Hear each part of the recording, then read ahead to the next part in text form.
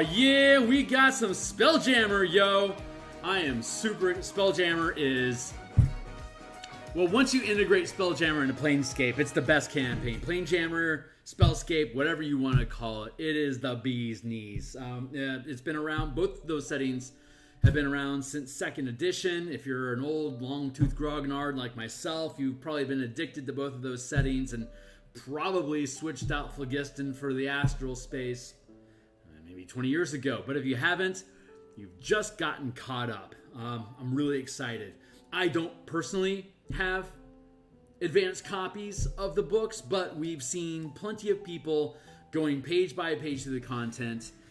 There's some links in the playtest content that I have linked down below that you can check it out. And if you've got a well, I've got a 70-inch monitor, so it's pretty easy for me to press pause and read stuff. But if you don't have that stuff, then fine. Basically, it's Saltmarsh with some clingy oxygen rules.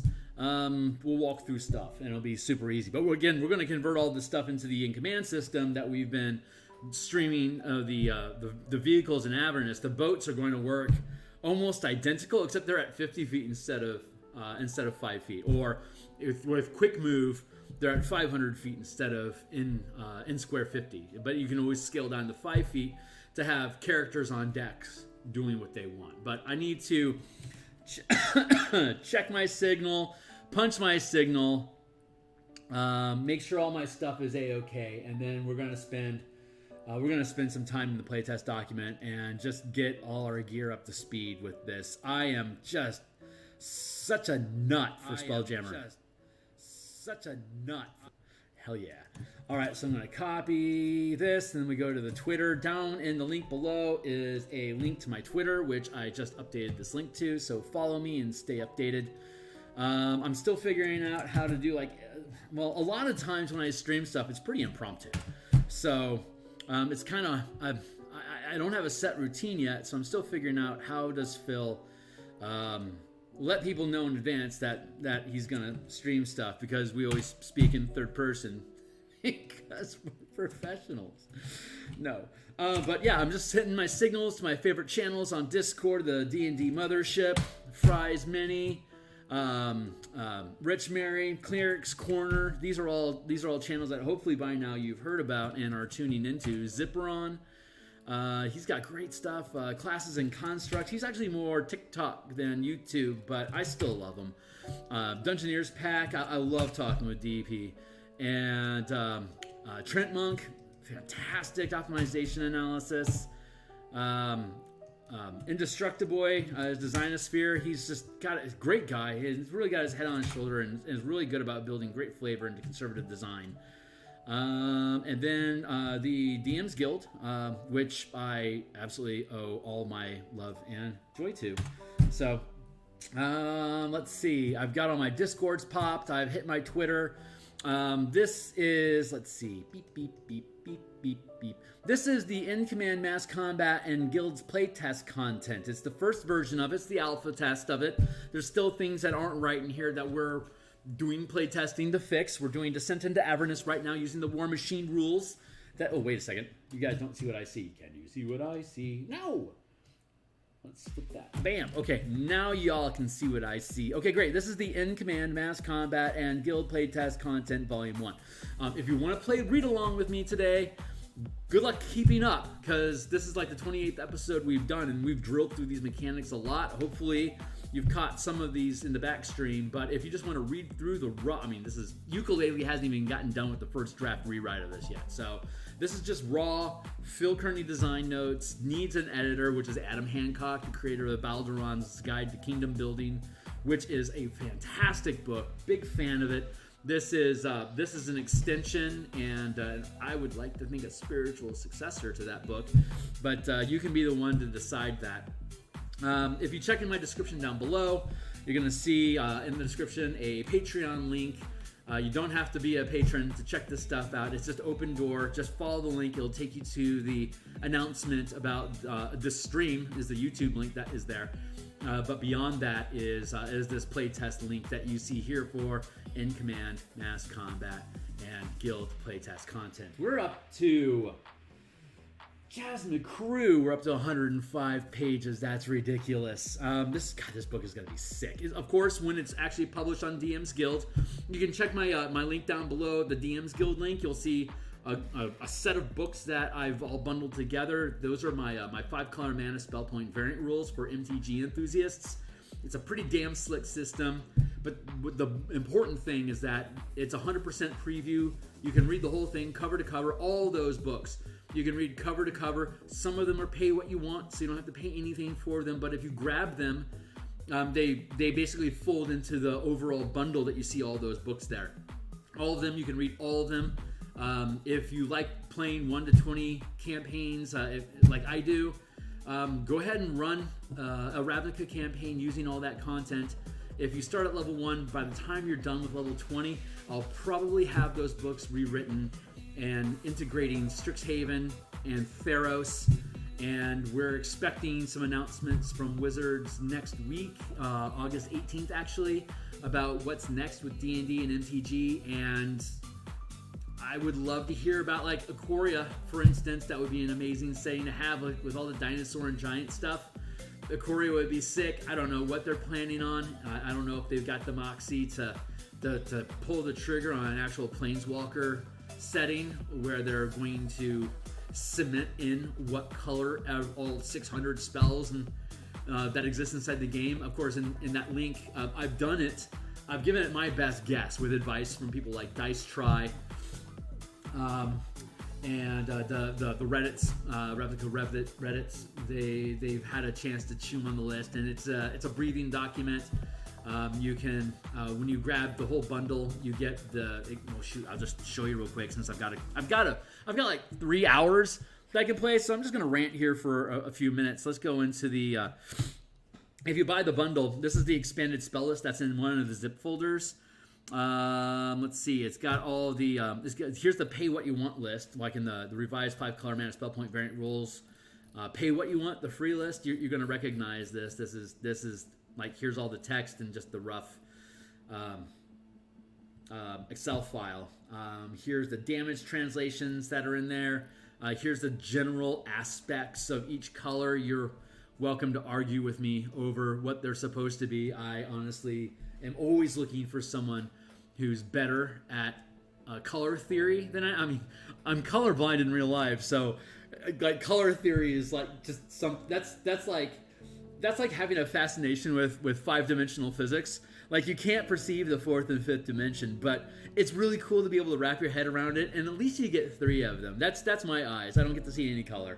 So I'm always fascinated with color theory, so it's a funny irony that I am absolutely obsessed with the 5-color mana spell point system, or just 5-color mana from MTG in general, and I was also already obsessed with color mana spell points for D&D in general. I was a big Scion fan back in 3E, and I just like spell points. So when Ravnica came out, I was like, oh, awesome, I can do a 5-color mana spell point, and it's street legal because Ravnica is out there now. So that's when I started building these books in 2019, and I keep building more of them, and I keep updating them with new books that come out. So I'm really excited to see what we see in August. But yeah, if you grab those books, again, you can read them cover to cover, but like all the spells in the game are here, and you can see them broken down into white, blue, black, red, and green. Just depends on, like, you can argue with me all you want. Like, if you think harm should be, I don't know, white instead of black, it's a spreadsheet. You can change that. You can actually just change that for each character. Like, if you're playing an Orzhov cleric, maybe you guys want to set it so that it could be white or black mana. You have that flexibility, but here's the defaults that we provide for everything all the way up through. Was Fizban the most recent one? Fizban, Strixhaven. Yeah. Oh my God, there's 2 Spelljammer spells. That's right. When Spelljammer goes live on the 16th, we'll jump back on here and we'll add them to the spell list, and you'll see how that process goes. So I don't actually have the book, so I can't translate them directly yet. But there's only 2 of them. So, and if I recall, they're both involved with air. So, pretty sure those guys are going to end up being blue and green spells.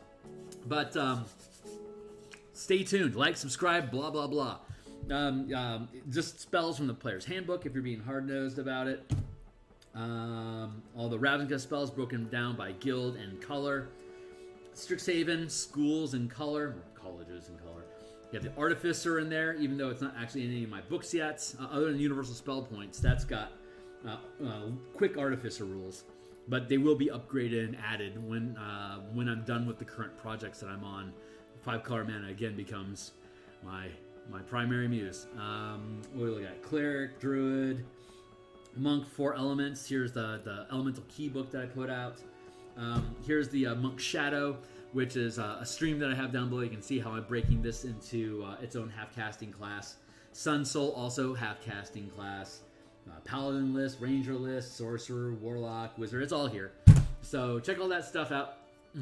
But that'll give you an idea of like what kind of work I put out. So back to Spelljammer. Hey, Spelljammer's here. So let's get into it. This is a really, really, really good link for checking out Spelljammer content. Like, subscribe, get into this guy. Cool stuff. And so we went through. Let's go ahead and let's see. Let's get back to our document here. Here's some sketches I had done of different types of Kreen, because I'm a huge Kreen nut from Dark Sun days. But and here's the Drow Black Widow ship that I use in our Eberron Space Opera campaign. The Drow put these things out. Ballistas, mangonels. So lower deck. Here's the Helm. Stairs down. These stairs go up here to this upper deck. This lets out here to the front door. Front door lets out. Designing ships is fun. I recommend it. So let's see. I've got a lot of notes already drilled in here. So what we're going to do is I'm just going to walk you through this stuff real quick. If you want to check out that YouTube link, and it's like 15 minutes maybe, and he flips through the 6 pages of mechanics pretty easily, and he does a really good job of looking at them and breaking down. You can pause and take a look.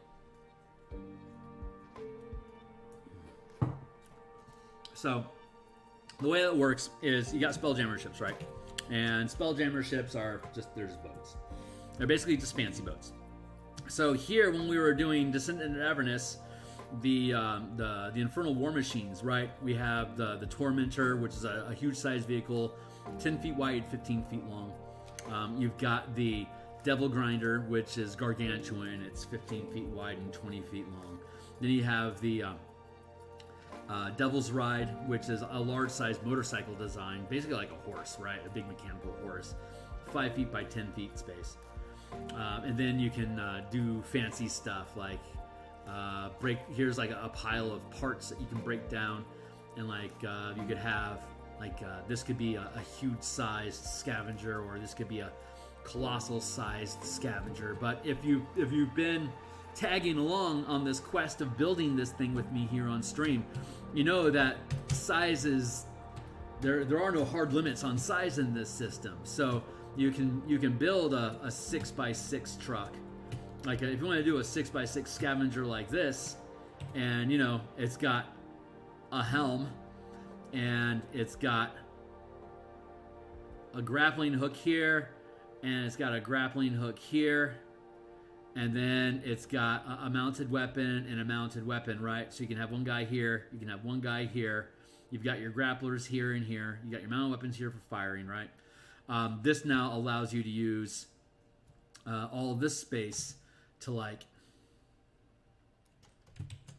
This is a 4x5 space, so I could go like a 2x3. So I could put a Tormentor, and I could also put a 3x4 here, which would be which would be a Demon Grinder, and then I still have a 2x2 here for a Devil's Ride, and a 2x2 here for a Devil's Ride, and a 2x2 here for a Devil. So like this thing, it's it's like a treadster. And I mean the flavor is free. You can make it look like whatever you want, but it's basically like this, right? and you got your little cockpit here, and you got your gun, and you got your gun ports here. But then you have all this back space here, which is this giant space that you can operate these claws off of to pick up trucks and then drag them onto here. Or if you really want to, you can just drag them behind you. See, the grappling claws have a 15-foot reach. So from this point goes 5, 10, 15. As long as you back your truck up against another truck, grappling hook can grab it. 5, 10, 15. And grappling hook here, 5, 10, 15. Here and here. So like if you wanted to load something here, you could just scoop it up with this grappling hook here and drop it onto the truck here. Or here with this grappling hook, you can pick up something and put it on the back end here. Or you can just drag things behind you if you need to. So pretty sloppy, but that's like quick vehicle design, right? But using that system, there is no limit on how large of a vehicle you can build using these infernal machine mechanics. So get rid of that, and then back in here. So if we know that with the Descent into Avernus, we reformatted the basic speeds of driving so that if you are if your length is twice as long as your width, you've got 150 speed movement. If your vehicle is as wide as it is long, or even wider than it is long, then your speed is 50. And if you're somewhere in between, like if you're not the same width as height, but you're not half either, then it's 100. So if you want to simplify things, everything could just be 100 feet movement. There's nothing wrong with that. Nothing wrong with that at all. And we know from our previous sessions that in 5e you get a free object interaction, which you can use to pilot to move 100 feet. And you can use a standard action to pilot and move up to 100 feet. And you can use a bonus action to pilot and move up to 100 feet. So a truck in one round can go up to 300 feet, and that's ridiculous. So that's a lot of speed. If you're working on a 5-foot map here, that is so far off the map, it's ridiculous. That's the biggest problem with D&D, is that most kitchen table games only have maybe about 3 feet of space. That's probably at most like 40 squares, which is like 200 feet. And that's like barely the length of a squid ship. That squid ship is taking up your whole damn table, but there's like 4 more of them in your battle over there. What you gonna do? Big problem, right? Well, and command takes care of you. So we know that you can move up to 300 feet if you're using if you're using your object action to move, and then your standard action, you could move, or you could dodge, or you could disengage, which uses just 5e rules that you know. If you're dodging, everyone's attacking, he's gonna have disadvantage. That means everybody that's on your ship, they're gonna be at disadvantage, which means that if you're in combat, your pilot damn well better be dodging. So at best, you're gonna get 2 moves and 1 dodge, unless you're. Well, I hope you got a crazy pilot, because if you're not dodging, you are freaking crazy. But if you got the moxie, or if you have reach, especially if you have reach, like if you're using trebuchets and your enemy's only using ballistas, or God willing, God forbid, crossbows, then yeah, don't worry about dodging. But I mean, you have so much action economy you can. You could instead, again, disengage. If you use the disengage action, that means that you can move through other people's threat areas without provoking attacks of opportunity. And that allows you to move in and outside of people's weapon ranges without them being able to attack you either.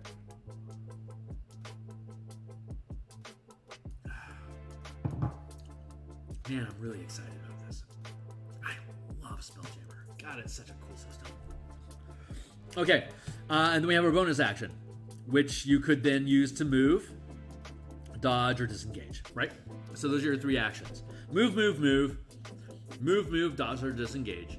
Move, dodge, and disengage. That's basically your 3 options, your three deals. You as a pilot, a character as a pilot, you can eat up your action economy that way.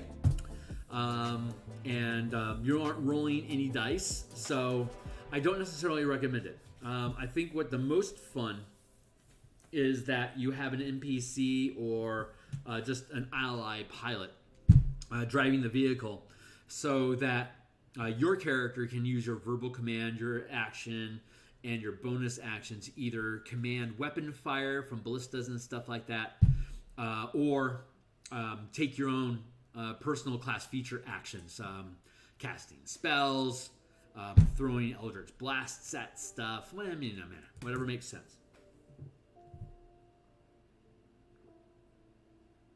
So that's your movement economy. And so you can move 300 feet in a round using Descendant and Avernus. And that means at the 50-foot scale, if each square is 50 feet, your truck sits inside that square, and you can go, that's my object interaction, 1, 2. And here's my standard action, and here's my bonus action. So I can move a total of 1, 2, 3, 4, 5. 1, 2, 3, 6 squares total.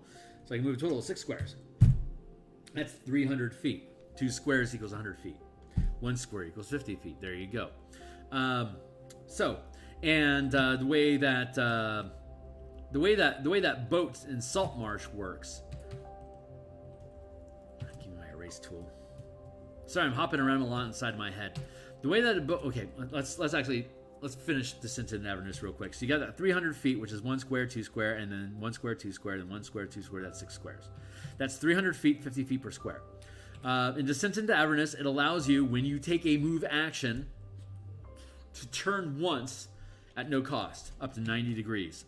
So if I'm facing this way, go 1, 2 squares, and I could turn this way, or I could turn this way.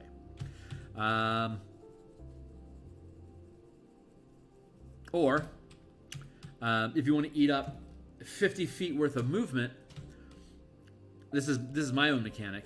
That was as written. One of the mechanics that I have is that you can spend 50 feet to turn an additional 90 degrees. So you can do a 180. It's like you have wheels.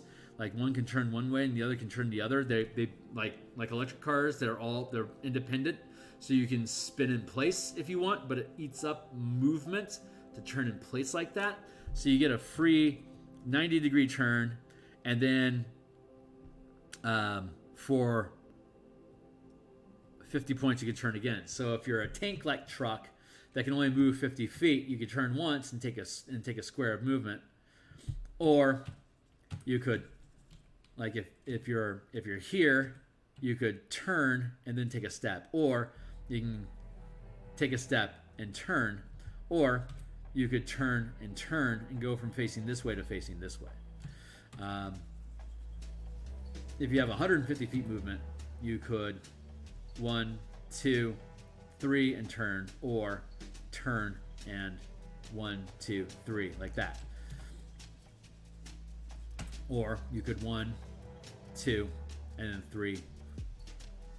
Turn once for free, 1 to turn around, and then 2, 3. That's your full movement.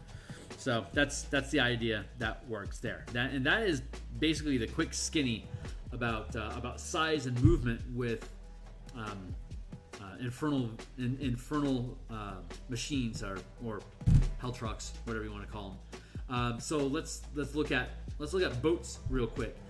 Saltmarsh has a, like, say, most of the boats in Saltmarsh are something like 20 feet long, 20 feet wide, and like 100 or some odd feet long, right? So they're like this. They got a sail, and they got a sail, they got a top deck, and they got a foredeck, aft deck. I think that's how that world works. I don't know these names. And then you got like a mangonel on the back end, on the front, and then you got like a ballista on the back, and you're like this. And Descent into Avernus, Ghost of Saltmarsh is you've got a captain, and then you've got a bunch of crewmen that are manning these sails. And it's something like, each boat's a little bit different, but it's basically you get 100 feet worth of movement per action, or per movement to move the boat goes, and it has 100 feet of movement. That's its movement. It doesn't have any The object interaction, standard action, bonus action, those are in command mechanics that are in the that are here in this playtest document. Let's go up to the. These are still really rough. But yeah, here is vehicle movement. Here's where we look at pilot actions and vehicle movement. Still a work in progress. But the salt marsh, you've got a boat, boop, boop, and it can go 100 feet, and you can turn up to 90 degrees as part of your movement, and then that's it. So you as a navigator or as the captain of the ship, you are ordering the crew to help work the sails to make the thing do. And if you don't have any crew, you can't move unless there's a tide that's pushing you. If you've got 2/3 of your crew, you've got 2/3 of your movement. If you got 1/3 of your crew, you only have 1/3 of your movement. So these big ocean vessels with the sails that push the thing in the water, a lot clunkier, slower, and crew dependent than what Infernal War Machines are. But what we want to look at here real quick is the scale. So if your boat is 100 feet by 20 feet and you're using 50-foot squares, your boat is effectively filling 2 squares like this. And you can move it one square, 2 squares, that's your movement. We have to simplify it using a 50-foot square. So what I would recommend, if you're using the salt marsh rules, I would recommend that all boats have a 150-foot movement per round. Because according to Descent into Avernus, if you are half the width of your length, as we can see here, a 20-foot by 100-foot, it definitely qualifies. It has 150 feet movement. A barge in the water that's like a huge size barge, or even a 10 by 10, like a 50-foot by 50-foot barge, it's as wide as it is long, so it would move very slowly through the water, 50 feet per round, right? But doesn't really need much crew to do it. So these boats that have the one set of masts, so you have one set of masts, and you have 2 set of masts, so you have your set of masts, you have like 7 guys per mast. If you want to move, if you have your full crew, you can go 1 square, 2 square, 3 square, and then again you have your automatic 50-foot. Why is that like that? Yeah, 50 feet. You can automatically turn once around, but that's it. You can't accelerate that turn. Like you can't turn on a dime in a boat. It's a boat, so you have to use your oar to turn the thing about. And so once per move, which is, and you only get 1 move per round as a boat.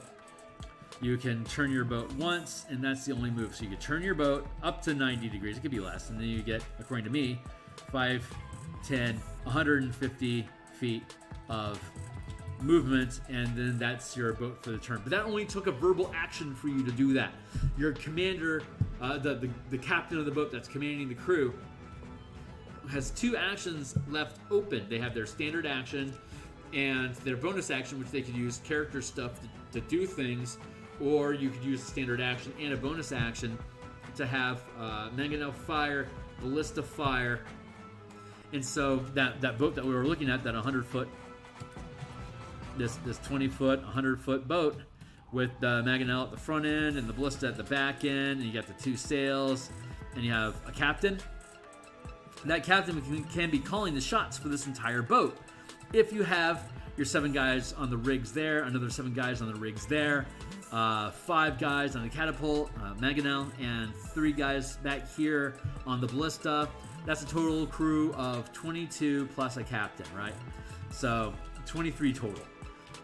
The Infernal War Machines only needs a single pilot to drive the thing with an object interaction, standard action, and bonus action. But if you're driving the thing and you've got guns and stuff, and you got crew that are manning those guns, you can drive for an object interaction. You can verbal command them. They fire those guns, and they will.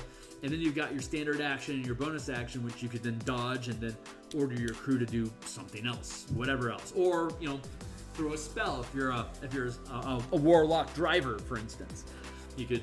Those are all things that you could do. And the Salt Marsh, obviously, less. There's options there for additional characters to add advantage. Like you can have a character add advantage to the Mangonel. You can have a character add advantage to the Ballista. You can have character add to the piloting, to the rigging, so that if you have to do some sort of contested check, you can gain advantage on that. So there's a lot to do on a water boat, and there's a lot of people to do it. Spelljammer is completely different. Now, actually get into I'm sorry. Yeah. Right.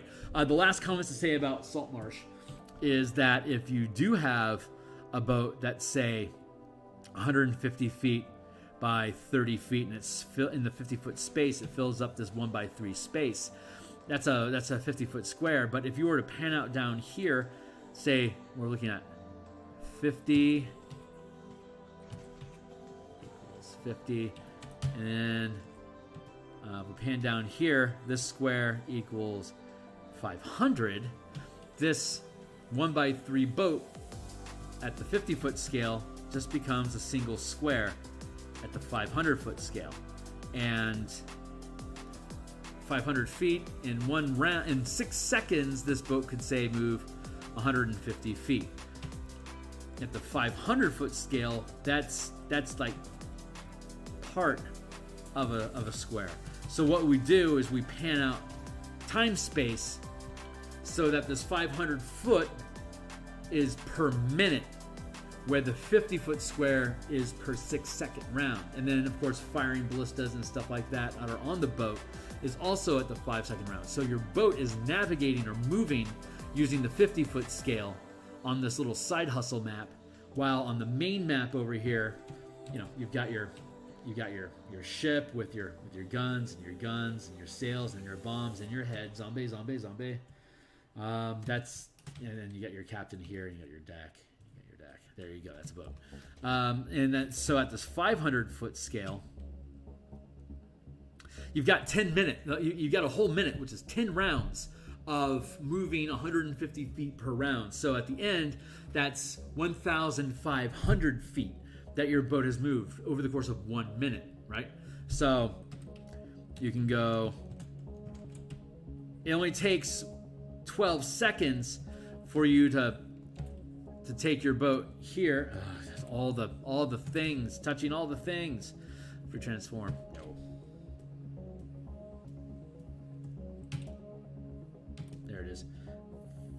Free transform. 6 seconds you can turn 50 degrees. 6 seconds you can turn 90 degrees. So it takes basically 2 rounds for you to turn around. You made some space, but let's do that again. If we're over here on the edge of this 50-foot square, right? And then we turn 90 degrees, and then we turn 90 degrees again. We're still inside that 50-foot square, right? So what does that tell us? That tells us, in long drawn-out words, that if this 500-foot square represents 1 minute, then during that 1 minute round, I can move forward, I can move back, I can go 1, 2, 3, or I can go 1, 2, 3, or I can go 1, 2, 3. Like, facing doesn't matter anymore because I have like this 10 rounds to turn around. And so, like, if I'm firing ballistas, and ballistas do D4 times 10, and you can fire them once per round if you have a crew of 3 manning it, right? If you have a crew of 1, like if it's just your fighter over there and he's shucking ballista bolts, it's going to take him 3 actions. Object interaction to load a ballista, standard action to aim the thing, and then bonus action fire, or bonus action aim and then fire. It's the same command action economy, but like a Mangonel takes 5 actions to load. 2 actions worth of loading stone, 2 actions worth of aiming, and then 1 action worth of actually firing. So it takes 5 actions, and a single character can at most have 3 actions per round, object, standard, bonus. So if you have a crew of 5, you can, as a single verbal action, have them fire the Magana once per round, or once every 6 seconds. And then they have to, there's not enough action economy for you to command them to reload and then fire again. It isn't there. So they're at best going to fire once per round, which is super convenient. That means that over the course of 1 minute, if you have enough ammunition, like if you have 10 stones, you could do a ballista that fires D4 times 10 per 6 seconds, or if you're doing damage per minute, then it's D4. It'd either be D4 times, it'd be 10D4 times 10 over the course of 1 minute or 10 rounds of combat, or D4 times 100 damage, which is D4 times 10 times 10. So it's D4 times 100, right? So if you're dealing at this 1 minute scale, these boats have like a 100 foot long, 50, 25, 30 foot wide is going to have 200 hit points, because it's basically 100 hit points per square or per, like if you're like a boat like this, for instance, it's 1, 2, 3, 4. So it's going to be 800 hit points that boat would have. It's basically, that's not right. Sorry. It's the length, not the width. So this one is 200. This one is 400. 1, 2, 3, 4 times 100. If it's 150 feet by 30 feet, that's going to be 1, 2, 3. That's 150 feet. That's like, sorry, 300, not 150. It's 300. Sorry about that. Okay, great. So that's your like ground bait. So if you have 300 hit points on this boat, and you've got 1 minute, like you've got 10 ballistas hitting you over the course of a minute, doing D4 times 100 damage, you can suss out pretty quickly that it only takes 1 round at the 500 foot scale, or maybe like 2 hits at the 500 foot scale is going to sink a boat using this system, right? But again, it takes a whole minute to do that. So now that we've walked through the speed and maneuverability of Infernal War Machines and the scale and movement and time dilation of the ships of salt, boats of salt marsh, ships, Ghosts of Salt Marsh. Sorry, the boat mechanics in Ghosts of Salt Marsh is what I'm trying to say. Now that we've sussed through all those and distilled them down and translated them to the mechanics that we already have listed here in this in command document, starting on page 93. Check the link down below, the Patreon. You don't have to be a subscriber. You can just click into the Patreon and follow the link and read along, page 93 going forward. We went through the vehicles. You can see how damage scales on these trucks. You can see damage by weapon types that we're scaling in. There's a lot of scaling that's going on, so you probably want to look at page 27 to see how larger scale command zones, like a 2x2 or like a gargantuan step versus like a 6x6 of like a 30x30 foot square squad, like how the damage and the hit points that much area has, how it scales up with character level and ranks. So page 27, then drop back down into page 93. You can see all the different weapons that they have in Descent into Avernus. Infernal Shrieker, the Mangonel, the Stick Sprayer, the Trebuchet, the Wrecking Ball. They got a teleporter, for instance. All this stuff is just siege gear that they have in Descent into Avernus to play with. And then we've got the Spelljammer stuff. So here we are grinding through Spelljammer. So Spelljammer is very... Well, I'm going to lock all that stuff down and call that... What are we going to call that? We're going to call that... Ghosts. No, we're going to call that water boats.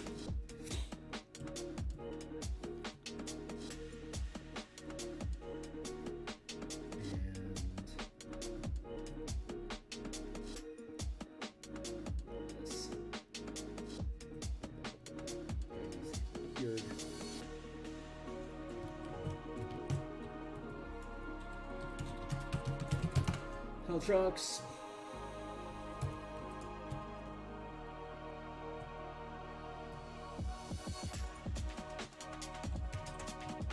And Spelljammer. Sick. Alright, so Spelljammer combines the best of both worlds. It has the size and it has the size and durability of boats, but the speed and maneuverability of infernal war machines. So, like, let's take your let's just take let's go to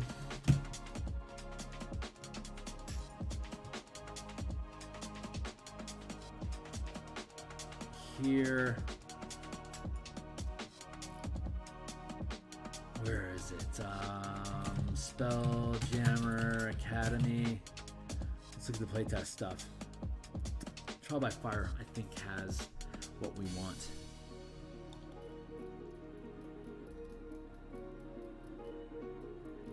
I think this has what we want.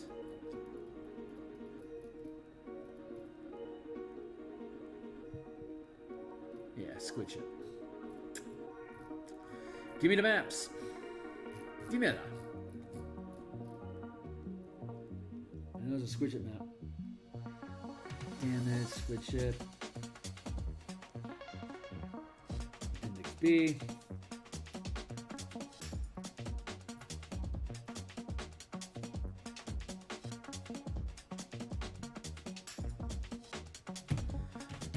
Image.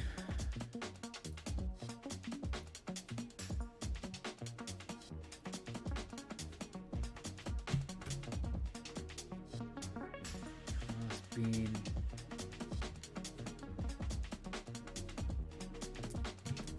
All right.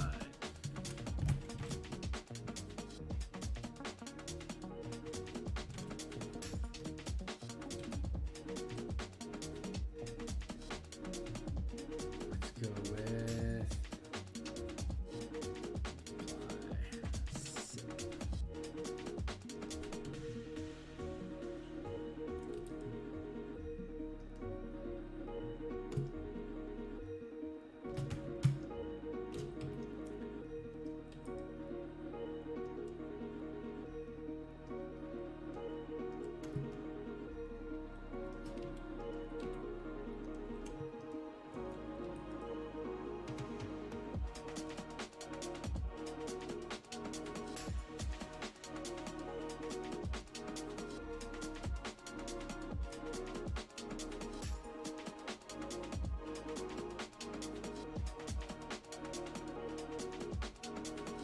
trying to get this guy lined up.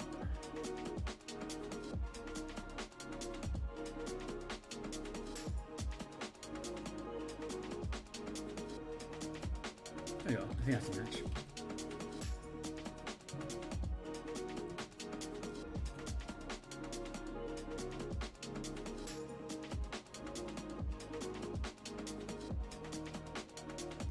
No, not quite yet.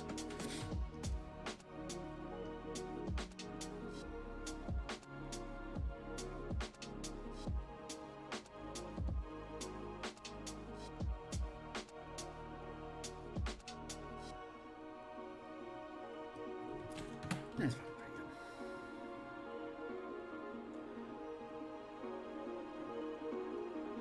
Where did the rest of my boat go? Matt?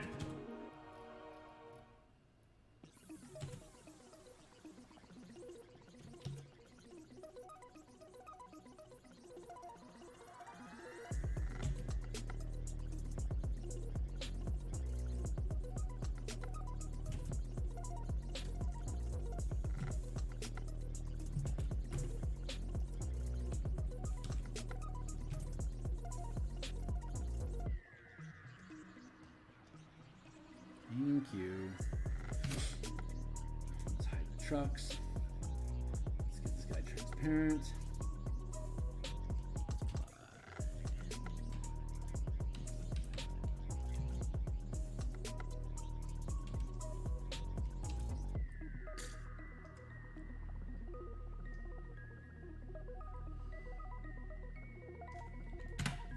There we go.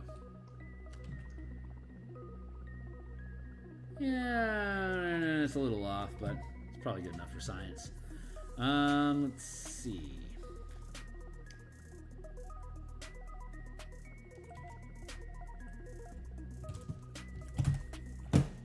All right, you can already see the problem they're having here. I have a 150-foot stretch here, which is 30 inches on a table, which is damn near 3 feet. So it's like,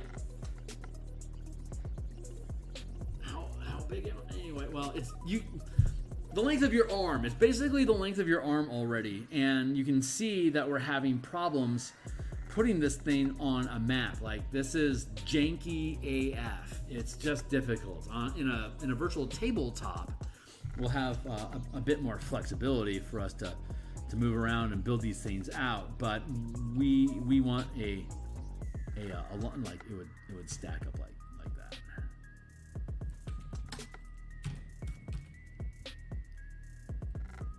That's what your squiddy ship looks like. Basically, yeah, basically like that.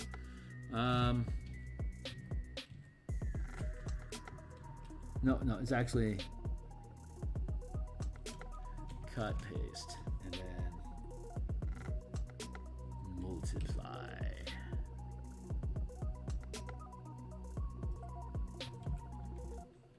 Yeah, it lines up like that. Put those things together. So it's tricky to get these things. Like, this is just how long is this thing supposed to be? According to this,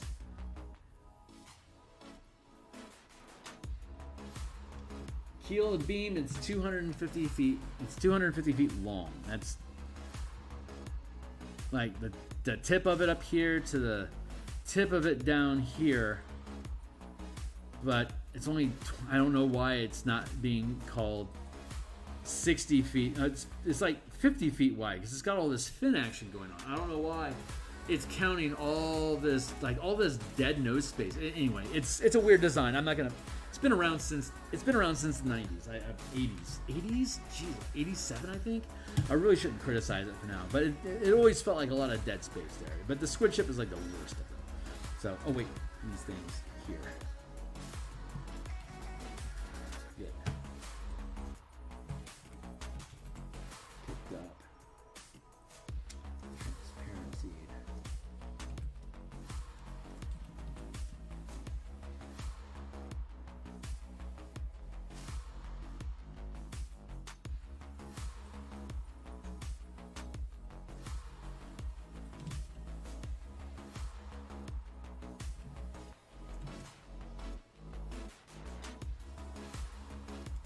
Yep, that's how I got lines up. God, these things are so sick. So you got these two trebuchets. You got these two ballistas back here. You've got this mangonel up front here. What just happened?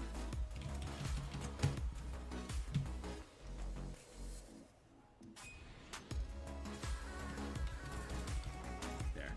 All right. Well, anyway, so when you get into bigger boats, it becomes more and more of a problem.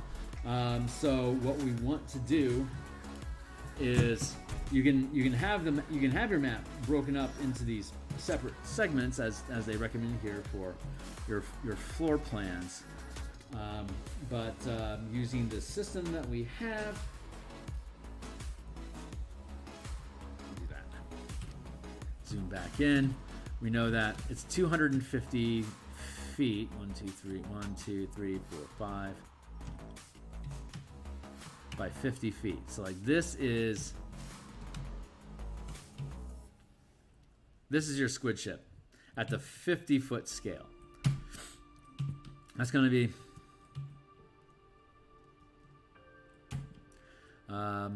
it would be 500 hit points. They're calling it 300 hit points. Let's see. Let's look at that guy again.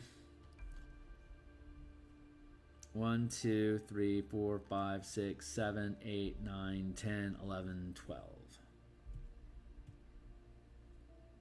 That's 3 squares.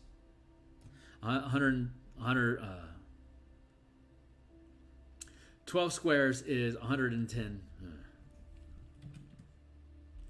Let's grab that guy real quick. Let's take a look at that.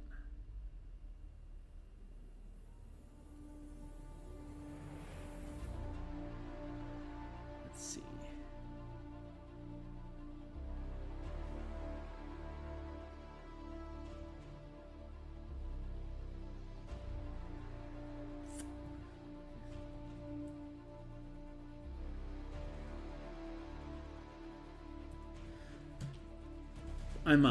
I'm sussing through my head here. Let's go to Google.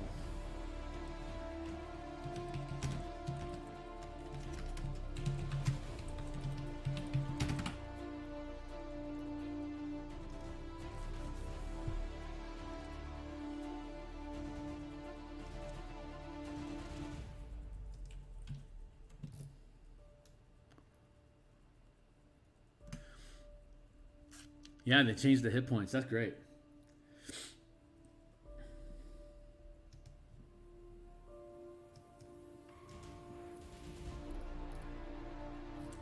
Pretty sure they have a hammer ship in here. Hammerhead ship.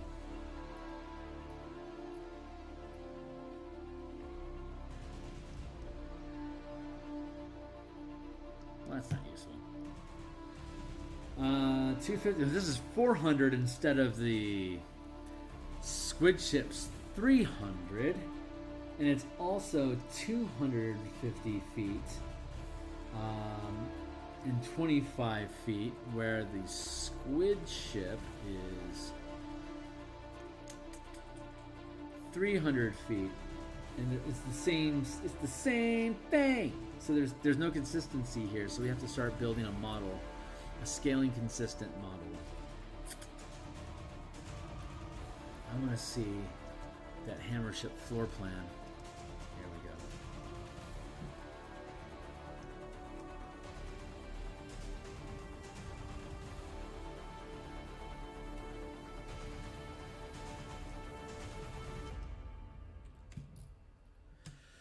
Let's see. 5, 10, 15, 20, 25, 30, 35, 40, 45, 50...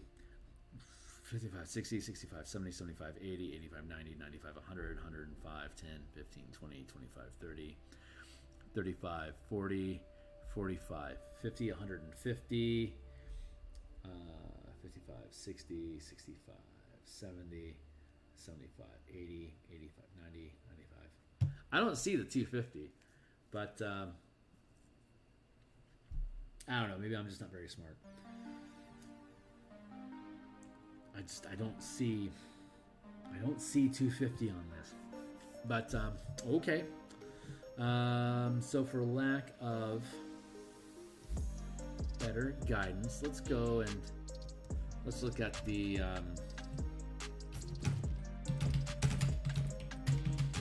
Men of War.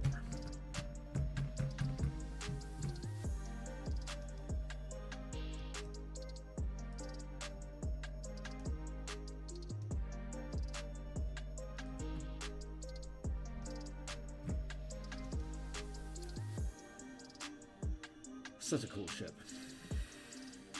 5 foot squares. This pop is 200 feet. 5, 10, 15, 20, 25, 30, 35, 40, 45, 50, 55, 60, 65, 70, 75, 80, 85, 90, 95, 100. 5, 10, 15, 20, 25, 30, 35. 40, 45, 50, 55, 60, 65, 70, 75, 80, 85, 90, 95, 200, 5, 10, 15, 20, 25, 30, 35,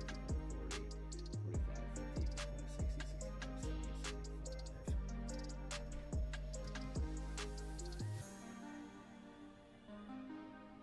65, 70, 75. It's got to be a 300. It's got the same tonnage as the squid ship and the hammer ship had. So, let's see.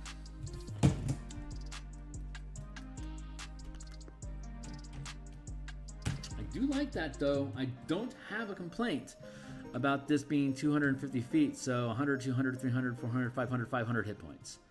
I'm pretty good with that. So this is at the 50. So we're looking at the 50-foot scale, right? So the differences that they have listed in the book is that it says that you can, if you have, like, say, a gun here and a gun here, and then you have a gun here. This one's on the top of your ship. This one's on the bottom of your ship. And this one's, say, on the side of your ship. It flat out says that facing does not matter in space. That your captain or that your Spelljammer pilot can freely rotate your ship and angle it so that all of your weapons can fire on a target in one round, which means that the ship has the ability to spin and rotate on 3 axes in place, like a gyroscope. You can just spin in place. 0 movement has to be spent on moving. The only comment the book says about tactical speed is that you've got a 30-foot movement. That's right, 30 feet. The speed of walking. These ships, when they either move 100 million miles per day, which is 10,000 feet per round, or they move 30 feet per round because of tactical speed. But they do not require. It says that if for tactical movement, they are similar to boats in the Dungeon Master's Guide, and that in Saltmarsh generally say that you can turn 90 degrees per movement. You can move 30 feet and then turn 90 feet. That's how Spelljammers work as listed. But then it has that gyroscope action idea where facing doesn't matter.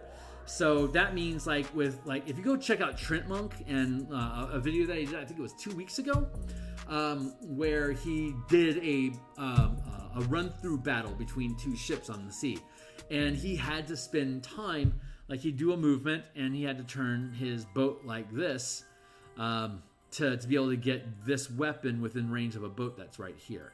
Otherwise, like this, it was too far away because the boat was down here. So the mangonel has limited. No, it was too close. That's what it was. The boat was too close because mangonels have a minimum 60-foot firing arc because they attack indirectly. So he actually had to angle the boat so that he'd have more distance to be able to actually hit the boat with mangonel to get it inside, to get it far enough away that he could still hit it. So that's clumsy AF. The Spelljammer rules is you can rotate and spin your ship anywhere necessary to be able to get the kind of weapon, to get a full attack of all of your weapons in one round. Everyone has a chance to attack every round, regardless of facing any target on the battlefield, which means while you're attacking, the Spelljammer pilot is coordinating with you and rotating the ship so that you can get an arc of fire. Here's why that's important. If you have a weapon on one side of a boat, like under the boat, and this one's on top of the boat, and then you have a boat over here, and this is on this side of the boat, and there's an enemy over here that's like to your right, and then like say up 30 degrees, then this weapon on the side of your ship is going to have 3/4 cover, while this weapon at the back end of the boat is going to have half cover, while this weapon doesn't have any cover. So if you could worry about facing, angle, and distance to have your ship provide partial cover against an enemy ship. But I think Wizards of the Coast was really smart on this, and that they just gave you gyroscopic control over your boat. And they specifically said, as opposed to Saltmarsh, you specifically don't need anyone on your boat except for a single pilot. That single pilot can do everything that you need to do to make that boat go, but you need crew to fire guns. There's all these illustrations have all this masts and rigging and sails, but the Spelljammer rules themselves don't require you to use a crew. You can't, if you land your boat in the ocean and then let the air push your boat, you could start using a crew to man your sails and make sure that works. Or you could just hover up and just fly off. So I'm a huge fan of space opera anime. I'm a huge fan of Battlestar Galactica. Babylon 5, all the Star Treks, Star Wars, Battle Beyond the Stars, all these things. I love all that stuff. So I am happy to convert my world away from land boats into space opera. I've been running a space opera campaign with in Eberron for the past 12 years. That has the each continent is its own asteroid, and each nation of Corvair is broken up into smaller asteroids, and they have airships or spelljammers that are doing all the war and crossing between each other and all that travel stuff that airships could do, except that they're ramped up. I am going to have some more drink, and we're going to keep doing this. So there's no facing rules. So in 6 seconds you can turn any direction you want, as though it was like in 5 foot scale map. Like if you have a dragon, right? Here, let me pour out my drink so I don't dump it on my keyboard and screw my crap up. There we go. All right. So if you have a large size dragon and that dragon can fly, it can go, say, 90 feet, 5, 10, 15, 20, 25, 30, 35, 40, 45, 50, 55, 60, 65, 70, right? It has all this mobility just to flap around like a butterfly. It doesn't even have to be able to stand still and have hover, but it has that ubiquitous facing that it can move anywhere. It's just assumed. They were very, very smart to add that to Spelljammer, so you don't have to continuously worry about what direction is my stupid ship facing, so I know if I can hit things or not. It's like, no, if your ship is within range, you can attack. So this is at the 50-foot scale, and again we can scale with our squid ship here at the 5-foot scale, and you have your ballistas here like that and your boat like that. So that's the 5-foot scale here where you got your guys running around. You got the 50-foot scale here. What we're doing with In Command is similar to the Infernal War Machines. We are going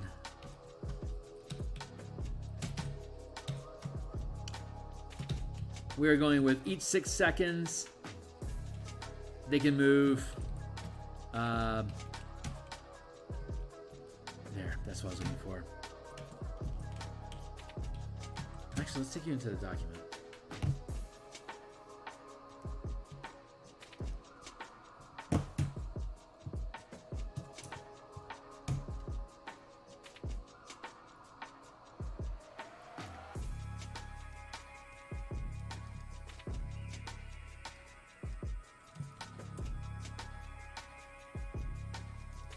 NAC is going to kick me for not just making a subtitle field out of that, but here we go. Here, spell jamming, Helm, jamming speeds. Okay, so as per the 5e rulebook, a Spelljammer ship can move 100 million miles in a day, which means you can move 10 million miles per 2 hours. You can move 5 million miles in an hour. You can move 1 million miles per 10 minutes. You can move 100,000 miles in 1 minute. And you can move 10,000 miles in a 6-second round when you're moving at ludicrous speed.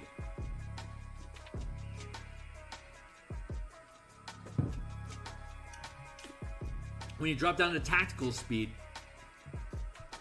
the way that it's written is it says that you're going to move at this jam speed until your vehicle gets within a dangerous proximity to something large enough to basically of your size or larger is basically what it comes down to. So if you're in a 300-foot long truck or ship, and you whisk past something like a single guy, like 5 foot by 5 foot block of some poor schmuck that's out there floating, the DM can decide if your ship is going to slow down, if your pilot picks it up as something to consider. You don't even have to automatically stop. This is infernal.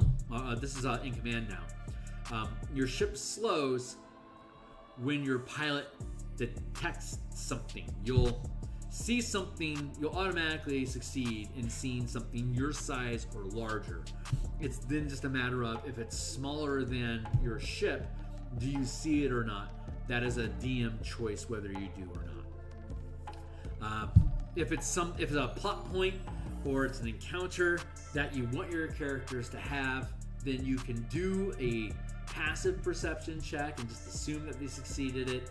Or while they're zipping along, you can have them roll a perception check if you wish, and regardless, even if they roll a natural 1, they're going to at least stop. They're going to at least see the thing that's coming up, and you can give them a quick description of what it is that they're perceiving with their Spelljammer mind, and that, hey, you see some floating bodies are coming up. Do you want to respond to that, or do you want to let it go? And if he says, I'm just gonna, I don't really want to stop and let it go, fine. But if you want, you can say, there is a you can do a perception check, or you can just say, hey, you failed this thing was more difficult for you to see than your perception check, and your ship drops into speed, and there's a guy just out there floating on his own. He's in a fish suit, and he waves hello. Do you want to pick him up? But if it's a small moon, you'll automatically see it starting to come into your field. The way that Spelljammer is written, like the literal table is, when you slow down to speed, you can appear any distance away that the DM chooses. You could literally ram into something, and that's what slows you down. Or you could be a mile away, and you can see it. The general rule is that you will be you will be close enough to that object that you can see that object with the naked eye. So if it's just a random guy floating out there in the nether, then he's probably going to be within 300 feet for you to pick him out easily. Maybe, I mean, depending. It could be further if like it's an all-black suit and this patch of astral space is white, then you might be able to see him up to a mile away. I don't know how normal people see, but I'm pretty sure like 300 feet is pretty reasonable to see a guy. Like, hey, there's a guy out there, so there you go. And then you can choose to engage with him or not. But it's very loose, it's easy enough for your DM to decide if this is something that you want to engage with and what the proper distance is for engaging. So continuing through here, so when you drop down to that tactical speed that they talk about, as written, it's only 30 feet per round. So it's literally walking speed, but your vehicle is 300 feet long, but it only moves in 6 seconds, 1/10 of its space. That is so slow that your battlefield on the map is essentially static, except that you can turn the whole thing 90 degrees. Like every 30 feet, you can turn 90 degrees. That's why they make it ubiquitous spin, because it's just, the idea is ridiculous. So that zero space where the ship is flying, gyroscopic turning makes a lot of sense. But 30 feet, I don't think makes sense, especially because of the scale of the boat. So what we're doing within command is when you're moving, each one of these squares is 500 feet, and you can move 1,000 feet. Again, we have the object interaction.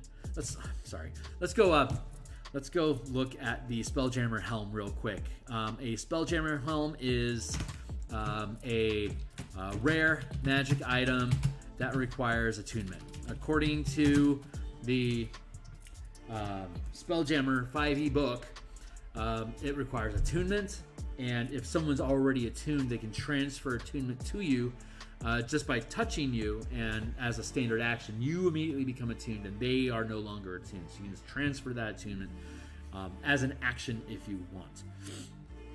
If you are command, you also have to be a spellcaster. So attunement, spellcaster, concentration. Those are the three things that you have to be able to pilot a Spelljammer Helm. I personally think that's a little bit too restrictive, so I will be varianting that here promptly. So the way that I would do it is, and therefore do it, is attunement makes sense. And if you use, and once you are attuned, you don't have to be a spellcaster.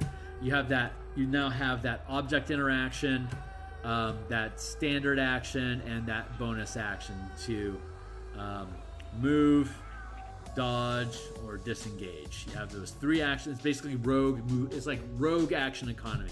You've got 3 movements or 2 movements and a disengage or a dodge. Or you've got 1 move plus a dodge plus a disengage.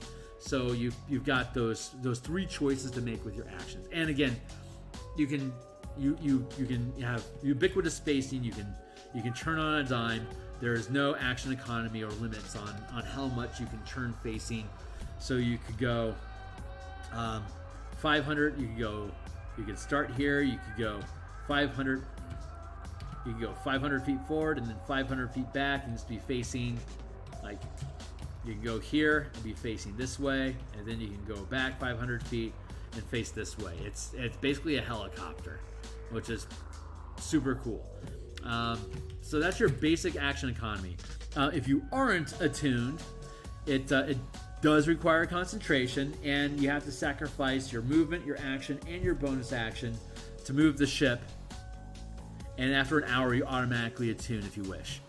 I would say that you can attune as a ritual in 10 minutes. So if you maintain concentration while sitting in a chair for 10 minutes, as though it were a ritual, then you can attune in just 10 minutes. That seems pretty practical to me. What I imagine is like the Rock of Brawl, where you have it's a major space or astral port. And you got ships coming and going, and there are instances where you need to move a boat. So like the dock foreman needs to have a boat move. The owner isn't there, and he's going to take it onto himself to gain control of that boat. So even you don't have to be attuned. You can just you sit in a chair and focus all of your energy on moving the boat, and it can just slowly creep around so that you could move it over to park it somewhere else. 10 minutes is a reasonable window of time to fire up the ship if you aren't already attuned to the helm. It's like if you want to steal a ship, having to attune in an hour is a huge pain in the ass. That piracy trope of stealing somebody else's boat, you have to find a way for them not to notice you on their spelljamming helm for an hour for you to steal that ship, unless you take a spelljamming helm and mount it somewhere they don't know about on the ship, and then attune to that, and that creates a spelljamming duel, which they describe in the book, which is a contested arcane check, and whoever fails the check takes D4 levels of exhaustion and can't spelljam again for 24 hours. And the winner of the contest either retains or gains control of the ship. And there you go. So I'm fine with the contested rules, but I don't like the hour that it takes to attune to it. So if you can just touch somebody and transfer attunement as a single standard action, they recognize that there's a problem with having to wait an hour to get attuned. It's also a problem that your cleric has to sit in the helm and maintain concentration and can't help his team crew if her barbarian just drops. You gotta heal the barbarian. Well, I can spend an action to touch my spellcasting sidekick and then run off to go heal my barbarian, and then next round I can use my standard action. I'm fine with that. That's cool. But I'm also perfectly fine, since we're using action economy, and with Infernal Machines you have contested piloting checks to close or increase distance from each other. I'm fine with the rogue or the bard or the artificer being the actual pilot. an artificer can attune if they create. Let's take a quick martial powers. This is my martial power project on Mondays. My Patreon also has a link to it, which you can go check out. Where am I at? Hey, there I am. If you're familiar with my stuff already, you know where we're going with this. There's no information about artificers in the Spelljammer book. So there's 2 spells. There's 2 magic items. One is the Spelljamming Helm, and the other is an orrery, which is basically a crystal sphere compass.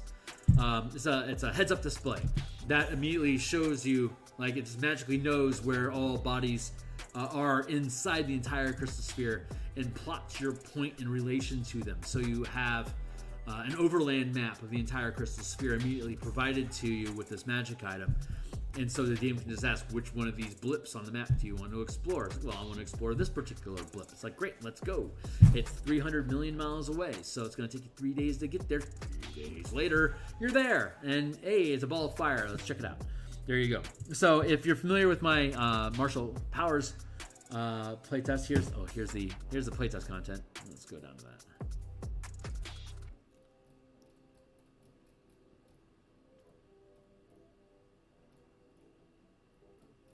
Gimme. There we go. Okay, so the way that we have martial powers built, that artificers can create various tactical gear using the in-command system that we have here, and we stream this on Mondays, and my Patreon has a link to it, or just check out the like 3 sessions ago on the martial powers playtest development. It's like three sessions ago, I was going over artificers. I think it was 3. It may have been 2. But you can see here at level 10, you can go second level common, uncommon, rare, very rare, and that's where you cap. So a Spelljammer Helm is 10th level. So an artificer, it's easy enough to just drop this in there, and it should be out there as of the 16th when this stuff goes live. I'll be amazed if this isn't published in like 15 things like the first day. I don't mind not being the first to the party, because I know that when my stuff is done, it's going to be solid. So anyone can speedball their way and be the first through the door. That's cool. When this thing is done, it's going to be solid. So it's important for me to put it out now on August 11th, 2022 at 6:40 p.m. that this is all stuff that I built. So if you see it show up on somebody else's channel, they're thieves and you should burn them at the stake. No, it's not like that. It's just that this is stuff I'm building. So it's just the integrity is important to me. I don't care if somebody else comes up with these same mechanics themselves. I just went on the record. I've been developing this stuff for like a while. So, but you can see here at 10th level, you would then be able to create a rare magic item, which means that you can create a Spelljamming Helm. And so Spelljamming Helm is a rare item, which means that you can create one and you can immediately attune to it when you create it. So it makes sense to me that your artificer would be your pilot. Like I said, we'll probably see like 20 or 30 books that say the same thing as soon as we can be on the guild on the 16th. Good for those people. If you got your stuff together and you get this thing fired out the door right away, then you should do it. That's just good planning. Good for you.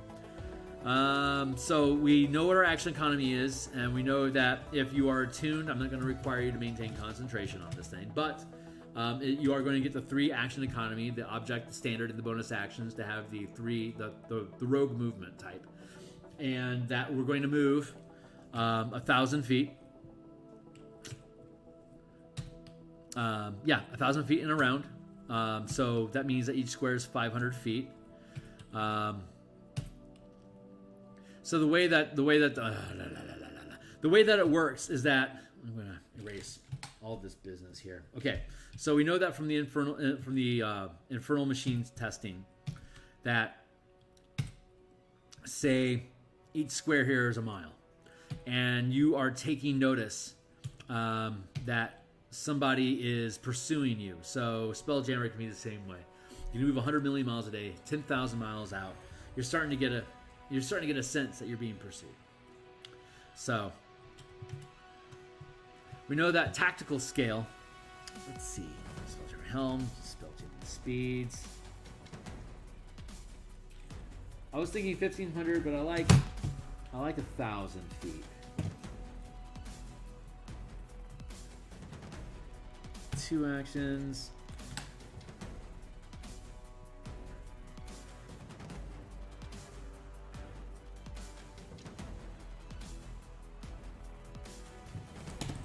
Let's see, and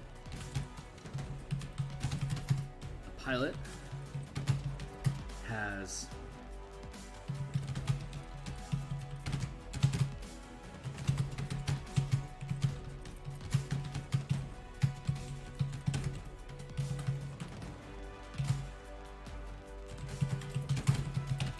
being able to change facing.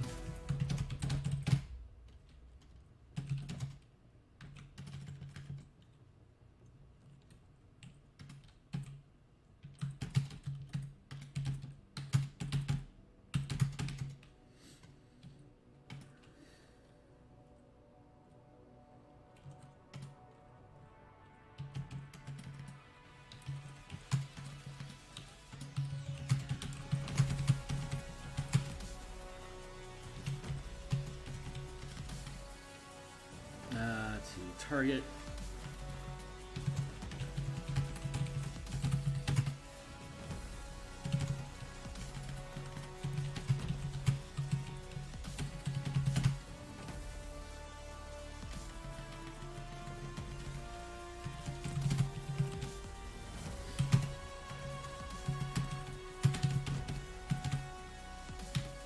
Easy enough.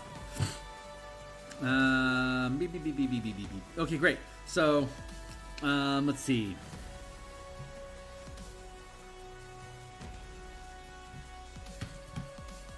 You got, how's that go? You got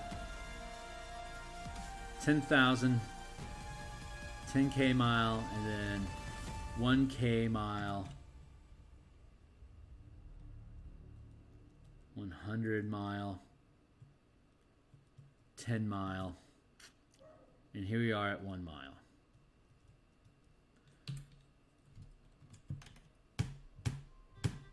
Get out of here, scallywag. There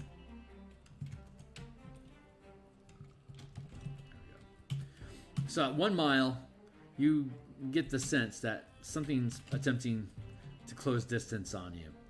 If you don't want that thing to close distance on you, you would make it's a contested piloting check, just like grappling. If you succeed the check, they are unable to close distance with you. And in fact, they drop back to the 10,000 mile scale. So they are even further away on a non-problem. They can attempt in an hour to close distance with you again, if they're still interested. If they can catch sight of you, they would then, since you're not even going to be within 10,000 miles of them, they are going to have to do a perception check. Let's put that in here real quick.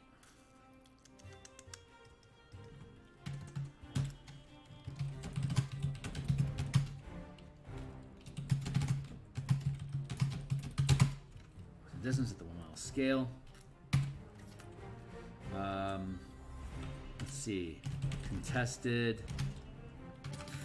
And if you aren't the pilot and if you've hired someone to be your pilot, it's a minion. You can just use your command check to command them to drive, but it still eats up your action economy. So it would eat your it would eat your verbal command to tell the man make thing go. And then it's also going to take your standard action to have them dodge, and it's going to use your bonus or standard action, whichever one, to disengage or move, however you want to do it. But these troops under your command, so you as a commander, standing at the helm, doing the pointy thing, all speed ahead, dodge, be careful, bloody blah, inspiration. These are the things that you're barking. So that eats up your action economy. So it's either yourself using object interactions, or you're commanding a minion to do it using verbal commands. But it's the same 3 action economy, which I am now realizing is very Pathfinder 2. So theoretically, this whole system could work using Pathfinder 2 as well. I'll probably have to have Ukulele write it differently, but you probably appreciate it. I don't want to put words in his mouth. But when this thing published says we should rewrite it so it's Pathfinder compliant and then put it out again. It was sick. This stuff is so sick. So let's see. Closing distance. Let's go with jamming speeds. Let's go with pursuit. Let's go with pursuits. I think chases is easier. Chases. And then I'll make NAC mad at me again by using this.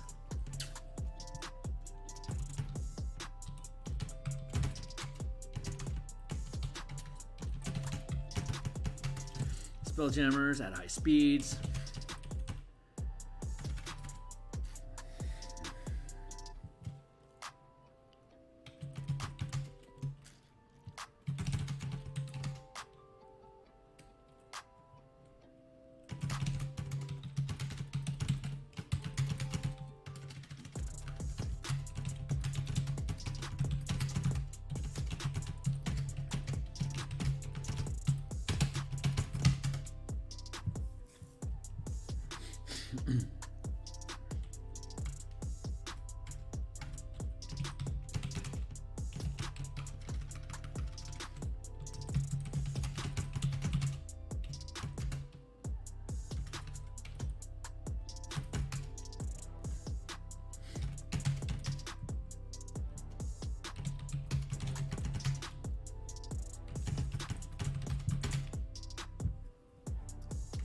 Use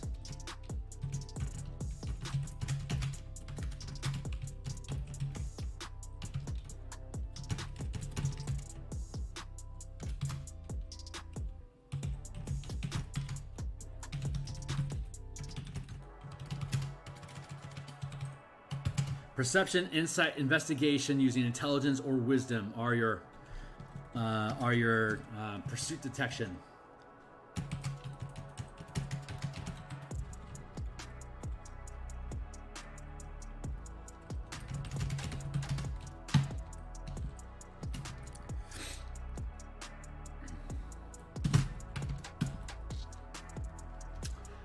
Let's see.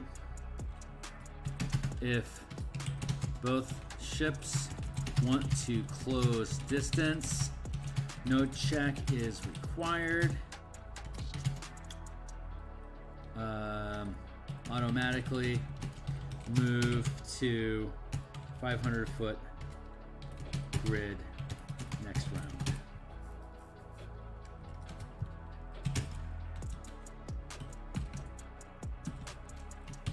If a ship wants to evade the other, opposed piloting check.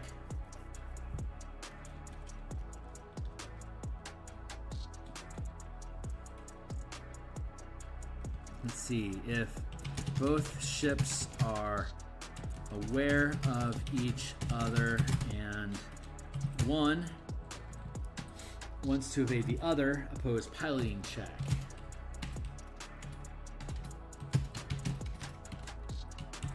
If the fleeing ship, if the pursuing ship wins, close distance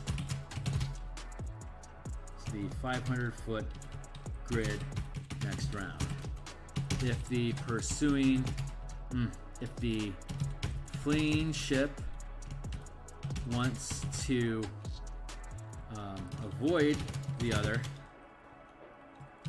increase distance to the 10-mile grid next round, and pursuing ship must make a IWPII check to pick up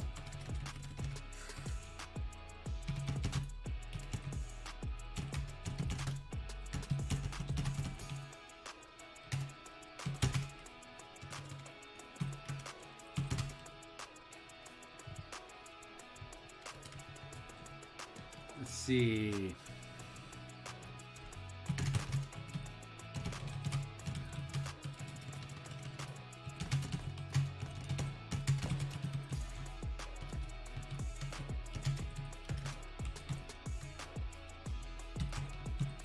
Maybe I should have gone with chasing.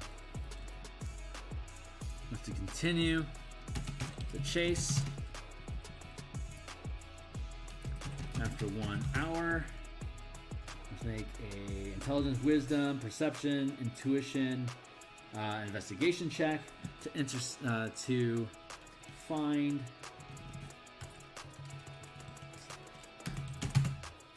the fleeing ship.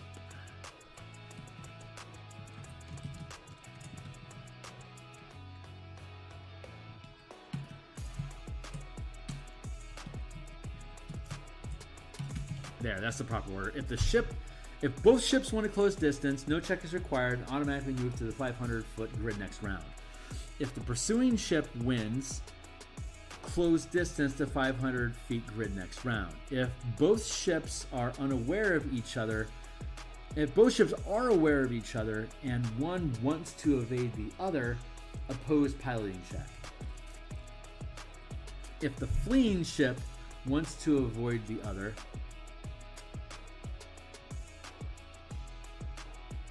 let's see. If the fleeing ship wants to avoid the other, increase distance. Okay. If both ships are aware of each other and one wants to evade the other, oppose piloting check.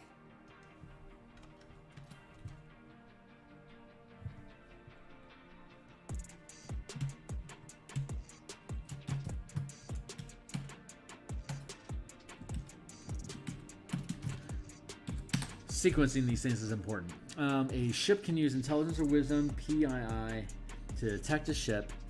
If both ships...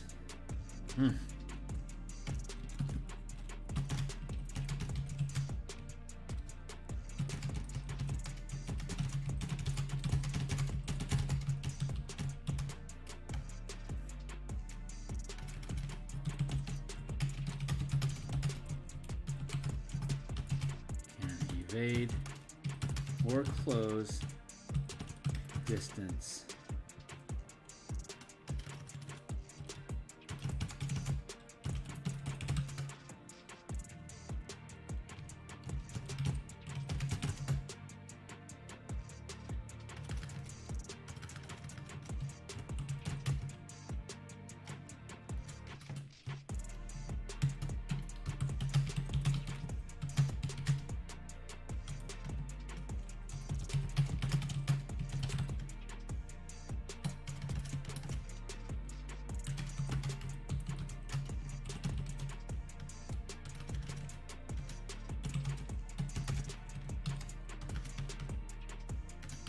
Foot grid next round. So if one ship is aware of another that is not aware, it can either evade the encounter completely or can close to the 500-foot scale grid next round. If both ships want to close distance, no check is required. Automatically move if both ships are aware. If both ships are aware and want to close distance, no check is required. No check, automatically close. 500 automatically close to the 500-foot grid next round. If both ships are aware of each other and one wants to evade the other, oppose piloting check. If the pursuing ship wins, close distance to the 500 feet grid next round. If the fleeing ship wants to avoid the other, increase distance to the 10-mile grid next round. And the pursuing ship next round. And if the pursuing ship wants To continue the chase after 1 hour, make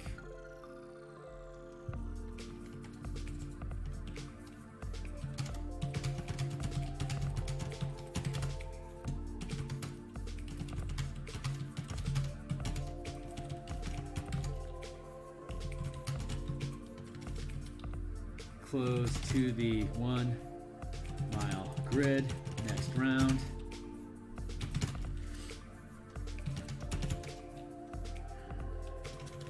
And the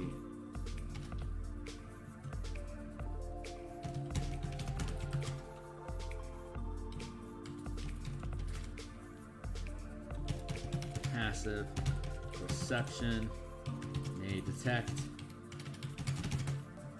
the pursuing ship.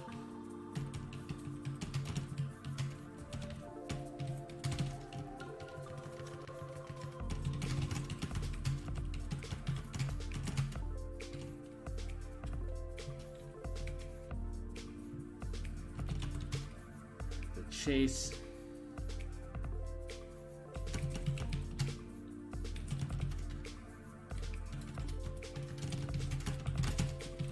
so you have an hour of buffer time. That allows you to take a short rest if you need. Chances are this is going to be like hours into a day, you know, hours or potentially days between having an encounter.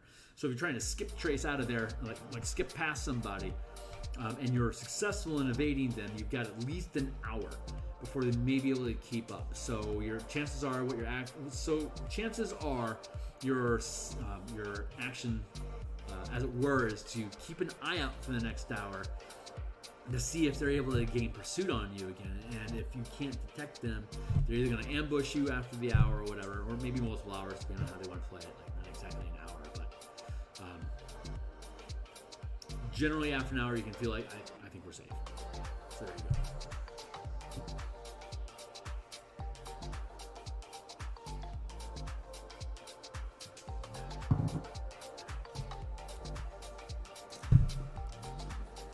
So, this was the 1 mile scale that we were operating on.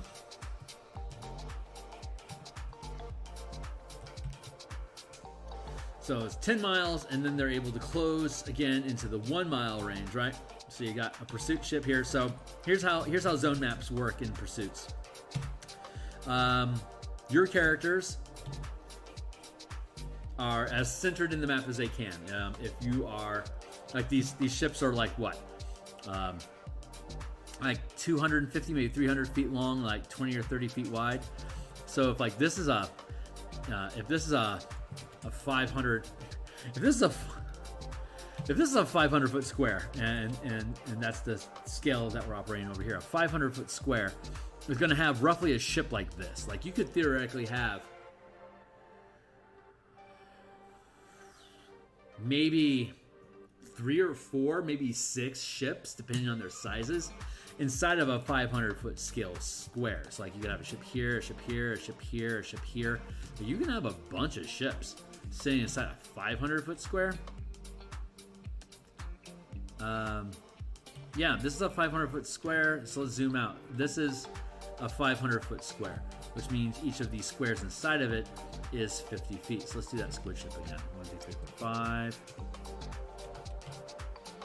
Here's your squid ship. And here's your hammerhead ship. And here's your man of war. They call it a star moth now. I'm fine with that. Cultures change. It's cool. And then here's your damselfly. Damselflies are such cool looking ships. And here's your scorpion ship. So let's think about this.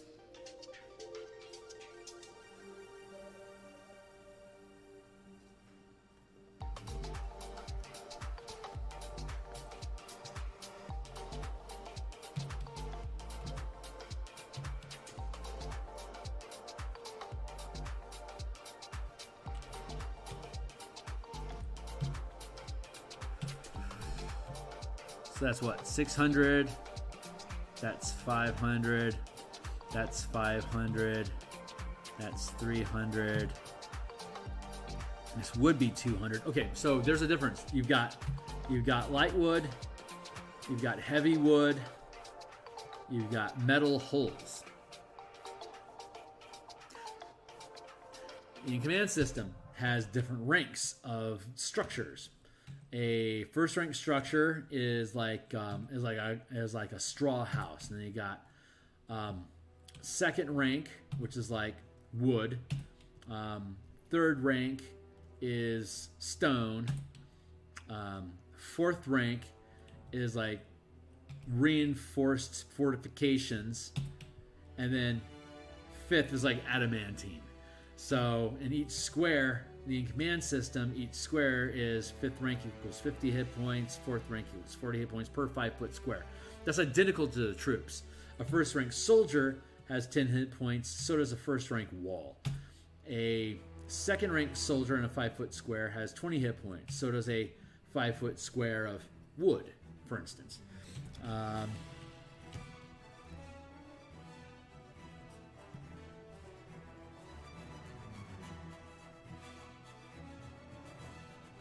So,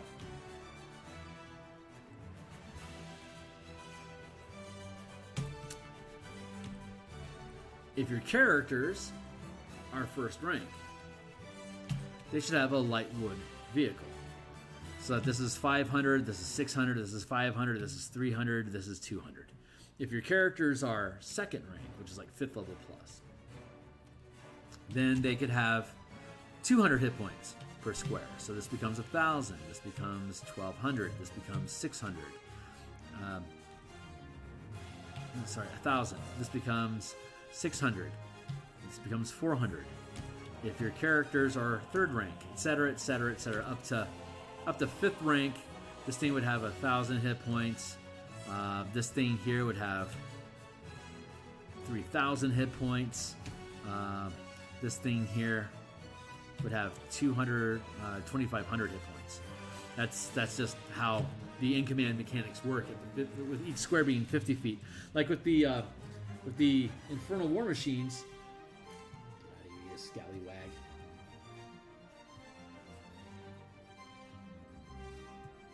There we are. All right. These are 5 foot squares, and each 5 foot square is 10, 20, 30, 40, 50 feet. And then at the 50 foot square, just like boats, it's either going to be, instead of 10, 20, 30, 40, 50, it's going to be 100, 200, 300, 450 per square. This is 1, 2, 3, 4. That's 4 squares. Say at 4th rank, that's 4 times 40 is 160 hit points.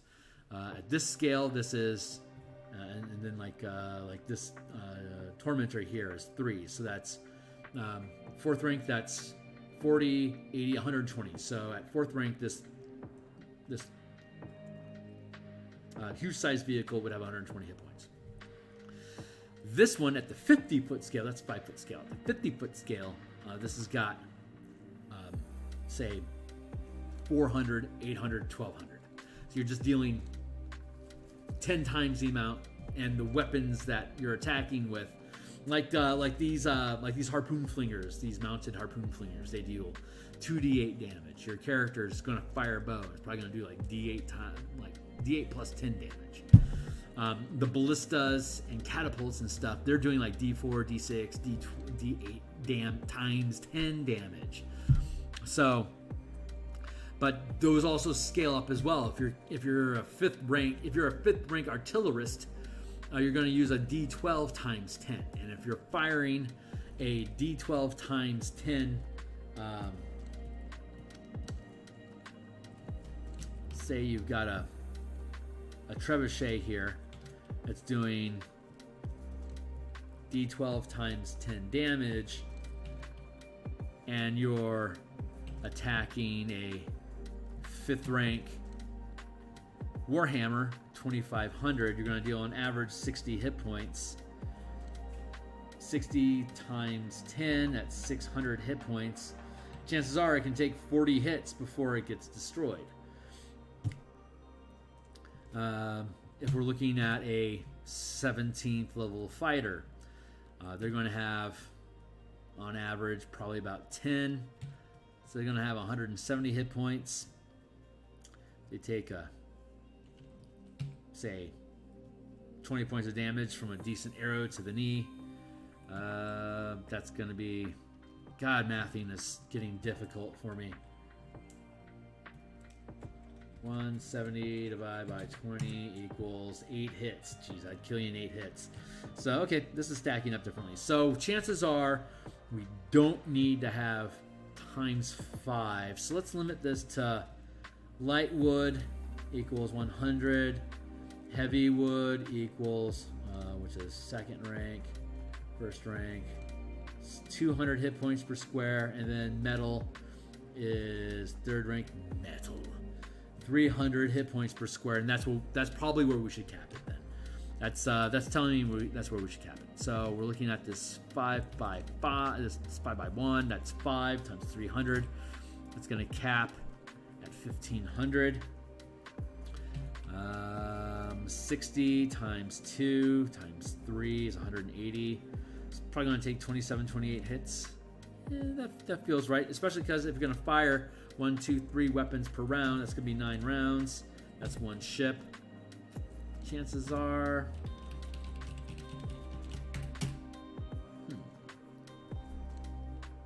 I'm thinking things through. Just make sure shit's lined up.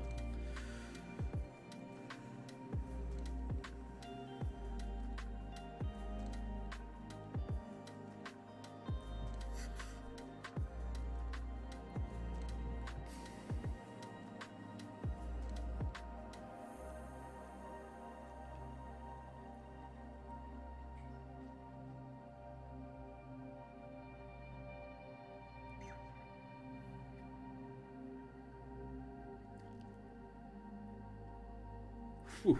Man, that damage gets big. I am wondering about that. Maybe we should just leave it 100 hit points per square, so this thing doesn't get. And maybe like the metal, like the type of. That's not a bad idea. Maybe the material that it's made out of impacts its damage threshold. Like Infernal War Machines have a basic damage threshold of 10 unless it's a Devil's Ride, in which case it's only a 5. So maybe light wood is 5, heavy wood is 10, and metal is 20. And that's 1, 2, 3.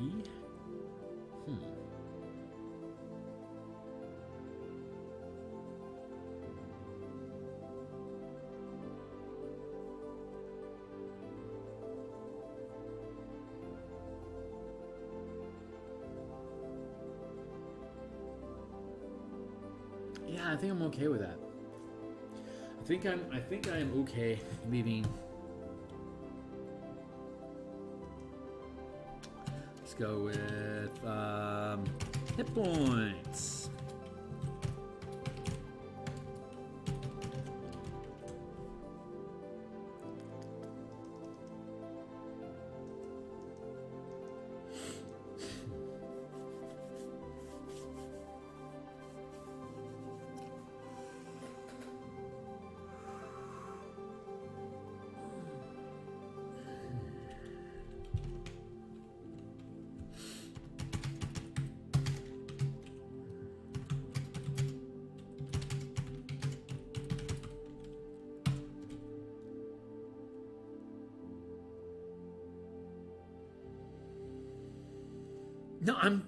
I'm fine with it. I am fine with that.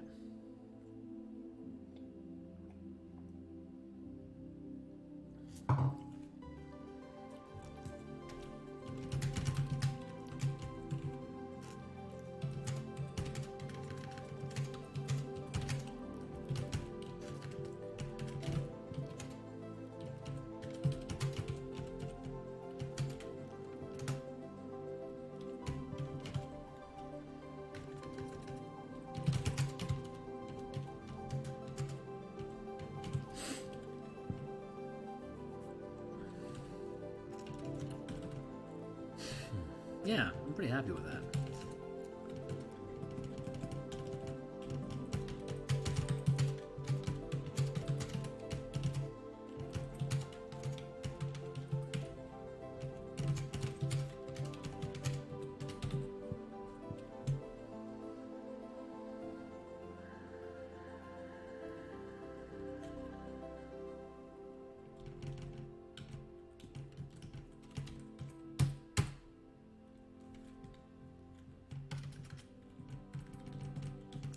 Pretty excited, man. I'm really sad that Olivia Newton-John passed away. I am a huge Xanadu fan. Me and my sister, when I was 4, would listen to the record, the Xanadu record, over and over again. We had HBO and Cinemax, and I think it was on Cinemax. We got to watch Xanadu over and over again. It was like the first year. I think it was like the first year Cinemax came out. Maybe it was HBO. God, I remember when HBO went live. It was like 1980. Maybe it was 81. Maybe I was 6. That feels about right. Like that was when GoBots was happening, if I'm not mistaken, and Mighty Orbots and the D&D cartoon. 1981, I think, is where that was at. Jeez. Oh man, reaching back in time, yo.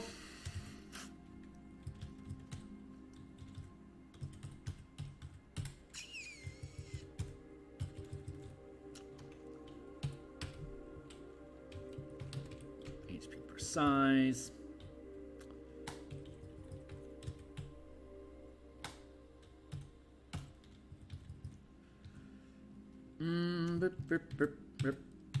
Okay, I'm fine with that being there.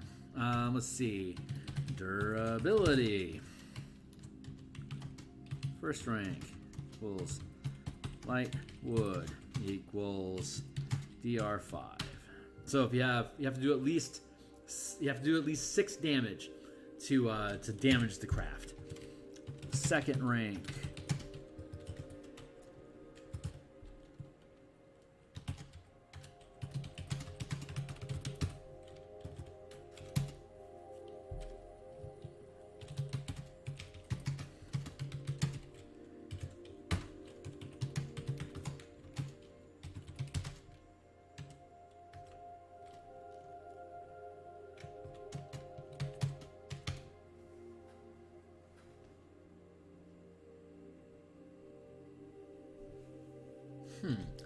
Time for me to look up something here.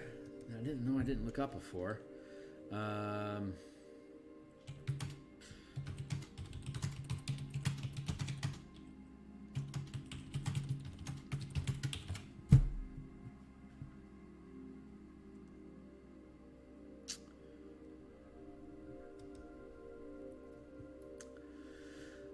The wall is an object made of stone that can be damaged and thus breached. Each panel has AC 15 and 30 hit points per inch of thickness. Walls of stone.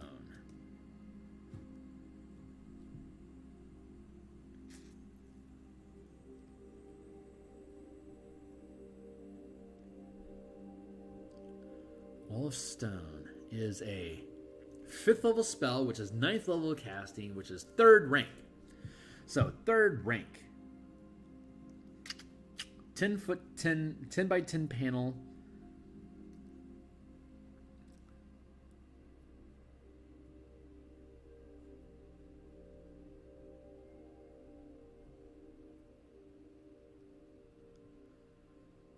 Shape. Wall of an object. Okay, you can crudely shape. Each panel is 30 hit points per inch of thickness. 6 inches. So that's 180 feet. 180 hit points per 10-foot square.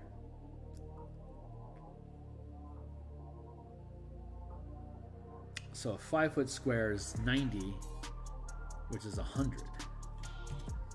That tracks. Okay. Oh, that's easy enough.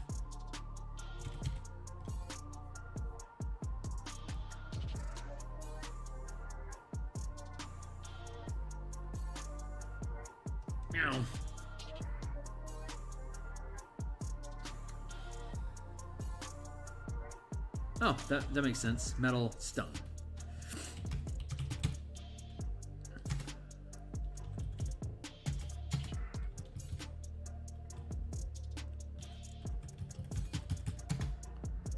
Yeah, I'm pretty good with that.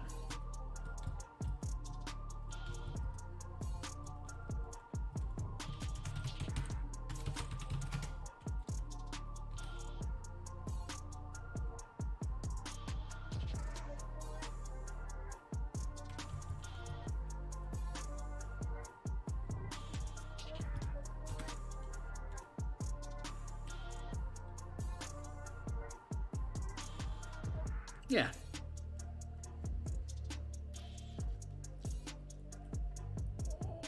I like that. Okay.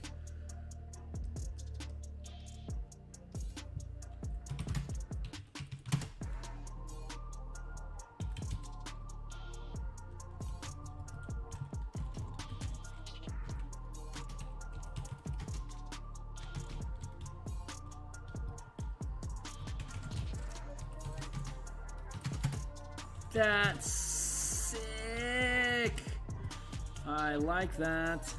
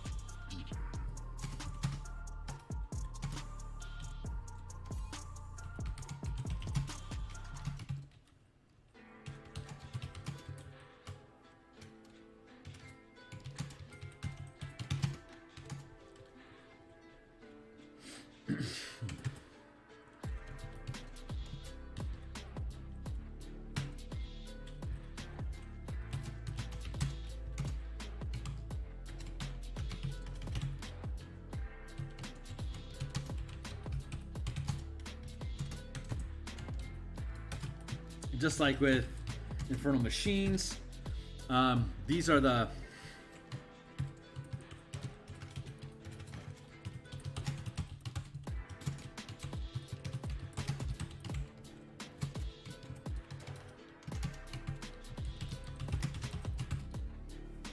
okay. So with the Infernal War Machine, same as here as in Command, the way that check business here.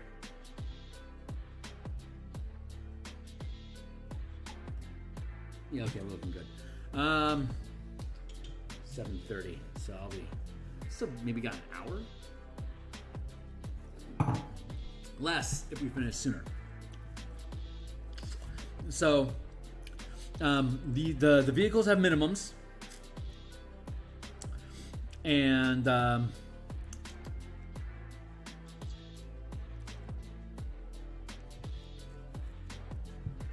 we can do that.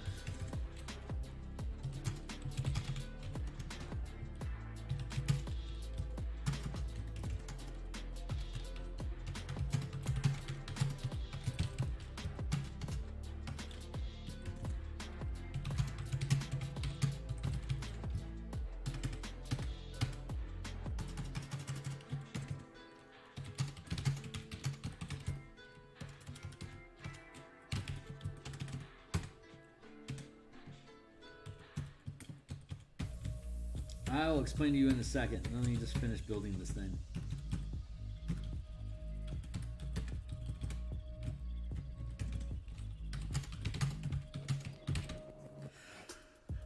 Okay, so the vehicles have default ranks, and the I'm going to go HP stats. Ship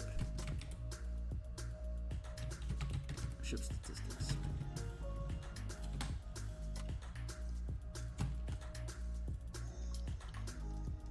There. Okay, so vehicles have default ranks that are dictated with Descent into Avernus. It's the size of the vehicle that sets the rank of like the minimum rank of the vehicle, and therefore how many hit points it has per square, what its armor class is. With the ships, the default is set by the materials that it's made out of. There is no size limit to what you can control. And no material goes above 3rd rank here.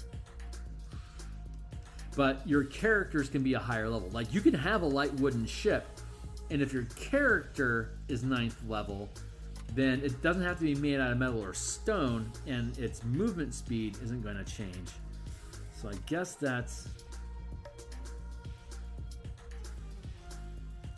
I guess I do need to distinguish that. Okay, great. Ship materials.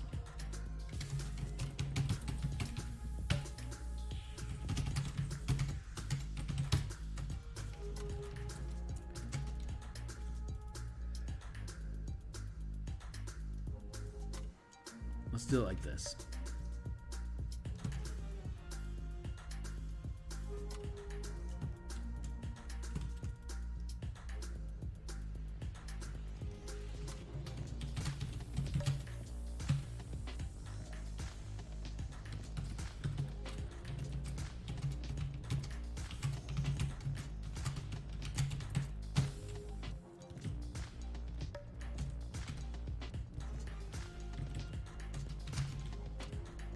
Equals.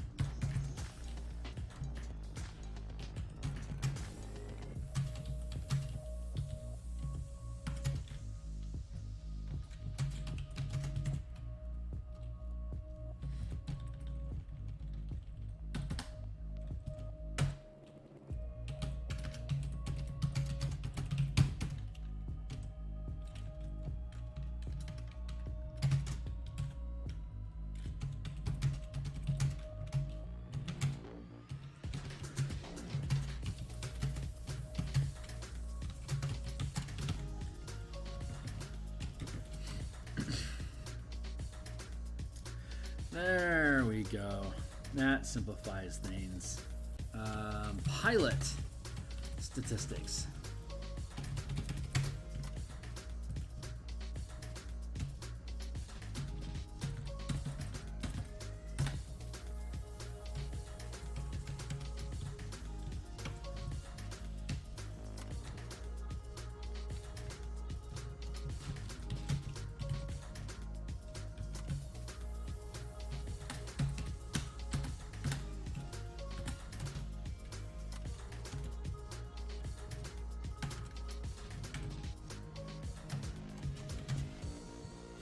There, and then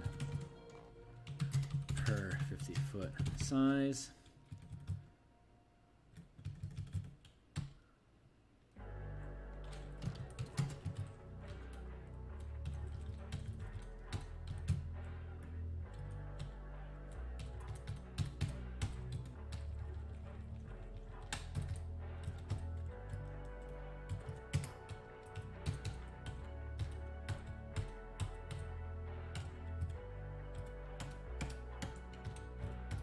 There we go. Pilot statistics, ship material defaults.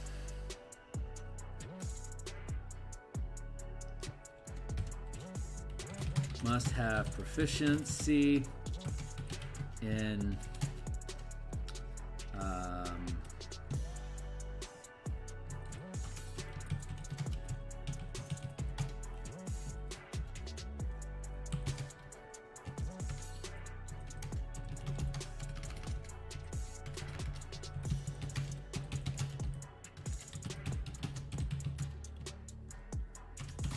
So the idea of being outranked, if you have a pilot that's a lower rank than the vehicle's default rank, then you're going to be at disadvantage on those checks, like those evasion checks or closing distance checks. You're not proficient enough with the vehicle to be able to maneuver it well enough to be able to evade someone else or to close distance on someone else that's more skilled than you to do so. The check simulates that skill.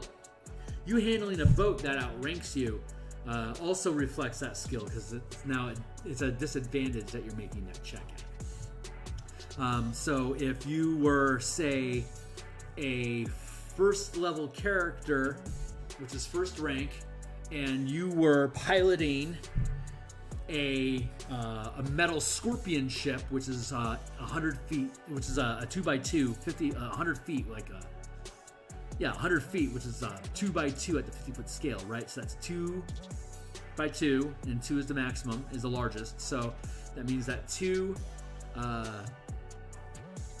and it is a scorpion ship is made of metal, so it's automatically third rank.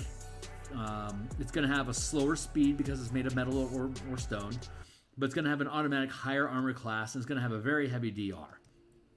So if you're a first rank character, your own personal maneuverability, your own aptitude with the thing is going to be armor class 13, 100 hit points per 50 feet, and your first rank. There you go.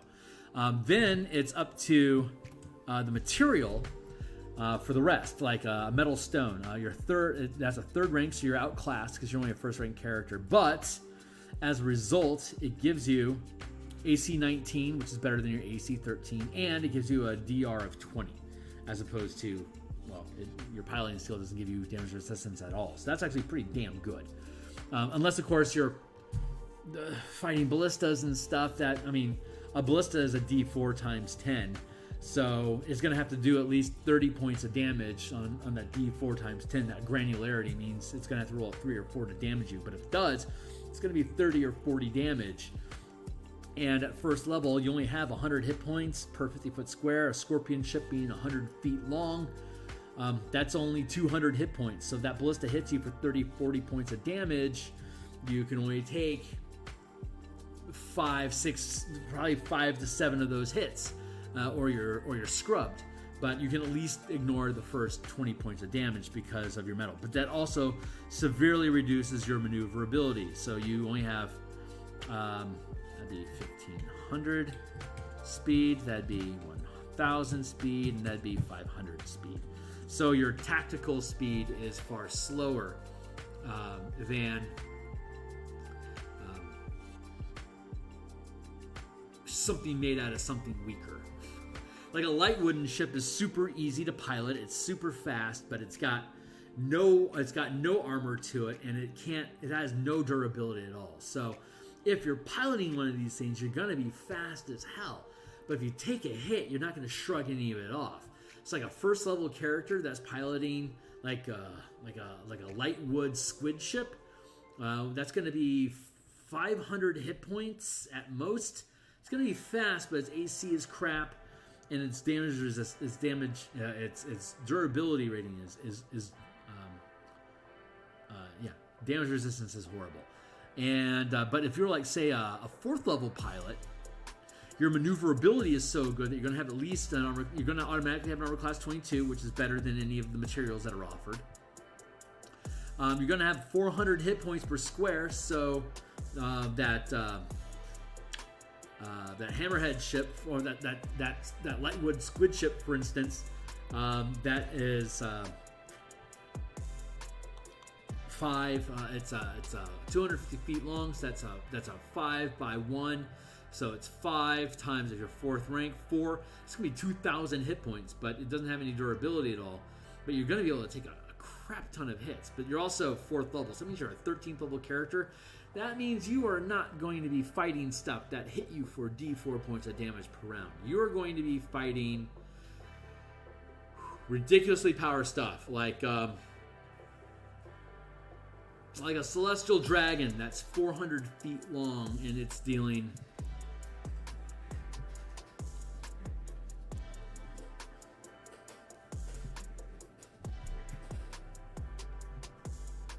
I'm doing the math.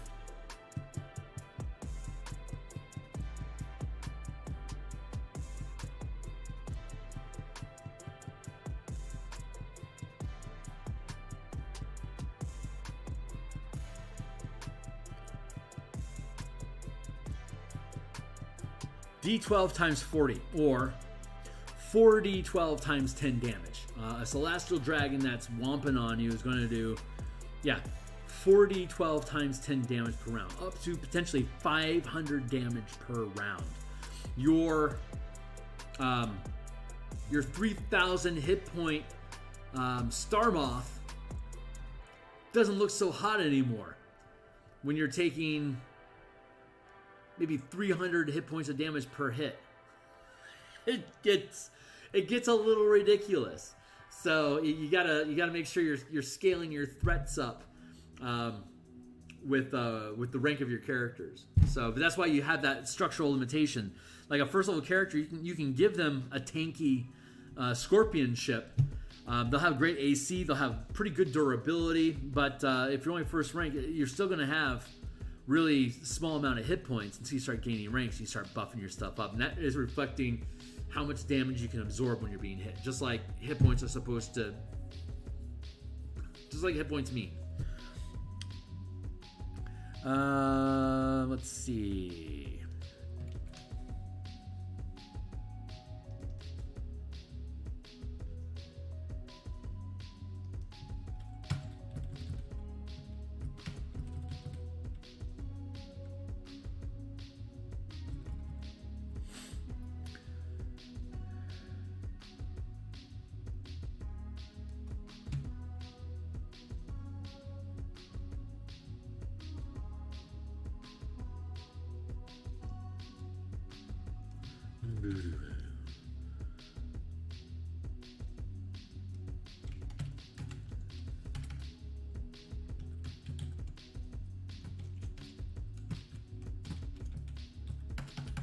Trebuchet, Manganagano,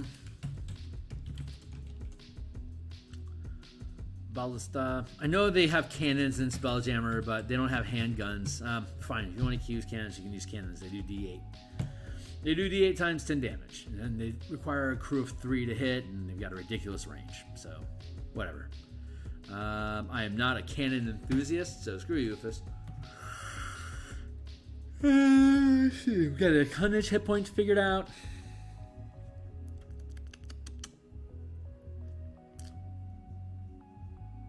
Action economy, disengage. We spoke about that already. Any character can use first rank. Help action, siege weapons, pilot moves squares. There, that's all the rules that we actually need there. That's 1 page, 2 pages. Yeah, we were able to boil that down into 2 pages. That's your rule. Okay, so how does this stuff work? Okay, we were having that conversation. So back into this.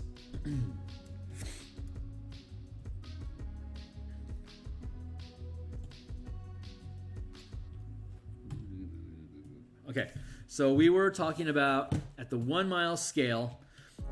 You've got a pursuit going here, and if the fleeing ship, if both ships want to engage, then you can automatically. Let's go back to here. Let's do this equals 500 feet. 500 feet is roughly 1/10 of a mile. We are just rounding stuff off. Like, you don't attack once, twice, or maybe 3 or 4 times in 6 seconds. If you've got a shiv, you can stab somebody 20 or 30 times in 6 seconds. It is incredibly dangerous to get into a knife fight with somebody who's grappling you, because they will just puncture your lung 12 times, then you die. So that's why shiv fights are so dangerous, like knife fighting or punch daggers. Just don't get in blade fights. Like, slashing is the worst thing you can do. Just punch them. Just punch them with your blade. Poke holes in them. The more holes you poke, the more they squirt out blood, the faster they drop to the ground and stop bothering you. I'm not condoning violence. I'm just saying you can attack more than once every 6 seconds. It's totally viable. But this is a game. It's a simulation. We're not trying to do reality. We're not stabbing somebody 52 times in 20 seconds. We're just rounding off that 500 feet is 1/10 of 5,200 feet. It's close enough, man. Leave me alone. Like, you don't have to have, it's 24 hours in a day and you move 100 million miles in a day. So divide that by 24, and that's how many miles you can move per hour. Just make it easy on yourself. Just round it off. 24 divided by 10. It's effectively 2. So that 10 million in 2 hours that 100 million in 2 hours becomes 10 million in 1 hour becomes 5 million. And now you're using 5 million square blocks. And that eventually melts its way down to 1 mile. But these are all, I mean, you can go fast, you can go 100 million miles per hour. So you can slow yourself all the way down to a stop. And you can do it on a dime. You can just stop and then shoot off at 1 million miles per hour in that direction, like 100 million miles an hour, day, hour, 5 million miles per hour that way. What is the speed of light anyway? Because now I'm just interested.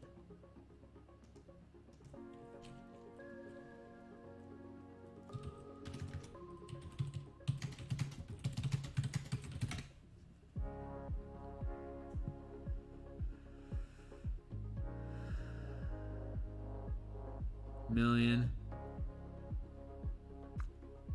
Okay, so 83 billion miles. That is not the speed of light per hour, is not meters per second, you jerk.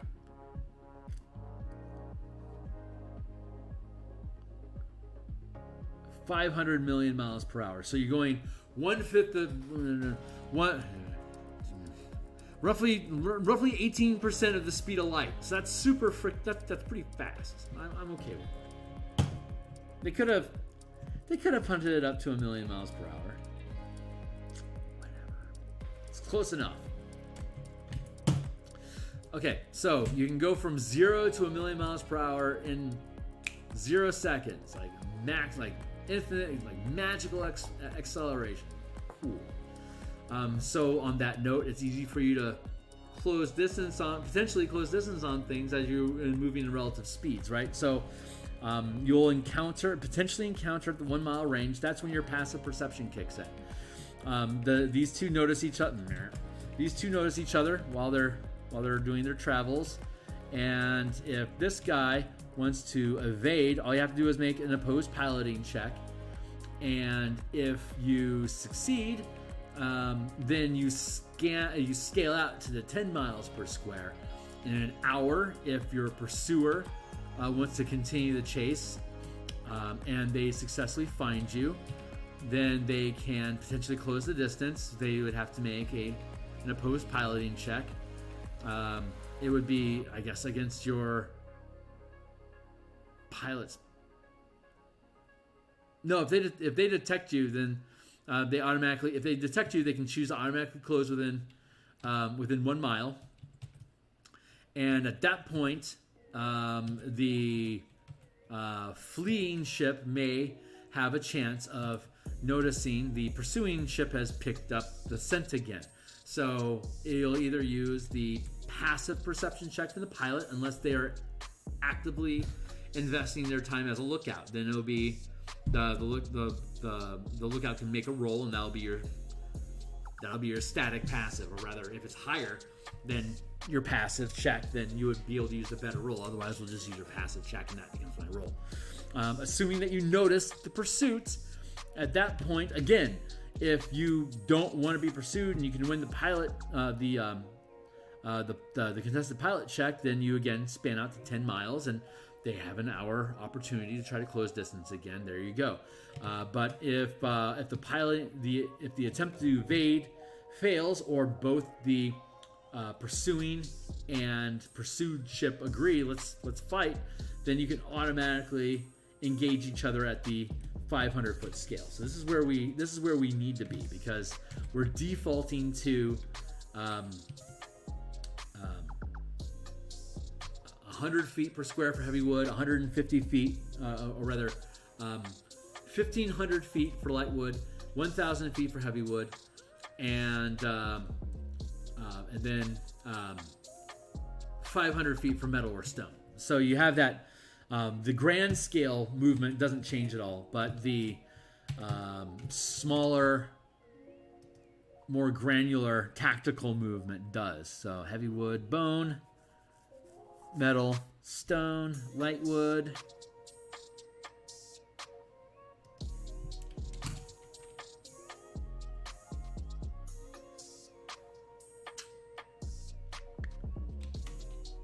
Yeah, I don't know whether it would be. I'm thinking like flesh or something, but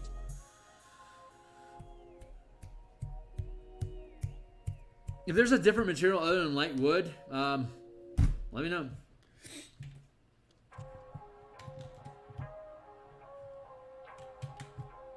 Okay, so the team engages at the 500-foot scale because you chose to close distance, or your pursuer is able to close the distance. So with ships moving on average 1,000 feet per action, you've got your 3 action economy: object interaction, standard action, bonus action. You got those 3 action economies. Each action economy with a heavy wood ship is 1,000 feet. So that's 2 squares, right? 1, 2. That's 1,000 feet object interaction. And then say you choose the dodge action. So that means you have 1 more action left. 1, 2. When a round start, you always start with the characters in the middle. And if there's multiple ships, the characters can be spaced out as they wish inside that square. But the enemy ship is going to enter from whichever edge of the grid here is appropriate. So if it's here, they close in here, they'd start here. If it's from this direction, they start in here. Again, direction is ubiquitous. It doesn't matter. It doesn't matter at all what direction you're facing, because ships can spin on a dime and move in any direction. It's just, can you stay in relative distance to each other? Can you stay within reach of each other? So using these rules, when the pursuer close within this 500-foot scale, you stay inside this 500-foot scale until one of them chooses to disengage out of the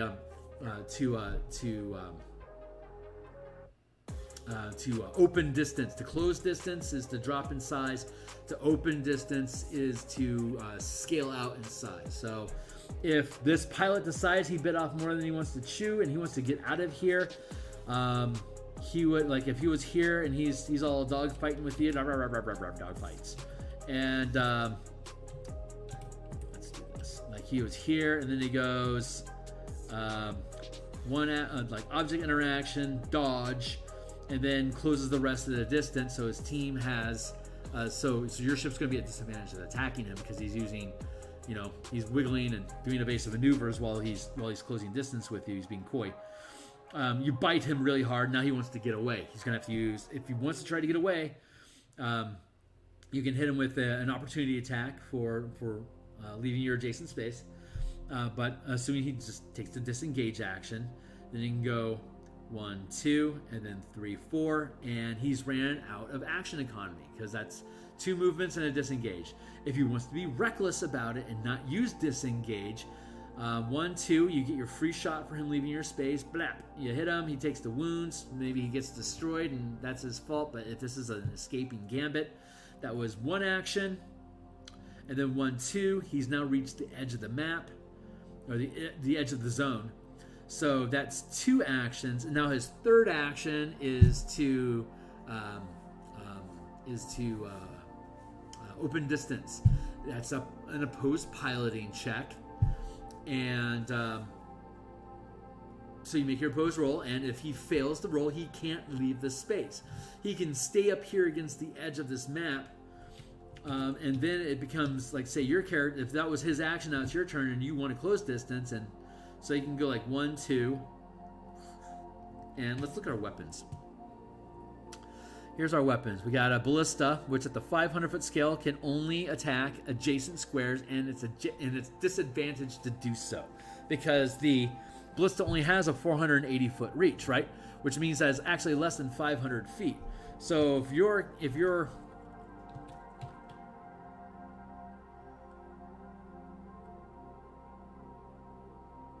like, if this is your Scorpion ship, this is your Scorpion ship inside of a 500-foot square, right? This is actually a 50-foot square, actually, because that's how small these things are. Like, this is your character here. Here's a Ballista. Here's a Ballista. Pretty sure that's accurate. And then you've got like the tail. That's like you got your Scorpion ship, and you got the Stinger up here, and there's a gun and a gun. And then you got 2 big grabby claws, and then you got gun on the back of this thing, and then you can land it, and it's made of metal. Scorpion ships are so freaking cool. So that's how that thing is built. So 50-foot scale.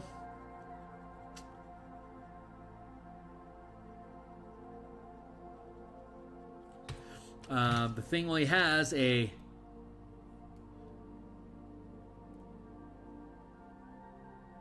120-foot range, and 6 of them. That's 100. That's 50 feet. That's 100 feet. It's like just like here is the short range, or the the normal range of a Ballista. From literally, if we're working on 5-foot squares here, and this is you taking your shot with your Ballista here, and you want to hit something, like, this is normal range. Like, that's how much distance. But long range, like a disadvantage, is 480 feet away. So if instead,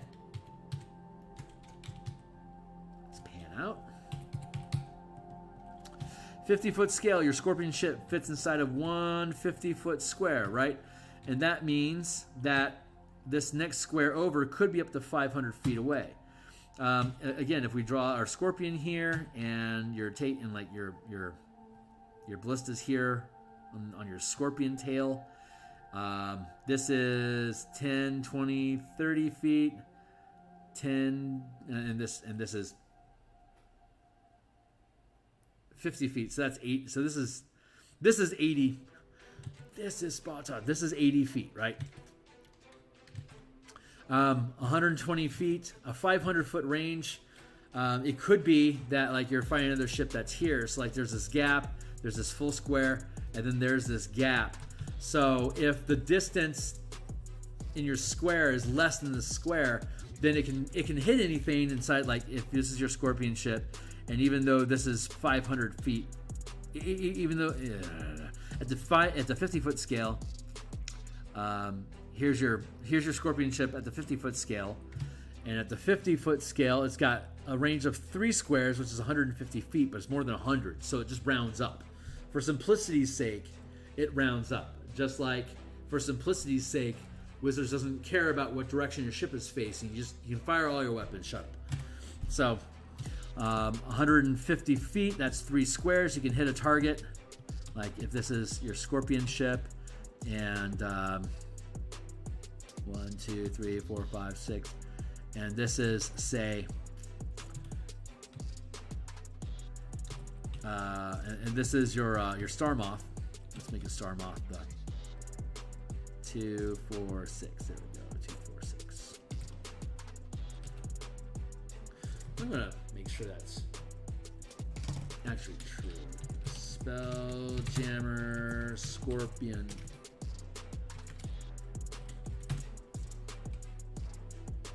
Things are so hoss.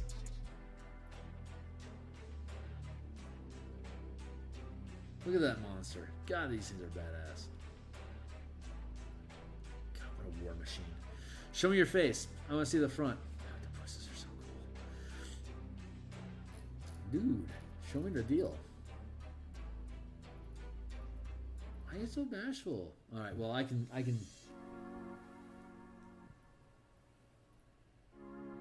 Give me something to suss, man.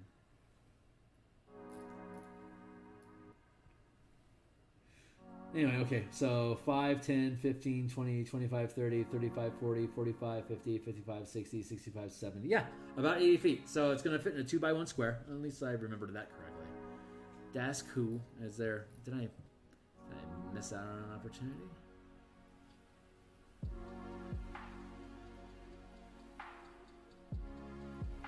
Nope, no losses. God, the push ships are so cool. Alright, so let's see. Yeah, 300 feet by 100 feet. That's your distance. That's your difference. We know that these things are light wood, so it's going to be 500 hit points or by rank. Could be much more durable, but only has an AC 13 and only has a damage resistance of 5. As opposed to your scorpion ship down here, which is 3rd rank. So it's going to be AC 19, damage resistance of 20, and it's going to have 200 hit points or by pilot rank. So this thing is significantly bigger, a lot more hit points, a lot faster. It has 150 feet movement, while the Scorpion ship only has 50. So it may be just as easy for the Scorpion ship to close within this 500 foot scale, but it only moves 1 square each action. So at most it can go 1, 2, 3, and that's its actions, which happens to be enough on this grid. And that's by design. You always put the character. You always put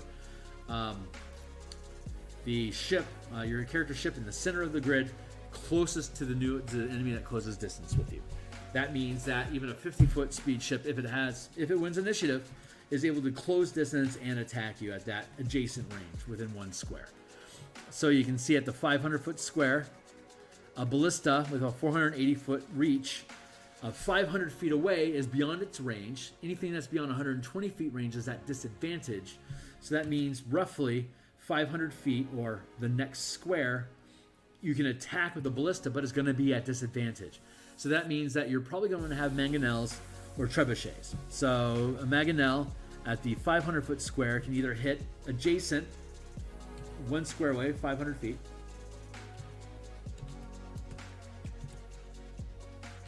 Or it could be...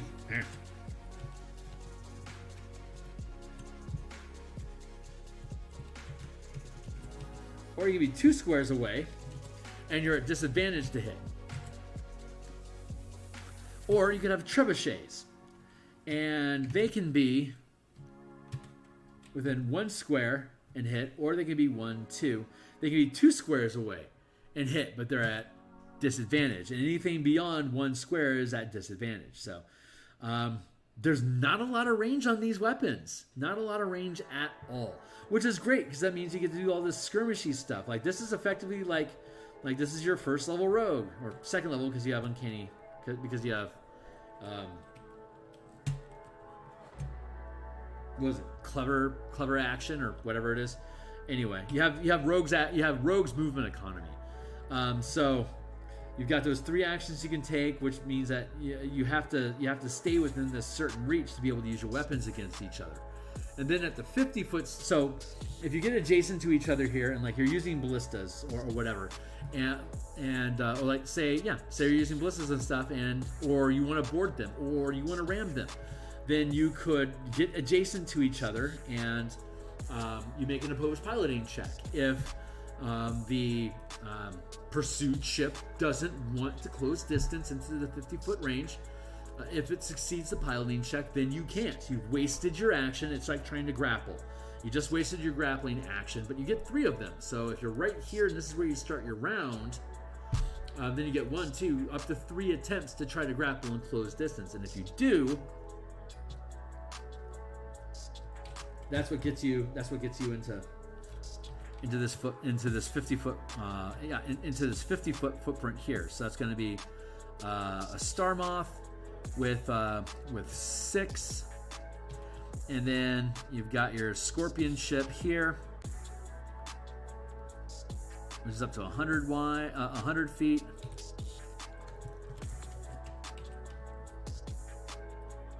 And it could be anyway, but your character starts at the closest, so it's going to be like that. So you're going to go wherever your gap is.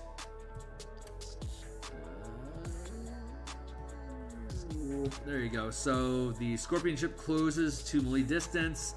Now you're only 150 feet away. 150 feet away is still outside of short ballista range, so you're just going to take a step closer. 50, 100. That's going to be within normal range. So at this range, at the 50-foot scale, you can attack with a ballista, but then you can do all this, maneuvery stuff like. You've got what? This guy's got 500 feet worth of movement, so he's got 10 squares he can move. 5, 10, 15, 20. Since I got that buffer there's no attack of opportunity against me. 25, 6, 7, 8. Like if you want to move over here for some reason, that's 8. That's 400 feet of movement. Like it's like once you're inside the zone, it doesn't matter that much, unless you're like slinging spells at each other. And then if you check the command rules here, like up around page, I want to say it's like around page 32-ish. It talks about upscaling spells to hit things at more and more extreme distance, or like at larger scale. What kind of things can you scale? Like a lightning bolt has 150 foot range, for instance. If you want to crack a lightning bolt into the ship from your Scorpion, 50, 100, 150, you can score a hit like with your lightning bolt. You can hit here, which is going to do 6d6 damage like we're used to. So that's going to be on average 20 hit points ish. And since this is made out of light wood, it's got a damage resistance of 5, and that 20 trounces over that 5. But the ship has 500 hit points, so your 20 hit point lightning bolt didn't really do shit. So keep that in mind. Like damage spells don't mean a lot in command. Like you should be investing your time in concentration spells to buff your squad and your ship. Or concentration spells that can target enemy enemy pilots or crew on the deck manning weapons. Like sleep spells are great, but their range is horrible. It's like you really just gotta really got to get way up inside each other's shit to be able to use a sleep spell. Like you're here, like you got to get like right adjacent to that guy. Potentially using, because that's a 50-foot range. I think sleep only has, what is the range of sleep? Since we're using the hypothetical, let's get serious about it. 5e, sleep.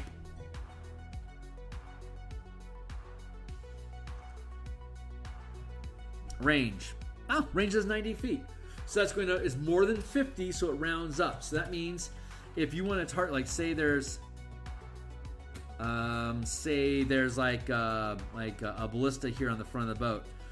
Your wizard or whoever on the front stern of your boat could target the crew manning that ballista asleep, and then if they you sleep the crap load of them. And first rank sailors have 10 hit points. So let's see the amount you can do, assuming it's just a first level. Oh, it's a 5d8, so that's going to be on average. I think it's funny that they provide averages for monsters in the Monster Manual, but they don't provide averages for spells or damage effects for characters. I just think that's interesting. So that's going to be 5, 4 plus 5 times 20, 22. It's going to be, roughly 22. So you're going to be able to sleep probably on average, you're going to sleep two of their crew. And if a ballista has a crew of 3, you've just, until they can spend actions waking people, like your commander's going to have to spend an action waking the crew up. Now there's not enough action economy for them to be able to load and fire it unless your commander comes in and spends additional action economy, like verbal action, hey, wake that guy up. And then standard action, you guys run that thing. But they can't finish the task this round unless you go in there and get involved yourself. So like you walk, and then you use a standard action to wake up those that fell asleep, and that leaves you with 2 actions, a verbal and a bonus action left, which you could then use the verbal command to, hey, you sleeping crew, load and fire this ballista. They say yes sir, and that leaves you with a bonus action left over that maybe you cast Misty Hop to jump to jump and then drift across the ship to get to their space. The rules about gravity is that whichever ship has higher hit points, not the size of it, the hit points. You could have this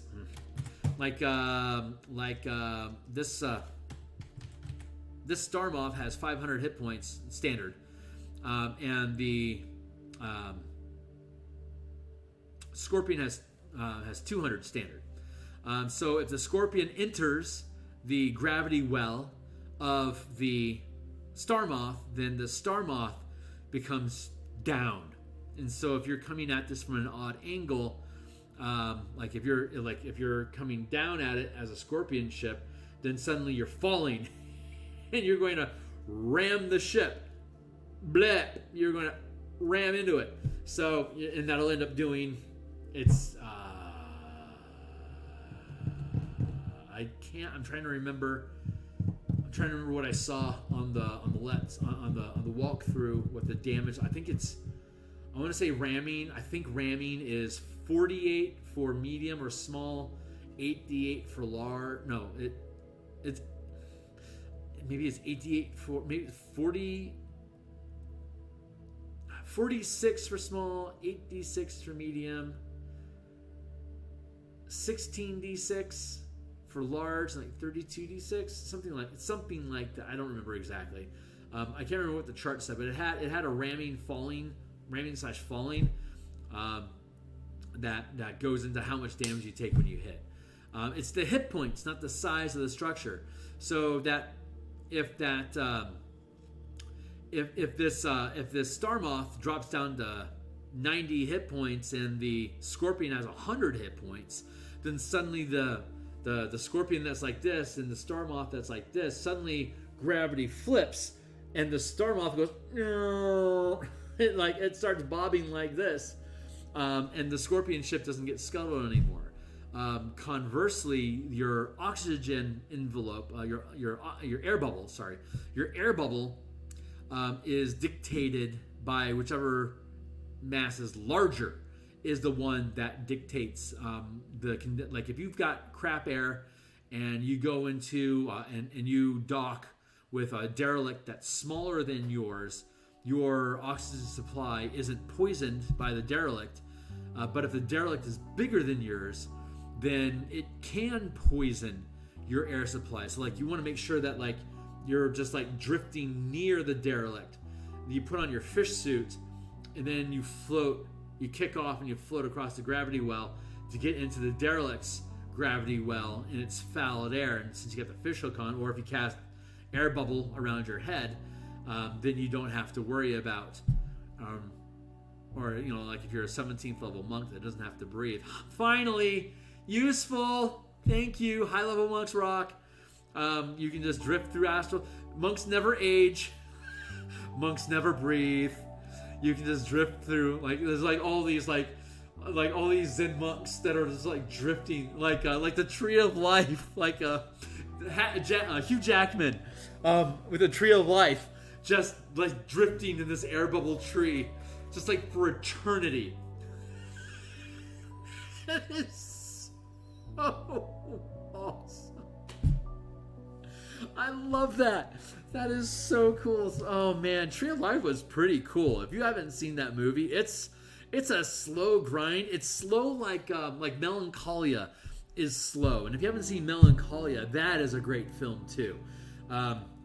Melancholia is about a planet-shattering asteroid is en route to Earth and is going to be here in 30 days. Everyone knows that we're all dead, and it's about a wealthy. It's about a wealthy family, like a multi-millionaire family with no actual problems that shack up and kind of have a last brouhaha at their summer villa or whatever. They have enough supplies for them to survive however long it takes for the planet to hit them, and they just kind of come to grips with death. Conversely, Tree of Life is about somebody who spoiler alerts, is going to loses his wife to a deadly disease, and it becomes this existential path of him basically losing any meaning in his life, and it's expressed as basically him bonded to this tree that's floating through the astral space, and it just drifts forever, like nothing has any meaning anymore until he can finally die. But it's like he dwells on it so much that it takes forever. Like time grinds to a stop. But with the monk, it can literally be forever. Anyway, it's just they're both really cool. But the imagery in Tree of Life is amazing. I would say Melancholia is a more interesting story, but Tree of Life is good. I mean, Hugh Jackman is just fun to watch. So they're both good films, but Tree of Life, the imagery is amazing. Just like complete Spelljammer vibes going on there. That's so cool. So yeah, you want to drift across. So with gravity fields, the way they work, like if we're going to use our Scorpion ship here as an example, the gravity field and your air bubble extends out. They say it doesn't have to be a sphere, so like an air bubble can be like this in three-dimensional space. Like this is your air bubble, but it doesn't have to be. They're just like, if you want, blah. But like you can also do it like this, so it's just like an actual. So it's an actual sphere like this. At the 50-foot scale, this is literal. Where here's 50 feet, and then you've got 150 feet total. That's your total distance.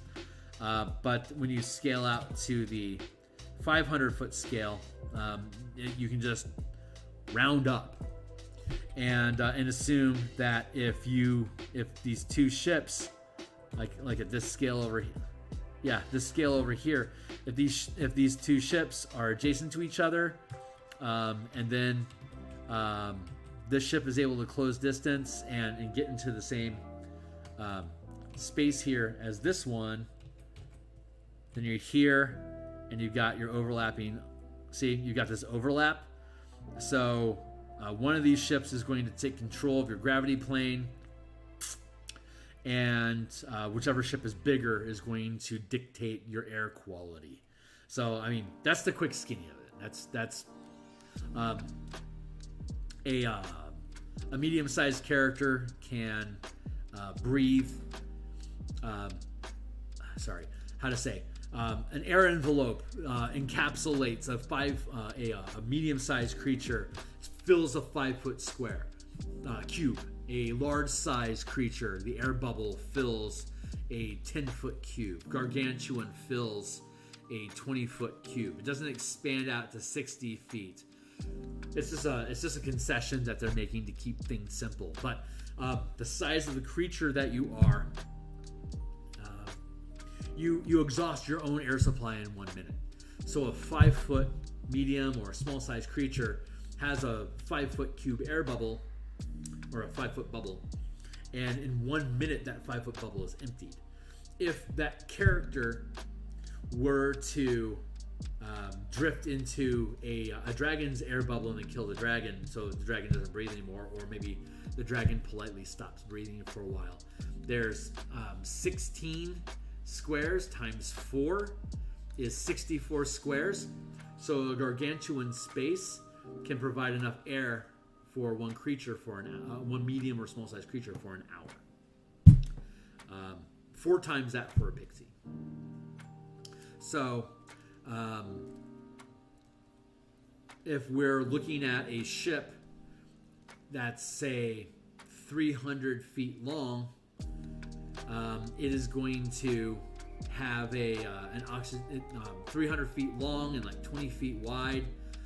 It's going to have something like 100 days worth of oxygen for a crew of 12. So like there's little, like if you grab air, it literally, you have to be adrift at sea for an entire season before it starts causing drag on you. Air just naturally becomes fouled in 120 days, and fouled means poisoned. And then in another 120 days, that poisoned air becomes deadly, as in you suffocate in it. So, and it's the poison condition. So if you're immune to poison, I guess it's up to a DM to decide whether you're poisoned or not. It imbues the poison condition. So I guess it's a matter of, are you immune to poison or immune to the poison condition? That's an interesting loophole, because like a druid becomes immune to poison, I think. Paladins are immune to poison. I think they're immune to poison. But yeah, if you're immune to poison, then you are okay in fouled air until you get to a point where you're in suffocation. And then, like Warforged, don't have to breathe. Super convenient. Warforged can fly in fouled ships. So like a good Warforged ship would be the biggest thing they can find, ram another ship, immediately poison and suffocate them to completely exhaust their air supply. And now they're suffocating while they're trying to fight you. So that's super OP. Like Warforged Autonomes, they are OP just because they can scuttle your airfield. So keep that crap in mind when you decide to go explore the verse. But yeah, so at the 50-foot scale, at the 500-foot scale, this is where we're at down here. 500-foot scale, when you close within the 50-foot, this is a 1 mile. This is the 1 mile, and then this is the 500-foot scale, and then you close to the 50-foot scale. This is where we're at. You're immediately gonna overlap and scuttle. So by engaging in this space, it immediately causes you to think about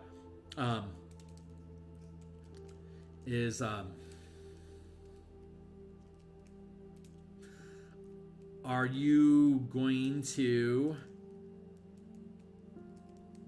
be at the same angle or a different angle than your enemy? So I guess we need to take into account 3 dimensions and shifting planes.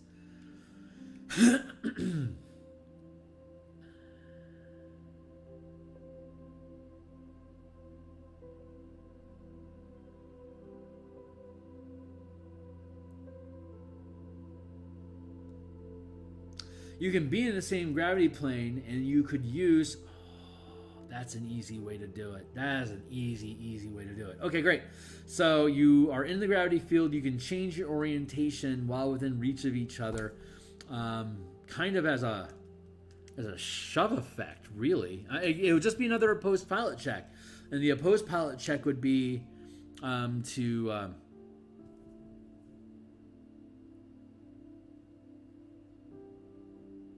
oh my God, what great action economy.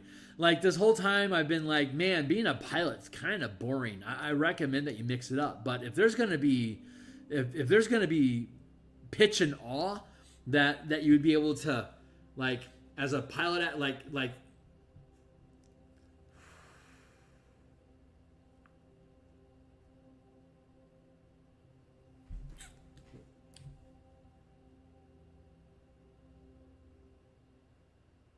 I'm thinking things through. Give me a second.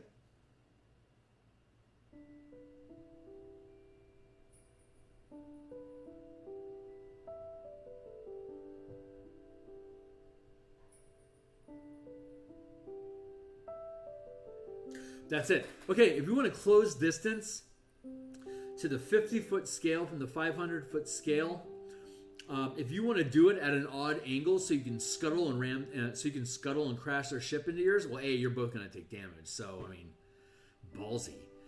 But still, since these things are gyroscopic and can spin in place with perfect maneuverability, like a dragonfly, then they have the ability to naturally right themselves to be in alignment with each other.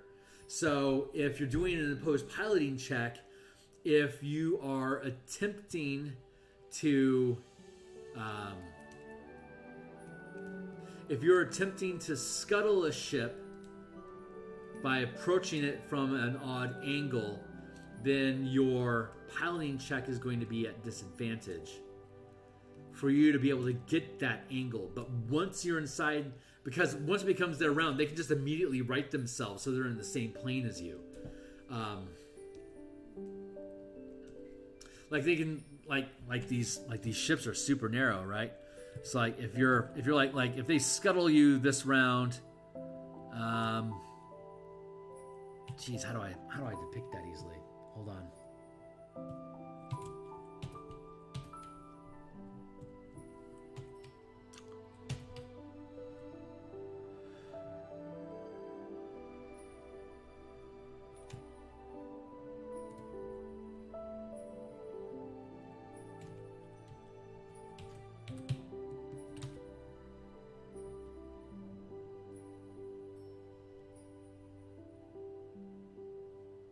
There's your damselfly, or I'm sorry, your star moth.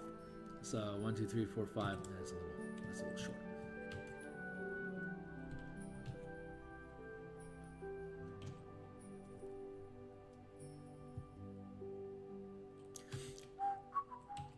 There you go. Okay, star moth. So I don't need to start the details. This is a side angle, right? So you could. If your scorpion enters this 50-foot scale, the star moth could have done an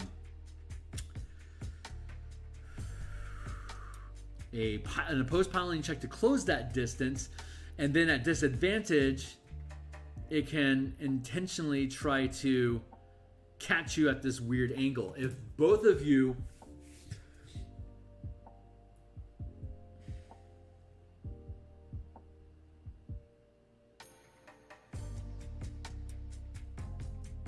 yeah, it has to be disadvantage at first, because once you're inside the 50-foot scale with each other like this, then it becomes easy for the ship as a free action, as part of your turn, to just right yourself.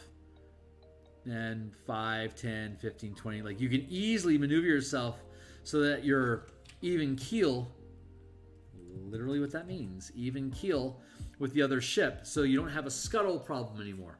And then looking again at the like overhead, like this is side, and this is over again. you've got the star moth like this, and you've got the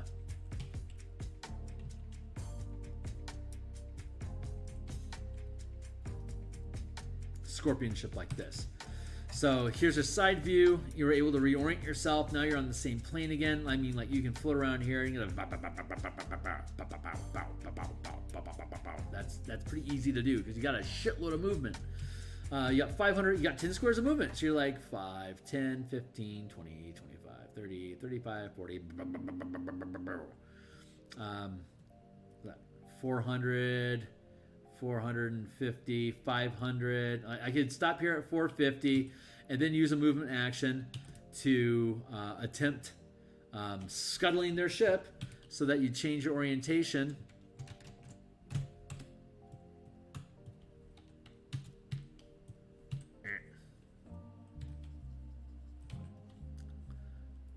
So that you are like this again during your movement, which could then scuttle them. So it's your action to try to shift gravity. So yeah, I guess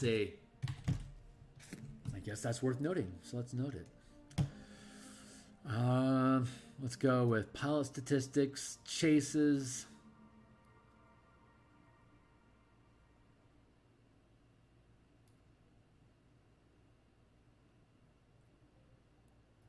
Weapons, I think chases, and then let's go with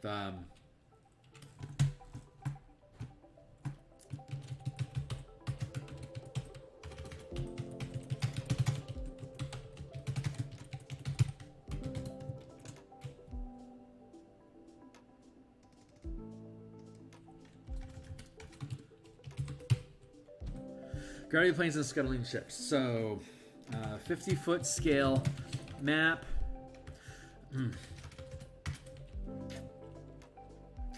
When closing from 500 feet to 50 feet, scale.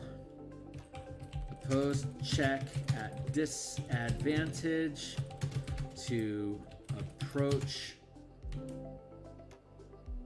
at a scuttling angle.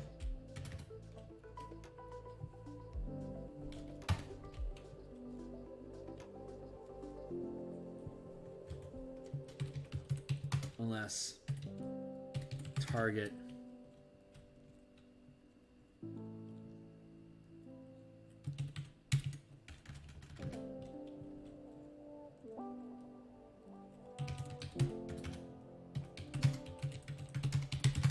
like, you could let them approach you at a scuttling angle.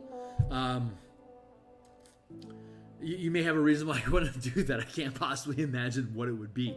But you could let them approach. If you don't want them to, then they have to do that opposed check. They'll be at disadvantage because they're trying to outmaneuver you while closing that distance, and you're trying to evade and keep orienting yourself so that you're always facing them while you're like you're doing Tokyo Drift, but making sure you're keeping your weapons or your gravity plane oriented on your target so they don't scuttle you. That's kind of a fun little imagery thing, but if they can succeed at disadvantage in closing that on you, then you get the scuttle effect of crashing into them and them also taking damage in the process. Let's see. At scuttling angle unless target doesn't prevent it. While at 50-foot scale, pilot can make an opposed piloting check to scuttle gravity with target ship. There you go. So you have to use your action economy to, like, another grappling or shove effect or trip effect. It's you're shifting your gravity plane to cause that scuttle. And from what I recall, I'm kicking myself for not being able to remember the damage that's involved with it, but I don't think it's going to be any more than what just the normal ram is, which is typically like D6 or D8 D6 times 10 for a blunt ram, and D8 times 10 for a piercing ram, and then a grappling claws don't do. They can do D4 times 10 damage, but they can also do They can also do a grappling check versus they can do an artillerist check versus a piloting check to grapple the enemy's ship, and then you can scuttle you'd be able to scuttle gravity planes at advantage that way. So that's a really fun use of that. While at 50-foot scale, pilot can make an opposed piloting check to scuttle gravity with target ship. If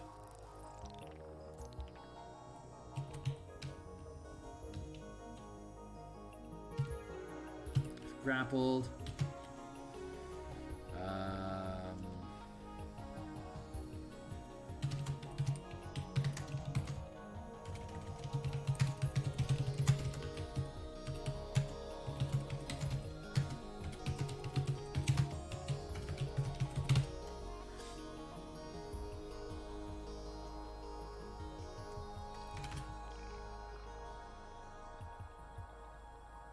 let's see. Scuttling angle.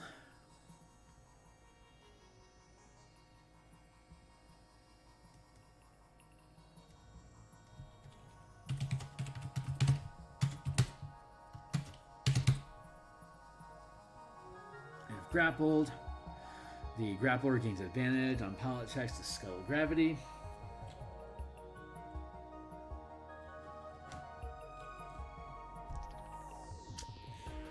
Pretty straightforward. Stuff is pretty straightforward.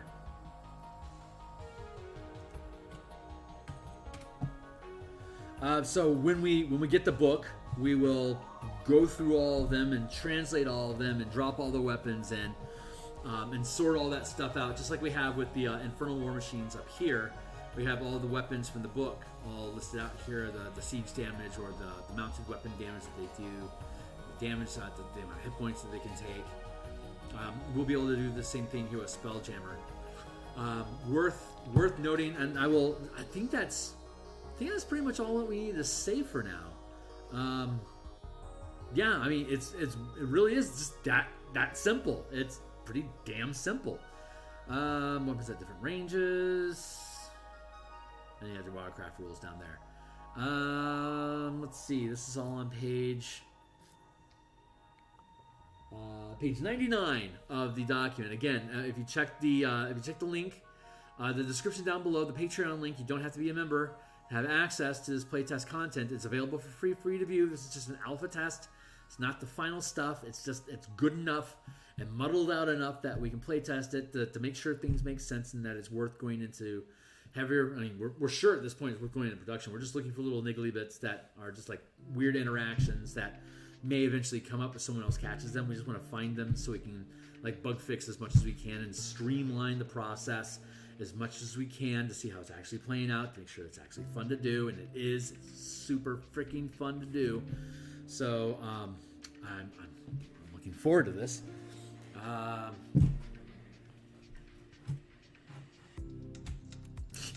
really looking forward to this. I'm really looking forward to this.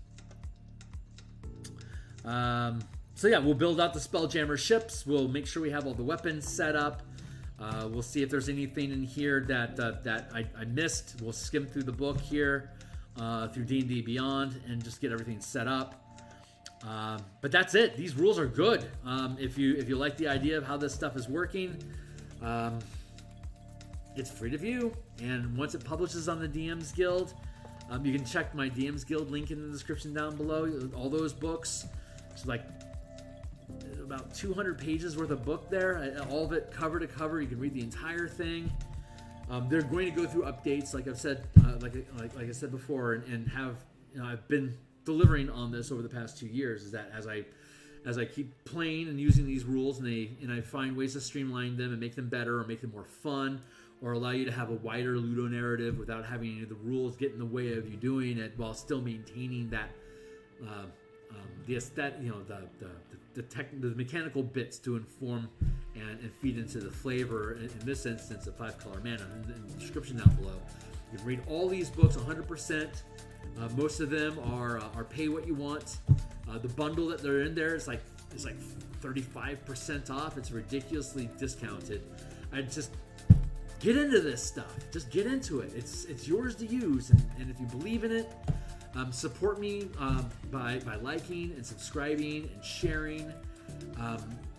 There's nothing going on Patreon right now. Seriously, the only thing I got going on there is posting links to the playtest content. But be welcome, be engaged there. It's $1 a month. Jump on board. Buy my books. You can buy as many, you buy as little of them as you want, and you can get to pay what you want for free. They're basically discount coupons where you get that full bundle at. Once you get all the pay what you want for free, and basically it's 50% off instead of 35%. Or you can just pay into all of them as listed there, and I end up getting $10. So the guild takes half, I get the other half.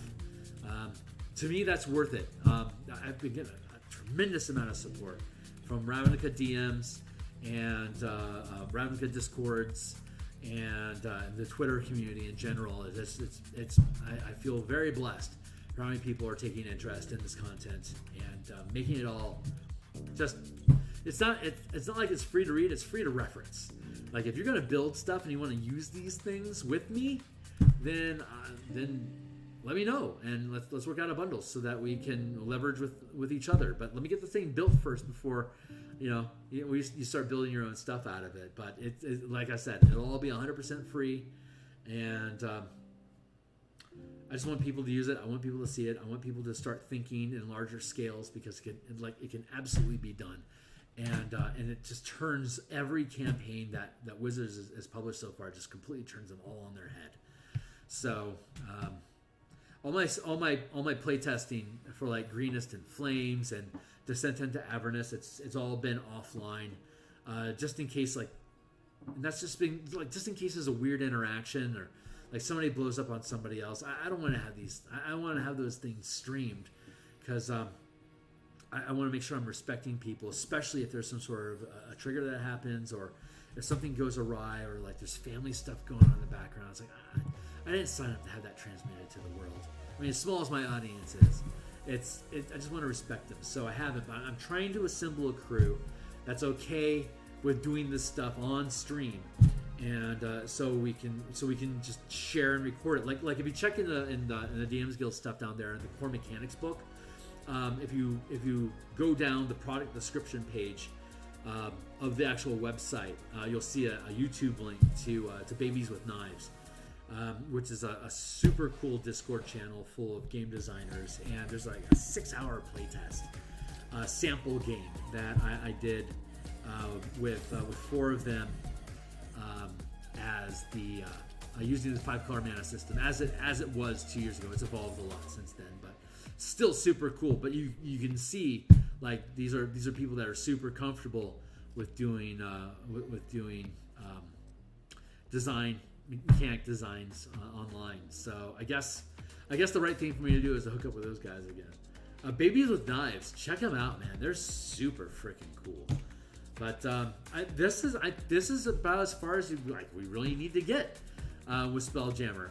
But I'll see if I can get some crew online and build out some flit ships. Once it actually publishes, I'll have more for you. There's more on the way. Like the book doesn't have Dwarven Citadels. The book doesn't have Elven Armadas. It doesn't have the Spelljammer itself. They nixed that. I don't blame them. But still, the Spelljammer was like 2 miles long. Like I can, at the 1 mile scale, that the Spelljammer ship.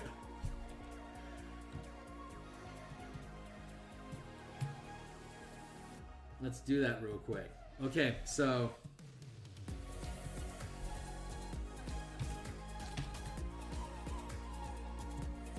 if we're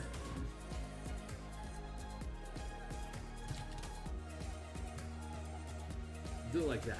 Thank you. Okay, if this is the 1 mile, Thank you. If this is the 1 mile scale, the Spelljammer is basically like this. I mean, it's a manta, so it's more like this. But that's roughly its shape. It's like 2 miles long and like 3 or probably 4, I can't remember offhand. I'm gonna look up. Maybe there's something online real quick that'll tell us. How large is the Spelljammer ship?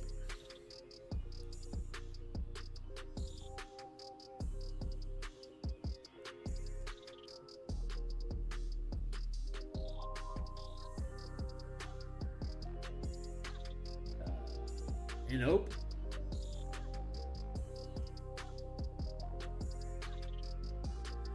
Let's see.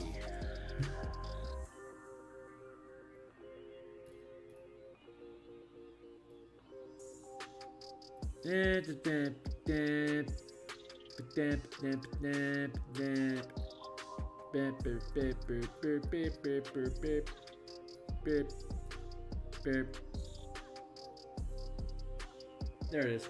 The Spelljammer. It's huge.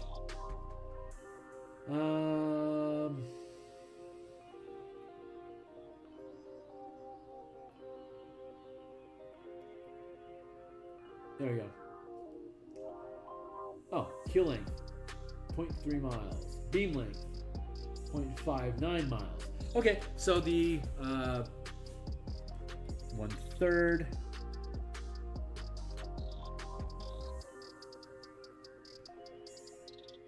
So it's roughly like this. At the 1 mile scale, it's going to fit inside 1 square. At the 500 foot scale,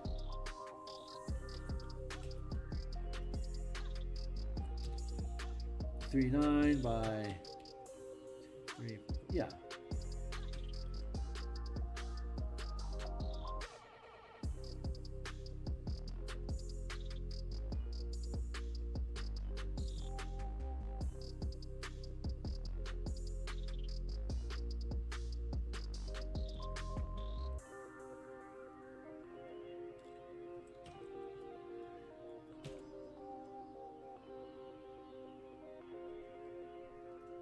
And it's got the city, it's got the citadel structure on its back like this, and like you saw, it's got its.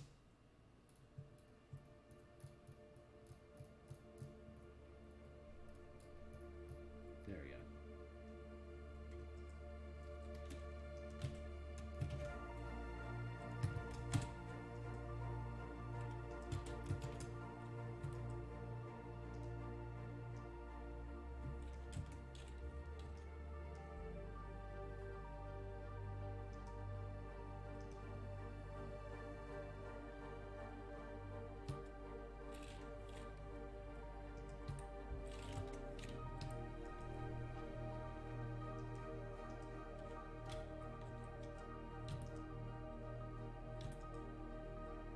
There.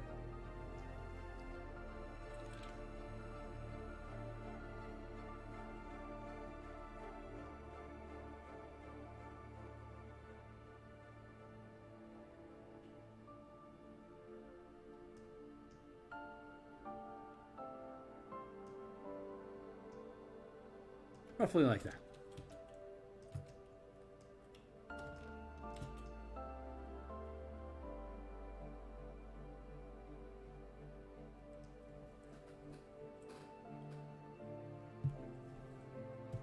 Now let's be super critical about how I build things. La la la.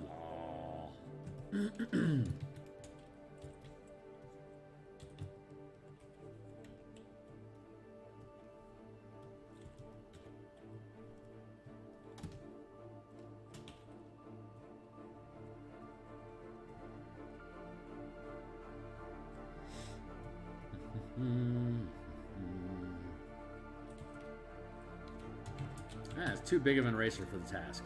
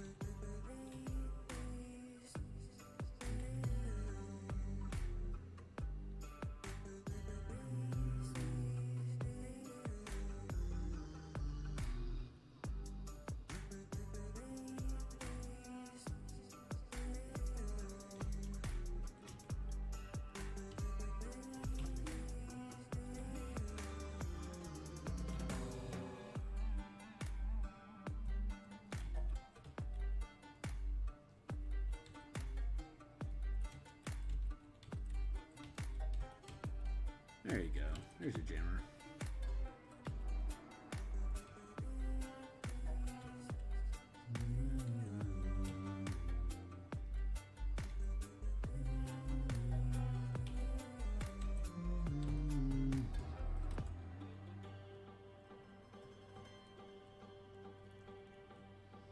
And at the 500-foot scale, each square has 5,000 hit points, or has 1,000 hit points per rank. But let's face it, the Spelljammer ship, like the Mega Ray, is going to have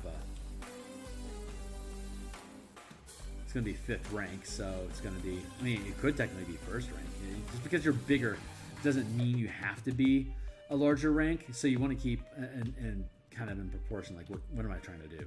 So like, if you don't have any way to fight these things at the 500-foot scale, then it doesn't matter if it's 1st rank or not, because it's got thousands and thousands of hit points. What are you going to do about that?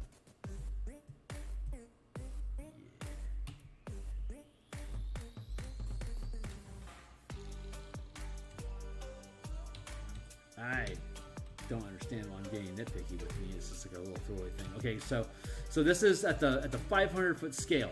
This is how big this is. So if this is the 50-foot scale, like 500-foot scale, like your ship is still like your little scorpion ship is still, even though it's only 100 feet long, this is a 500-foot scale. It's just like a pixie, a tiny sized creature fills a 5-foot square on the battlefield.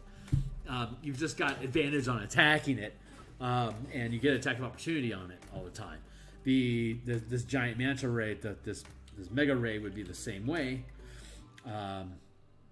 So if I was trying to attack it, obviously I'd have to be adjacent to be able to attack it, but it can attack me with that opportunity whenever I try to become adjacent to it, because it's so massive, it so outscales me. So assuming it has large enough weapons to hit me 500 feet away.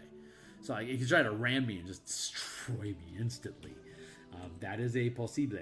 So watch out for that crap. But yeah, like you got this giant city that's on the back of this thing. It's like 500 feet, 1,000 feet. I'm going to be over in this quadrant, like this quadrant right here where you're parked. You zoom in to the 50-foot scale, and like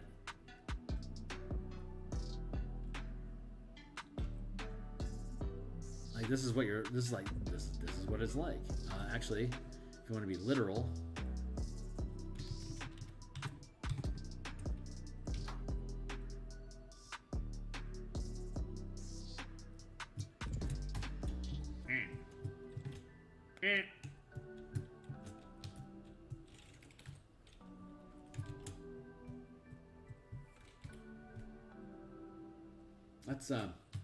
let's be literal.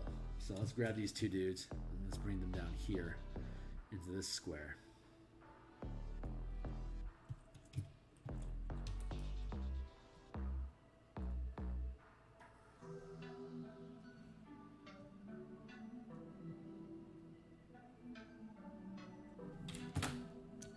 This is the 50-foot scale.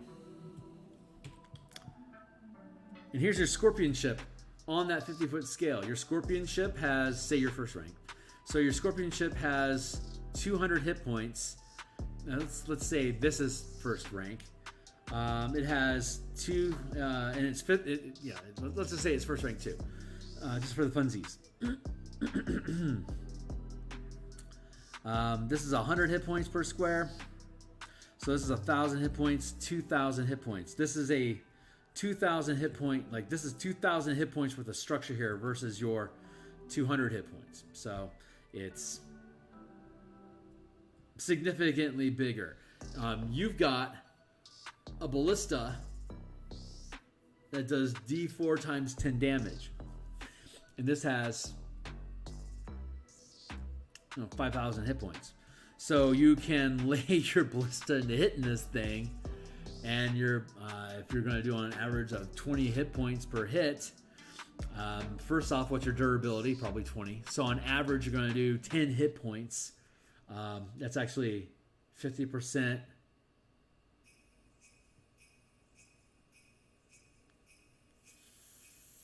40 hit points. Yeah, it's going to be 30, 40 hit points. So it's going to be 35 hit points every, one third of the time. So it's going to average like 10 DPR. So it's going to take you 200 rounds of damn. You're going to have to basically lay in 200 ballista bolts into hitting this thing. Like, that's a ballista bolt per square. So, yeah, okay, great. You can wreck that thing. That's cool. Anyway, it's like you could take this ship and like you could have an entire fight, like a space battle on the back, like right here of the ship. Like if you want to take control of the helm, and like you think the helm is here, and there's a bunch of like Illithid ships that want to prevent you from getting to the helm. Then you like your adventure is I have to fight these Illithid ships. I need to get past them. You can do that at this 50 foot at this. No, I'm sorry. This is the 500 foot scale. No, this is the 500 foot scale because this is a mile. So this is the 500 foot scale. Yeah, and this is the 50 foot scale. There you go. So that's 100 feet. Yeah, that's 100 feet long. Sometimes I get lost. Even I get lost sometimes. So I gotta keep an eye on things. So these Illithid ships are, yeah, they're probably 200 feet long. Let's be honest. The Illithid ship's probably like 400 feet long. So they probably have. There are Illithids, and Illithid are what CR? What is the CR of an Illithid? Because the CR of the Illithid is going to be the CR of the ship. It's going to be the rank of the ship. So 5e Illithid. That's why these guys are such bad news so bad. 5e, let's bad, so bad, bad. Almost 9 o'clock. It's almost time for me to be done. No, that's just it.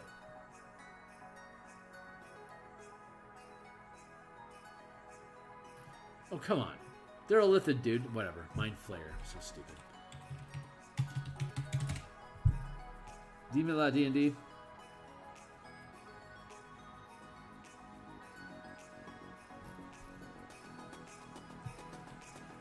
D&D Beyond, why hast thou forsaken me? Dímelo, que quiero.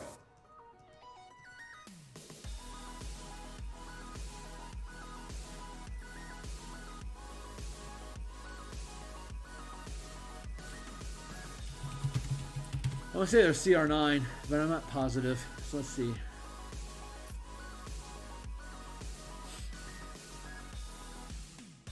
Oh, CR7. Okay. Up to 1, and then 2, 3, 4, 5. Oh yeah, 6, 7, 8, 9. Yeah, so it's the third rank. Okay, so this is a third rank. Illithid's pilot nautiloids. If nautiloids are 400 feet long, that's 8 times third rank. That's 300 hit points times 8. That's a 24 hit point thing. Against, well, you should probably be fourth rank if that, third or fourth rank if that's what you're doing. Honestly, if the Illithid are third rank, then you should be third rank when you're fighting them. If not, fourth. So third rank character in your warship, they've got 2,400 apiece. There's 3 nautiloids there on the board defending the Spelljammer's helm. So that's a combined 7,200 hit points that you're going to have to dig through. At third rank, your little Scorpion ship has 2 times 300, 600 hit points compared to their 3,200. That's like 320 hit points of enemies versus your 60 hit points of fighter, or more accurately, like rogue, honestly. And you're doing, on average, 10 DPR per weapon that you're firing, like 15 for Mengelins and like 20 on average for trebuchet, roughly. Yeah, 10, 15, 20. Yeah, roughly like that. So like you're probably going to be averaging like around 15 damage per hit. You got 3,200. Good luck with that. You're gonna wanna drill in a little bit more and maybe tackle those ships by taking them on deck by deck. Like get to the 5-foot scale, so you could just really just punch these guys in the throat. And so that's a good example of you being at the Spelljammer at the 500-foot scale. Your 500-foot scale here, and then you scale into the 50-foot scale here. And then if we scaled into the 5-foot scale here, your Scorpion ship would fill this square, and the Nautiloid would fill 50, 100, 150, 200. If it's 400 feet, it would be huge. It's probably how big is it? How big is the Nautiloid? Now I'm just legit curious. 5e. Wait. Spelljammer. Nautiloid. There. Oh yeah, Dimila.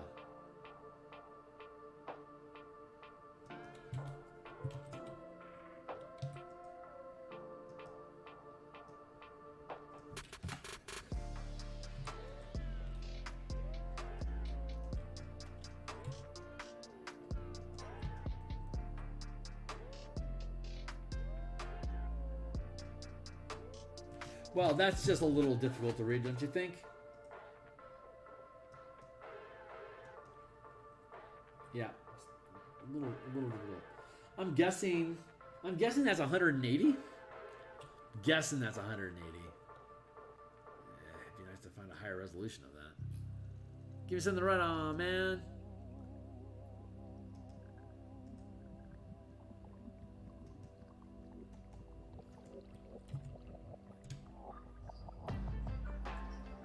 Yeah, that's 180. Yeah. Okay, so that's only 200. So that's 600. Yeah, those are equal. Yeah. Okay, great. Those are equally matched. That's goofy. That doesn't sound right.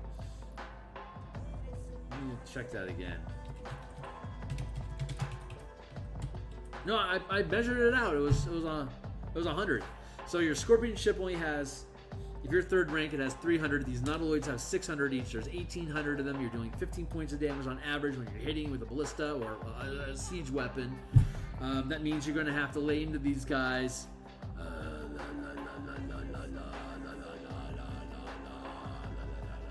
15 times. 15 hits. So taking on 3 Nautiloids in an encounter like that, that's probably, it only takes 3 hits a pop, right? So yeah, 200 hit points. You're doing 15 on average.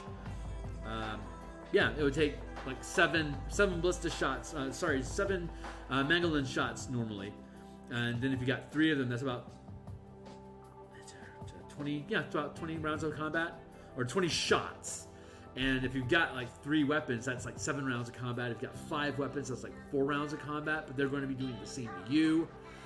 So between the 3 of them, they've got like 9 shots per round that are going to be doing probably 15 points of damage on average against you.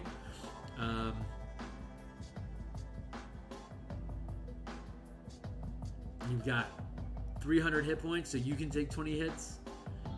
20 hits, 15. No, yeah, 60 hits between all of them.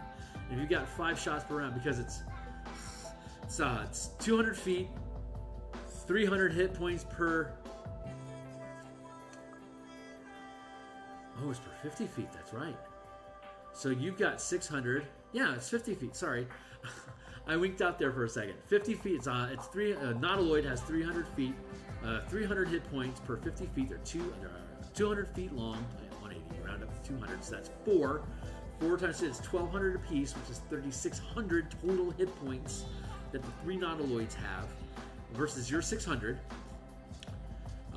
And you're dealing, maybe you have like 4 weapons that are doing 15 points of damage each, whether if they're light wood. I'd probably make them light wood. So they're going to have a DR of 5, so that means you're going to, on average, be doing 20 points of damage with each shot. You got 3,680.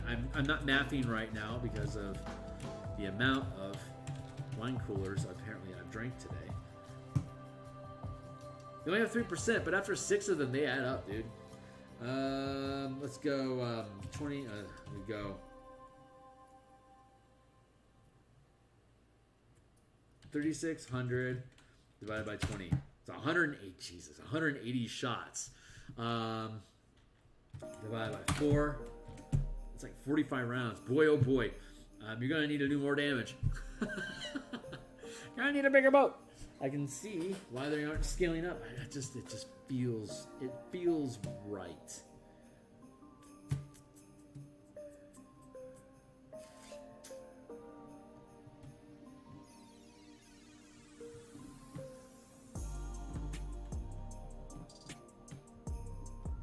What if it was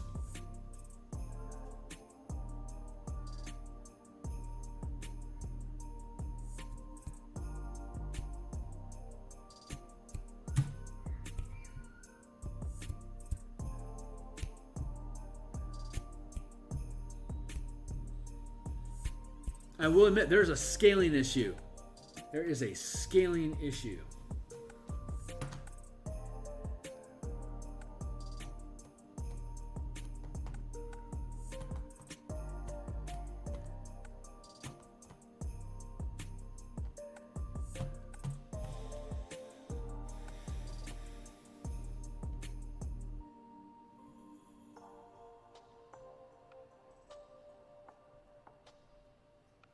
I'm sussing things out.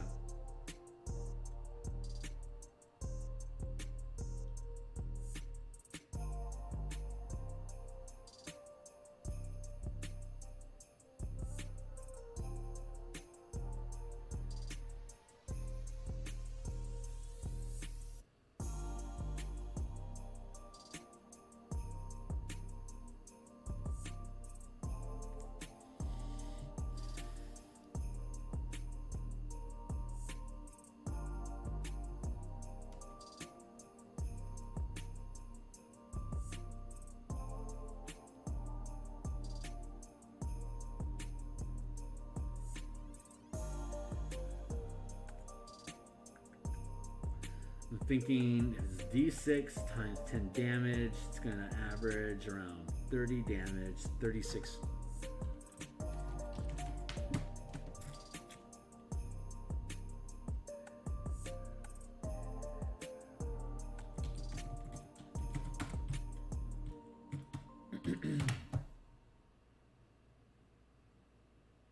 Woof. Yeah.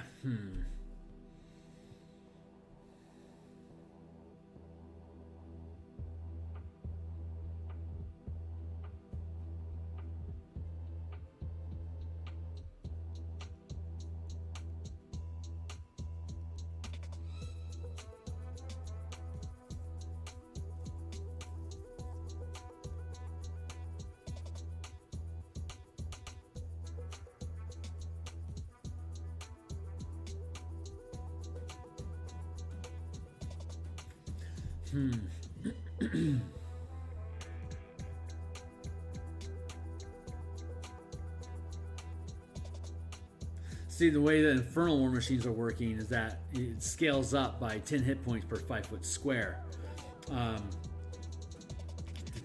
It does not suss out at the 100 and 1,000 foot scale. So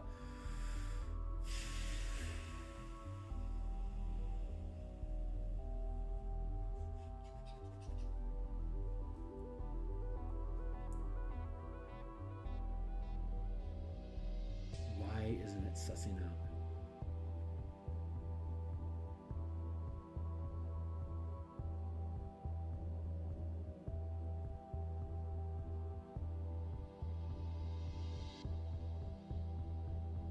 Oh, that's why it's not sussing out. Because each siege weapon... Okay, so with the in-command system as it works, at the 50-foot scale, you're dealing... If it's just a single... I'm going to draw. I should draw this. This is something worth drawing. Okay, so the in-command system. If we're at the 50-foot scale, and that is what we are operating on right now, so let's go ahead and operate there. So a 50-foot square has either 100 hit points, it has 100 hit points times rank. And so at most it's going to have 500 hit points. And so, and at this size, the most you're going to do is going to be a 5th rank with 500 hit points is going to do D12 times 10 damage. So on average, it's going to do around 60 damage, which means a unit can kill itself in roughly roughly 8 or 9 rounds. Roughly, let's just say 10 rounds, just to round it off, just to make it easy. So you can basically kill yourself at first rank. If you only have 100 hit points, and like say you are able, first rank units are able to do D4 times 10, which is an average of 20 damage. You're able to kill yourself off in roughly 5 rounds. So it basically scales between 5 to 10 rounds as you go from 1st, 2nd, 3rd, 4th, 5th rank. Well, roughly 10 rounds here, roughly 5. If you've got 200 hit points, doing D6 on average is 3, so that's going to be roughly 7, and then 300 versus D8 times 10 is 40. That's roughly 6. 10, 9, 8, 7. Yeah, roughly 7. 4th rank is 400 hit points. Doing D10 times 10 is going to be roughly 50 hit points on average. So when you hit, it's going to be roughly 8 attacks. So you could realistically curve it goes 1st rank 5, 6, 7, 8, 10. So it goes 5, 7, 7, 8, 10. 5th rank, 500 hit points, 60 on average. It's going to be 9 or 10. So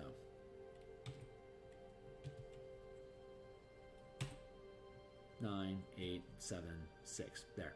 That's how you can, against yourself. If it's a D12 times 10 versus 100 hit points, it's going to be able to knock it down in 1 or 2 hits.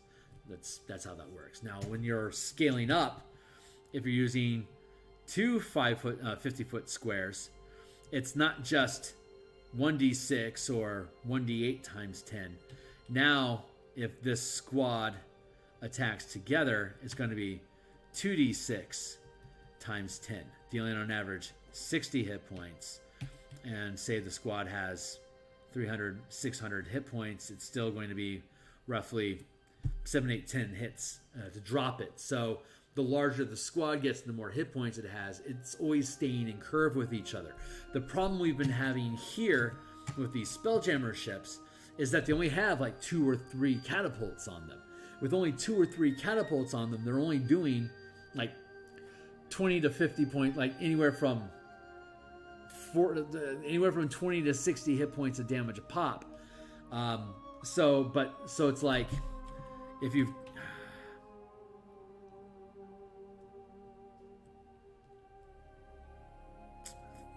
work the problem, Kearney. Work the problem. Work it through. So this is your 200-foot nautiloid. It's 3rd rank. It's going to have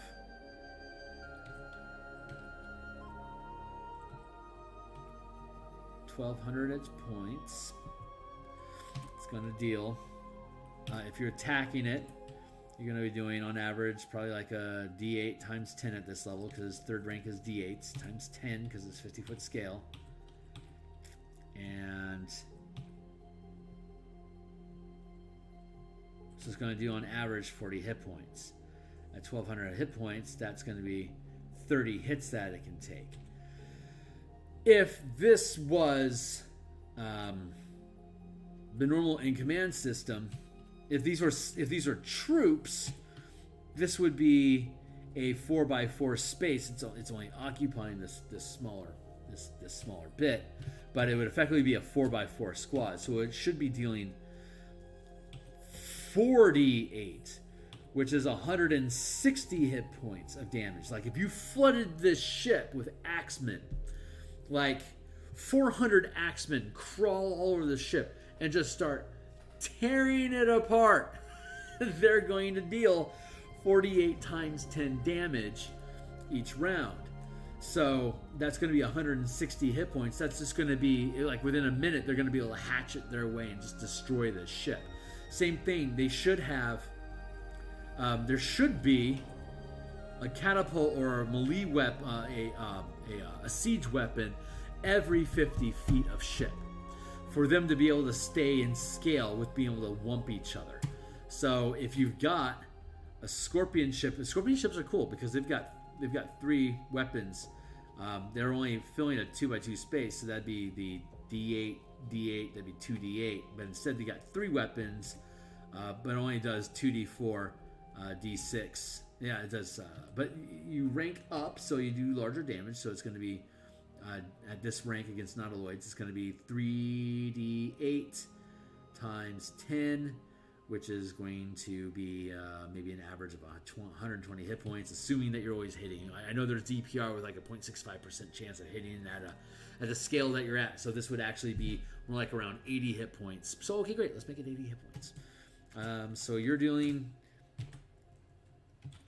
80 hit points. So it's a 1200 nautiloid. You can't divide by 0. 1200 divided by 80. It'd be 15 rounds of your scorpion ship alone attacking that nautiloid ship.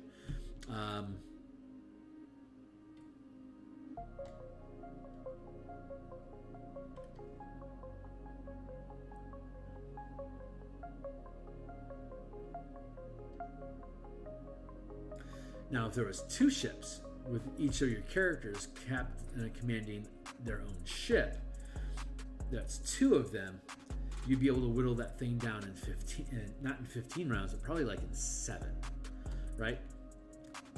But you have everyone on the same ship. So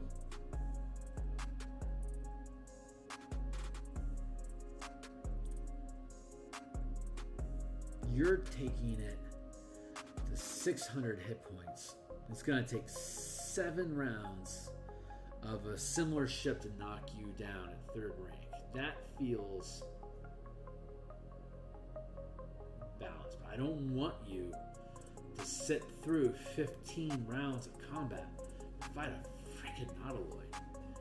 Ugh, that's going to be exhausting.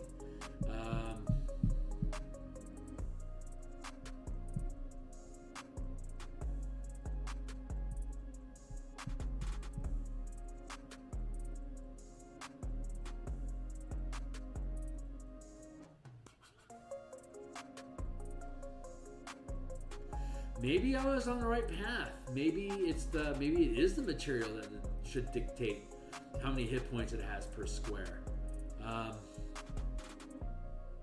Interesting. Like light wood could be 50 hit points per square instead of, well, it could just be the standard 100. And then heavy wood is 200, and then metal is 300. So a 200-foot nautiloid using light wood,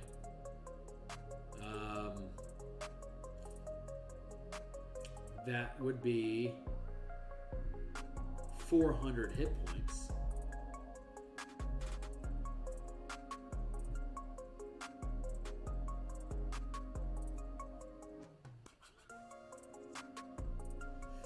Yep, that deserves playtesting to suss that out.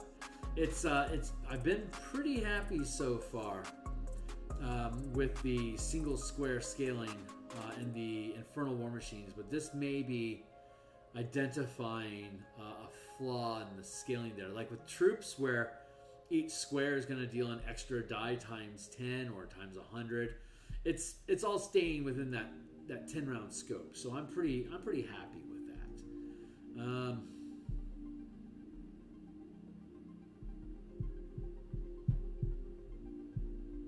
Because then if you have 2 units,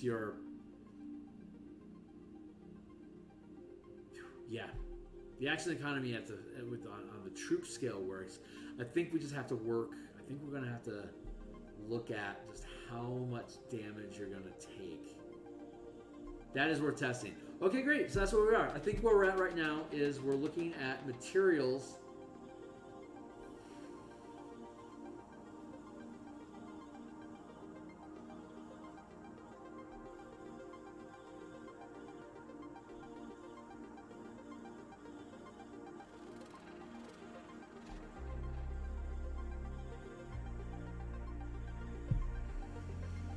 Sorry, I'm still thinking things through.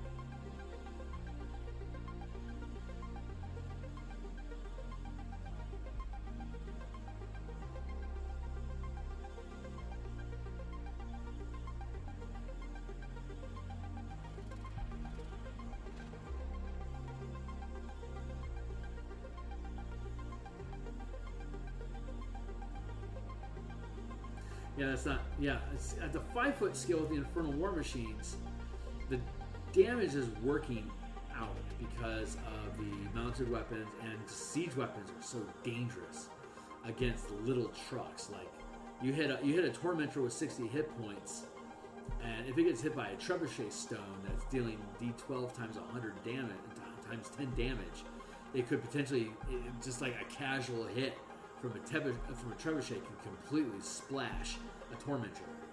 So the hit point scaling by square, the same as troops.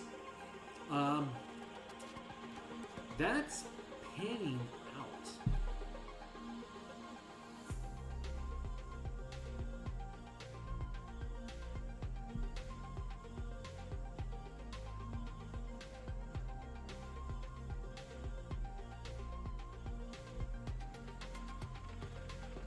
Oh, that's where it is. It's the action economy that we're having a problem with. God, that makes so much sense. Okay, great. Because like if you're working a squad of creatures that's making attacks, and you're an 11th level fighter at 3rd rank, your squad's going to have 300 hit points at the 50-foot scale. You're going to be doing D8 times 10 damage with them when they hit. So that's going to be an average of 40. That's like 9 attacks that they're going to have to take. But you've got your verbal command, your standard attack, and your bonus action. And then that standard action is actually 3. So you get your first, second, third attack, your bonus attack, your verbal action. That's 5d8 times 10 damage that you're doing just as a single squad against something comparable is 300 hit points. So that's going to be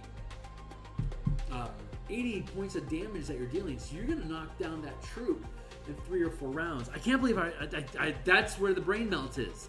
Jeez, thank you. The brain melt was that the way that these siege weapons load on a per round, it takes multiple actions to load them, so they aren't able to scale an action economy like normal attacks can. So the flaw here is at the 50-foot scale, you should.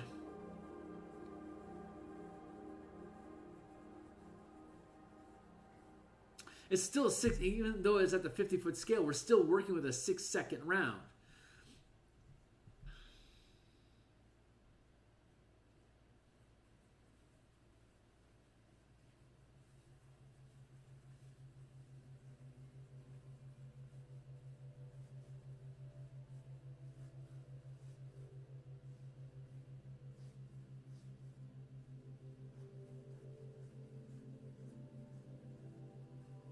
I'm thinking things through.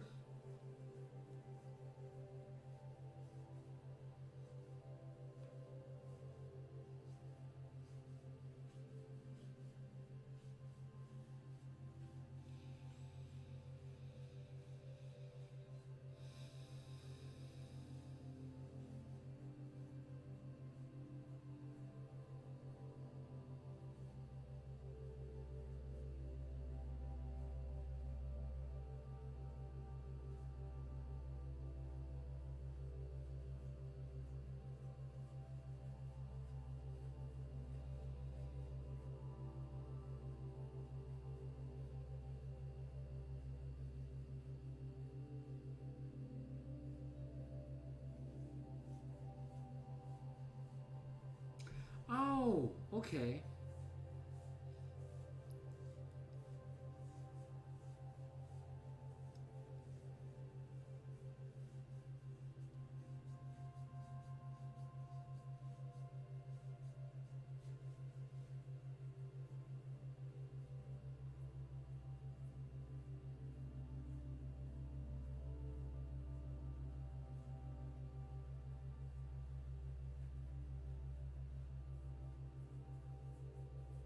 So what I'm thinking about right now is at the 50-foot scale, if you're commanding your crew to attack 3 times with their swords, and they're doing 3d8 times 10 damage, what's the difference to have a ballista crew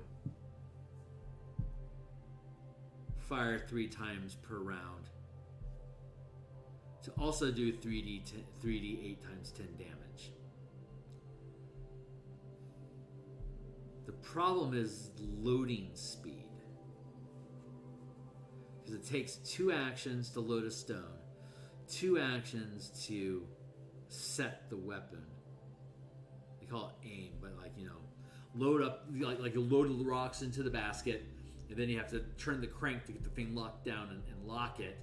If your target hasn't moved, then you just fire it. But they call it aim as part of that winching process and making sure you have it aligned properly to take another shot.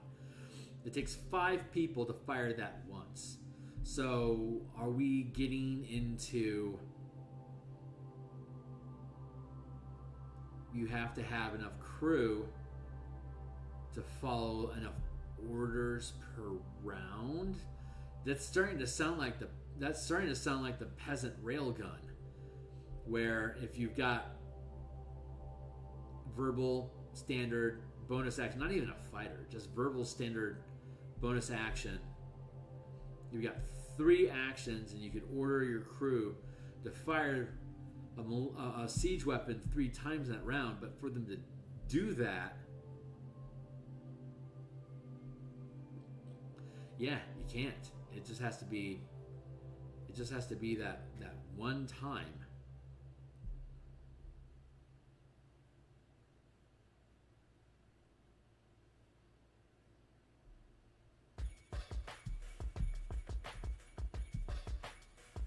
Yeah, so you really kind of have to have at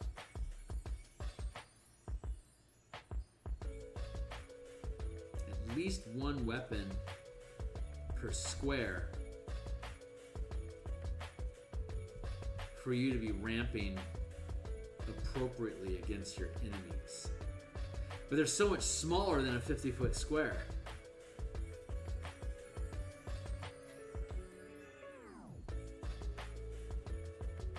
If you have one siege weapon for every 50 feet square of deck, and you have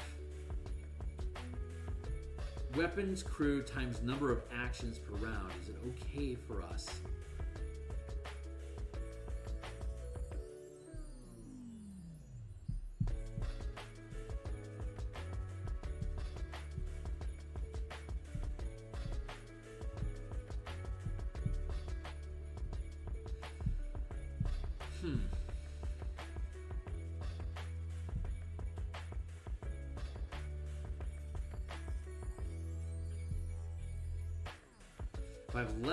If I have less crew, it takes longer to fire the weapon.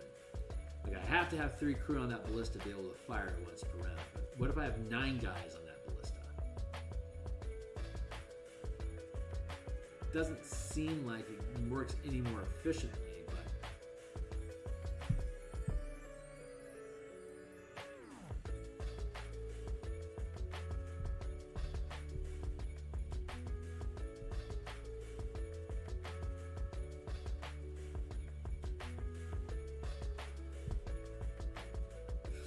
Well, okay, so I've got a ballista, right? And I'm firing 3 shots per round. All I have to do is pull the crank 3 times. Well, I also have to set the crank, and I have to put the bolt into the ballista to fire it. Do we care about how fast a crew can do that? Can we just have a stack of peasants lined up with a bunch of rocks that are just feeding the thing? constantly, like as soon as like the catapult fires, are immediately pulling it back down. They've already got crew to load another bullet into it so it can get fired again. Like as many peasants as you have to load the thing. Maybe that's the thing. Maybe that's the thing. It takes one crew plus 2 per ballista fire, or 4 for each catapult. So if your team only has enough crew to fire weapons once per round,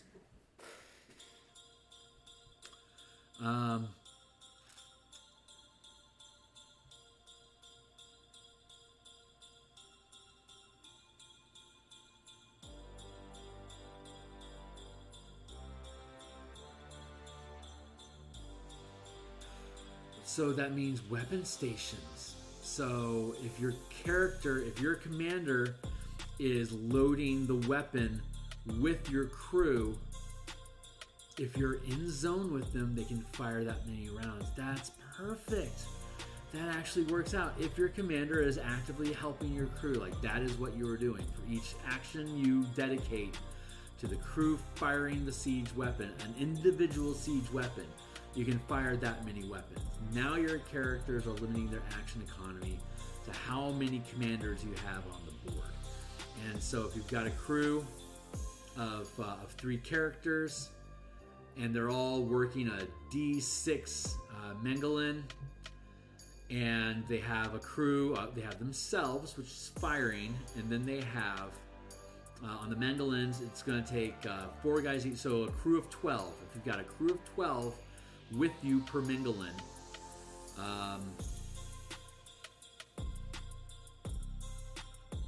let's see what kind of space that eats up. I need to be done soon, but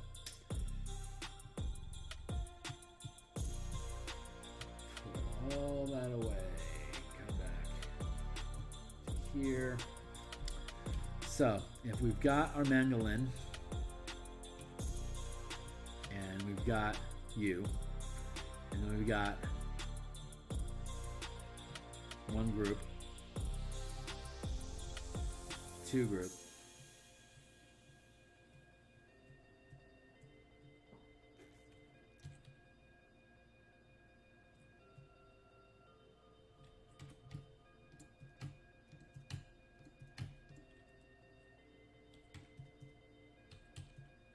oh, so close, not enough.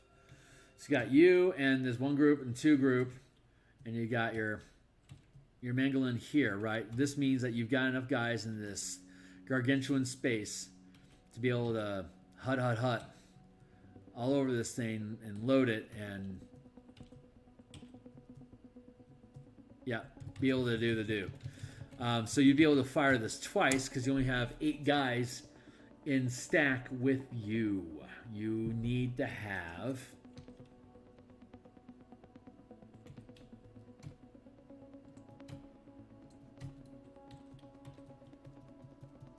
yeah, holy crap. Okay, so you need to have a 5x5 space.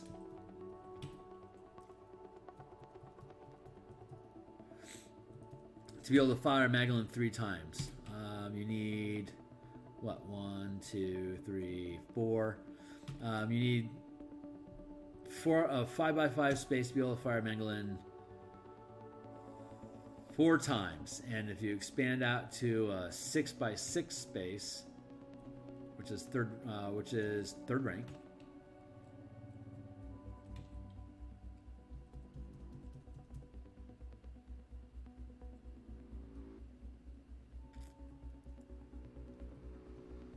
got 10 wasted space over here. Jesus, you could have another. You could have another Mangalin over here. A whole nother Mangalin. That's really funny. Not that you would actually need to fire it, but if you did, 1, 2, 3, 4, 5, 6. Then you can have another character here. 1, 2, 3, 4, 5. 1, 2, 3, 4, 5, 6. Yeah. So these 2 things would be able to fire this commander would be able to fire this one. This commander would be able to work this one. And you've got enough crew, 1, 2, 3 on this one, 1, 2, 3 on this one, to be able to load and reload, to reload it 3 times per round. So you could be doing 3d6 times 10 damage with this one and with this one. So it's a total of 66 damage that you could be cracking out, which is going to be 36 times 5, 150, 180 hit points per round. And your Nautiloid has 600 hit points.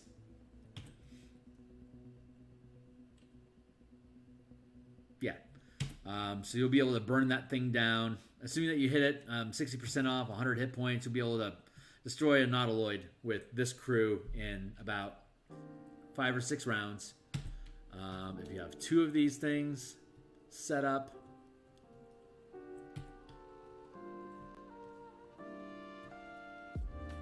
that's 4 weapons. You're going to end up doing 12d6 times 10 damage total across your whole crew, which is going to end up being around 200 hit points. You're 0.65 out of 180. Sorry, out of 360. So you'll be able to burn this thing down in like 3 rounds. So if you have 4 characters, each of them are working a mangonel with a crew, 12d6.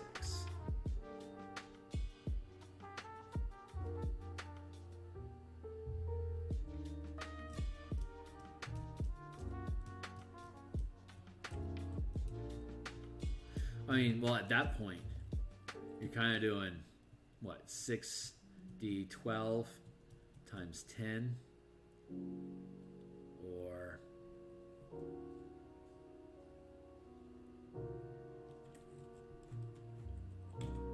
7d10 times 10? Or d6 times 100?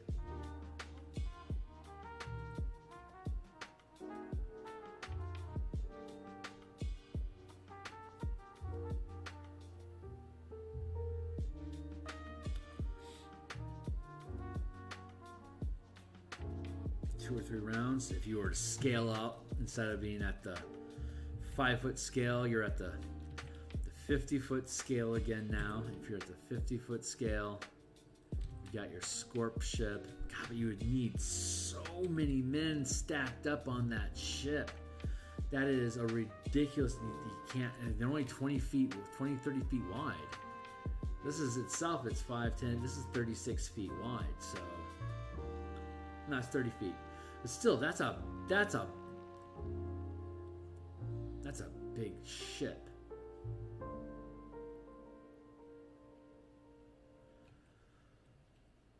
Huh.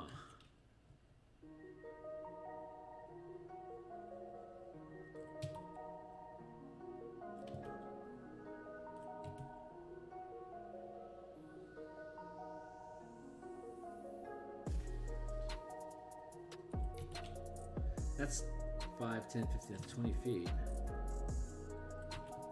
So you could have something set up like that. Or yeah, something like this.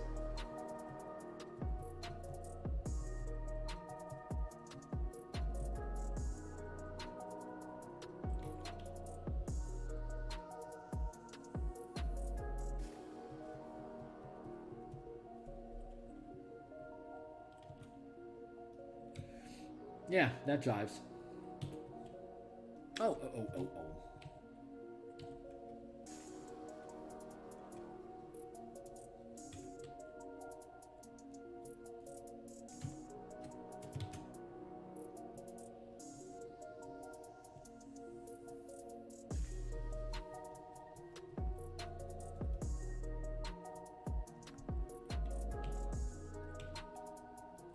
With these many guys around, 4, 8, 10, what is that? 1, 2, 3, 4, 5, 6, 7, 8, 9, 10, 11, 12. With 12 guys around, including you, that's going to give you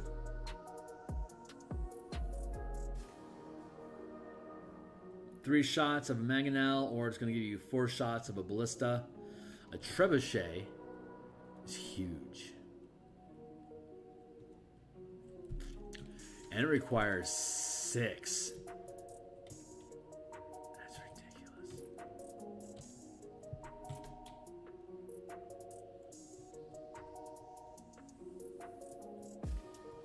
That's 1.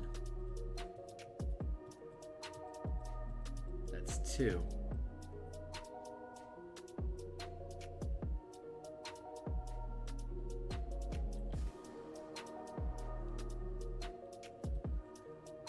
One, 2, 3, 4, 5, 6. 1, 2, 3, 4, 5.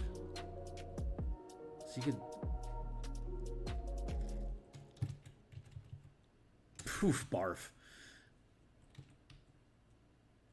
So for a trebuchet to sit in the same space, 1, 2, 3, 4, 5, 6, 7, it can only fire once per round.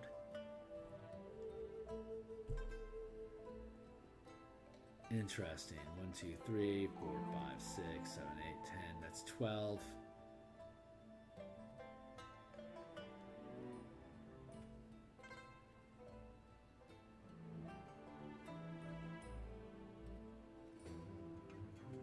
One, 2, 3, 4, 5, 6, 7, 8.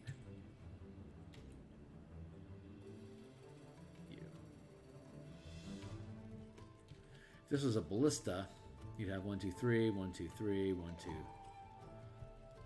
1, 2, 3, 1, 2, 3, 1, 2, 3. And then, oh yeah, 1, 2, 3.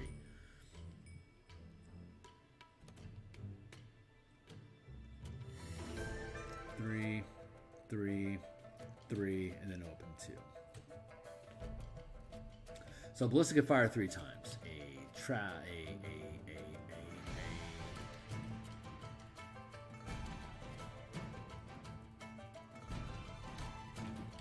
Interesting.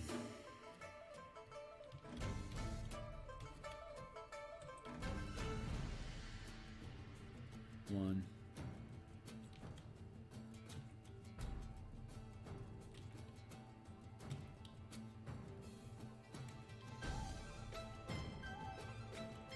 So this can fire twice.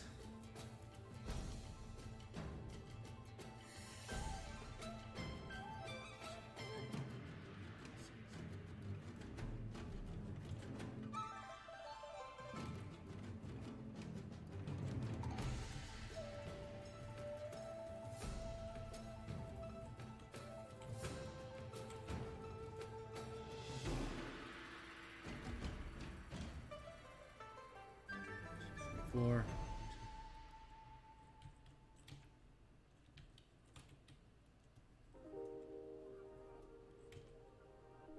Neat. Okay, so this that was a fun little thought experiment. This gargantuan 20-foot by 20-foot space, a trebuchet which does a D8 times 10. I can fire once per round.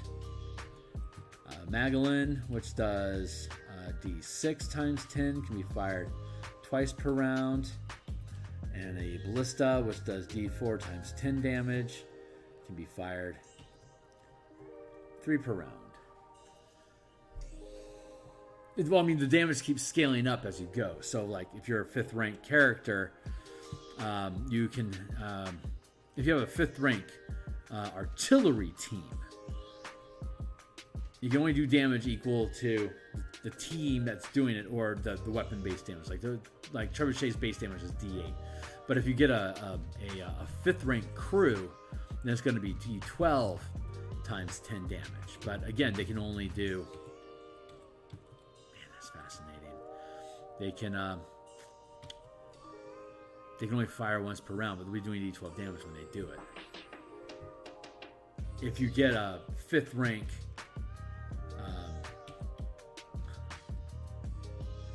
If you get a 5th rank artillery team working a ballista with you, you can do D12 times 10 3 times per round, but it has 1/3 the range that the trebuchet has. So you can only hit with the next square over with a ballista, and it's at disadvantage. A trebuchet can hit up to can hit adjacent to you at normal range, but up to 3 squares away at disadvantage. That's really interesting. Like, it's like you have to close distance to be able to shred things. You can hit stuff. You can hit stuff from a distance, but you're not going to be doing a lot of damage.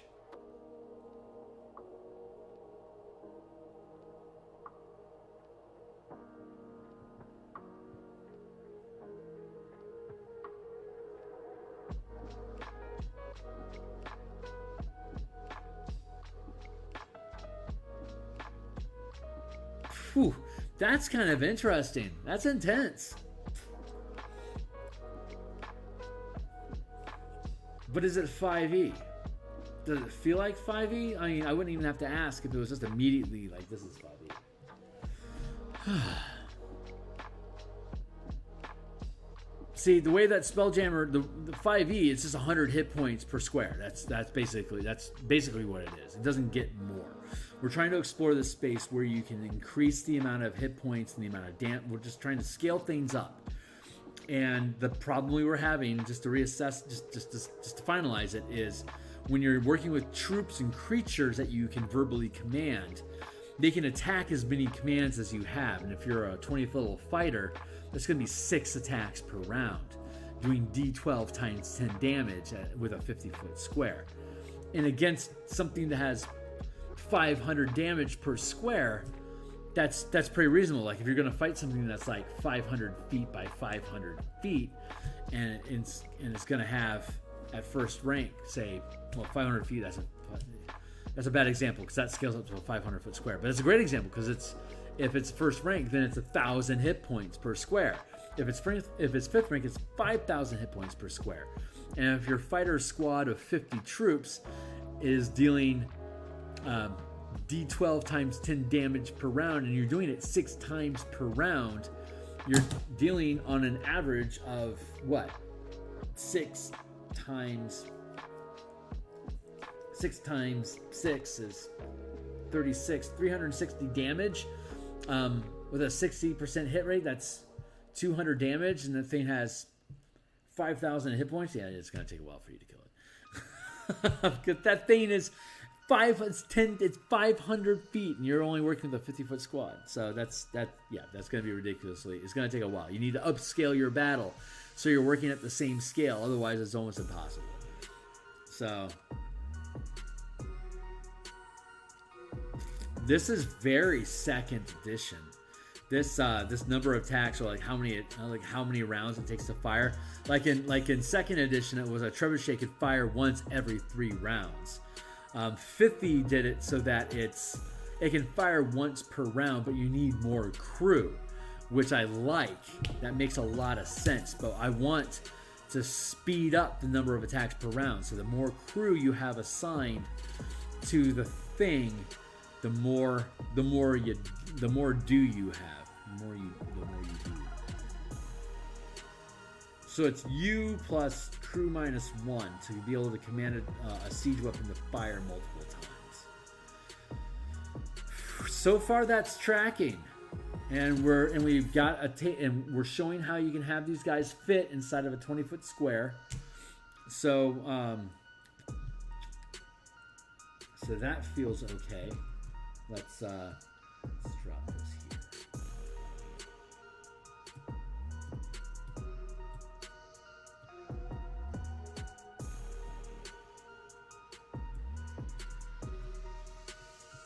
There we go. So how are these things set up?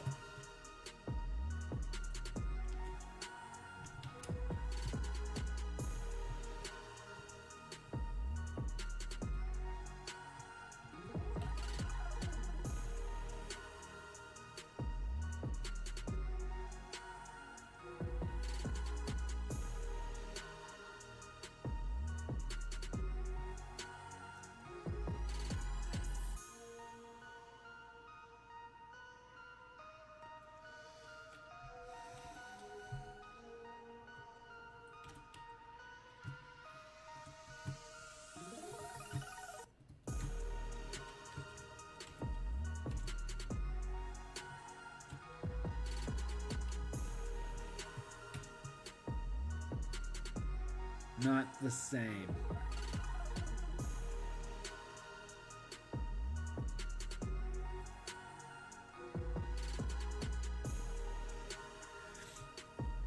Okay.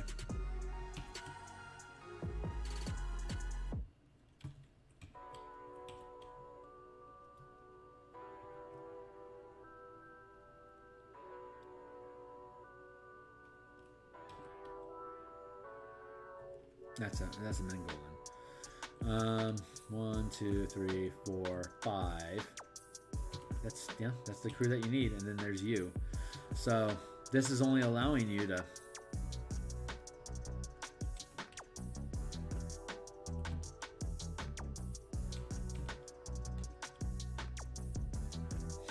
only letting you fit a crew like this at the 5-foot scale.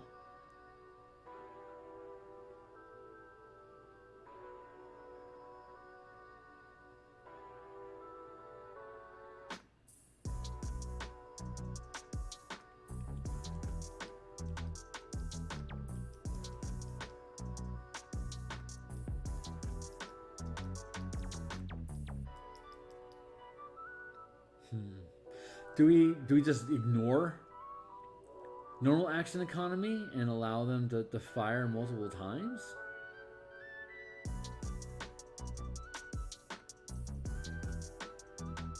I'm gonna have to suss that out. That's something I'm gonna have to look at. So,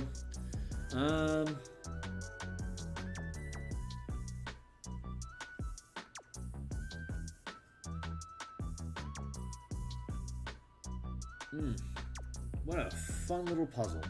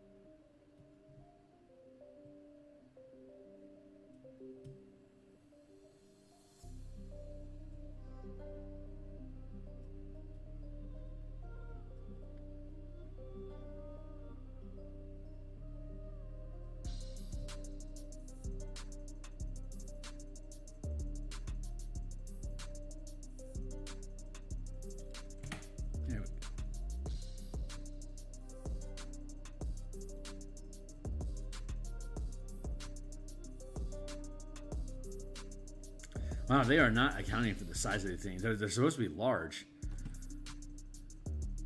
They're not crazy. Let's verify that crap real quick, because that would be handy.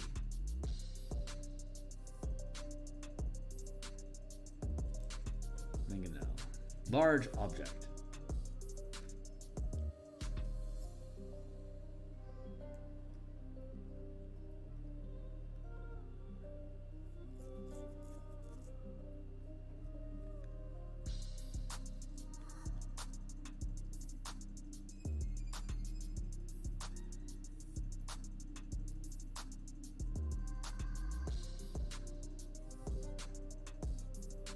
Yep, they're all large objects.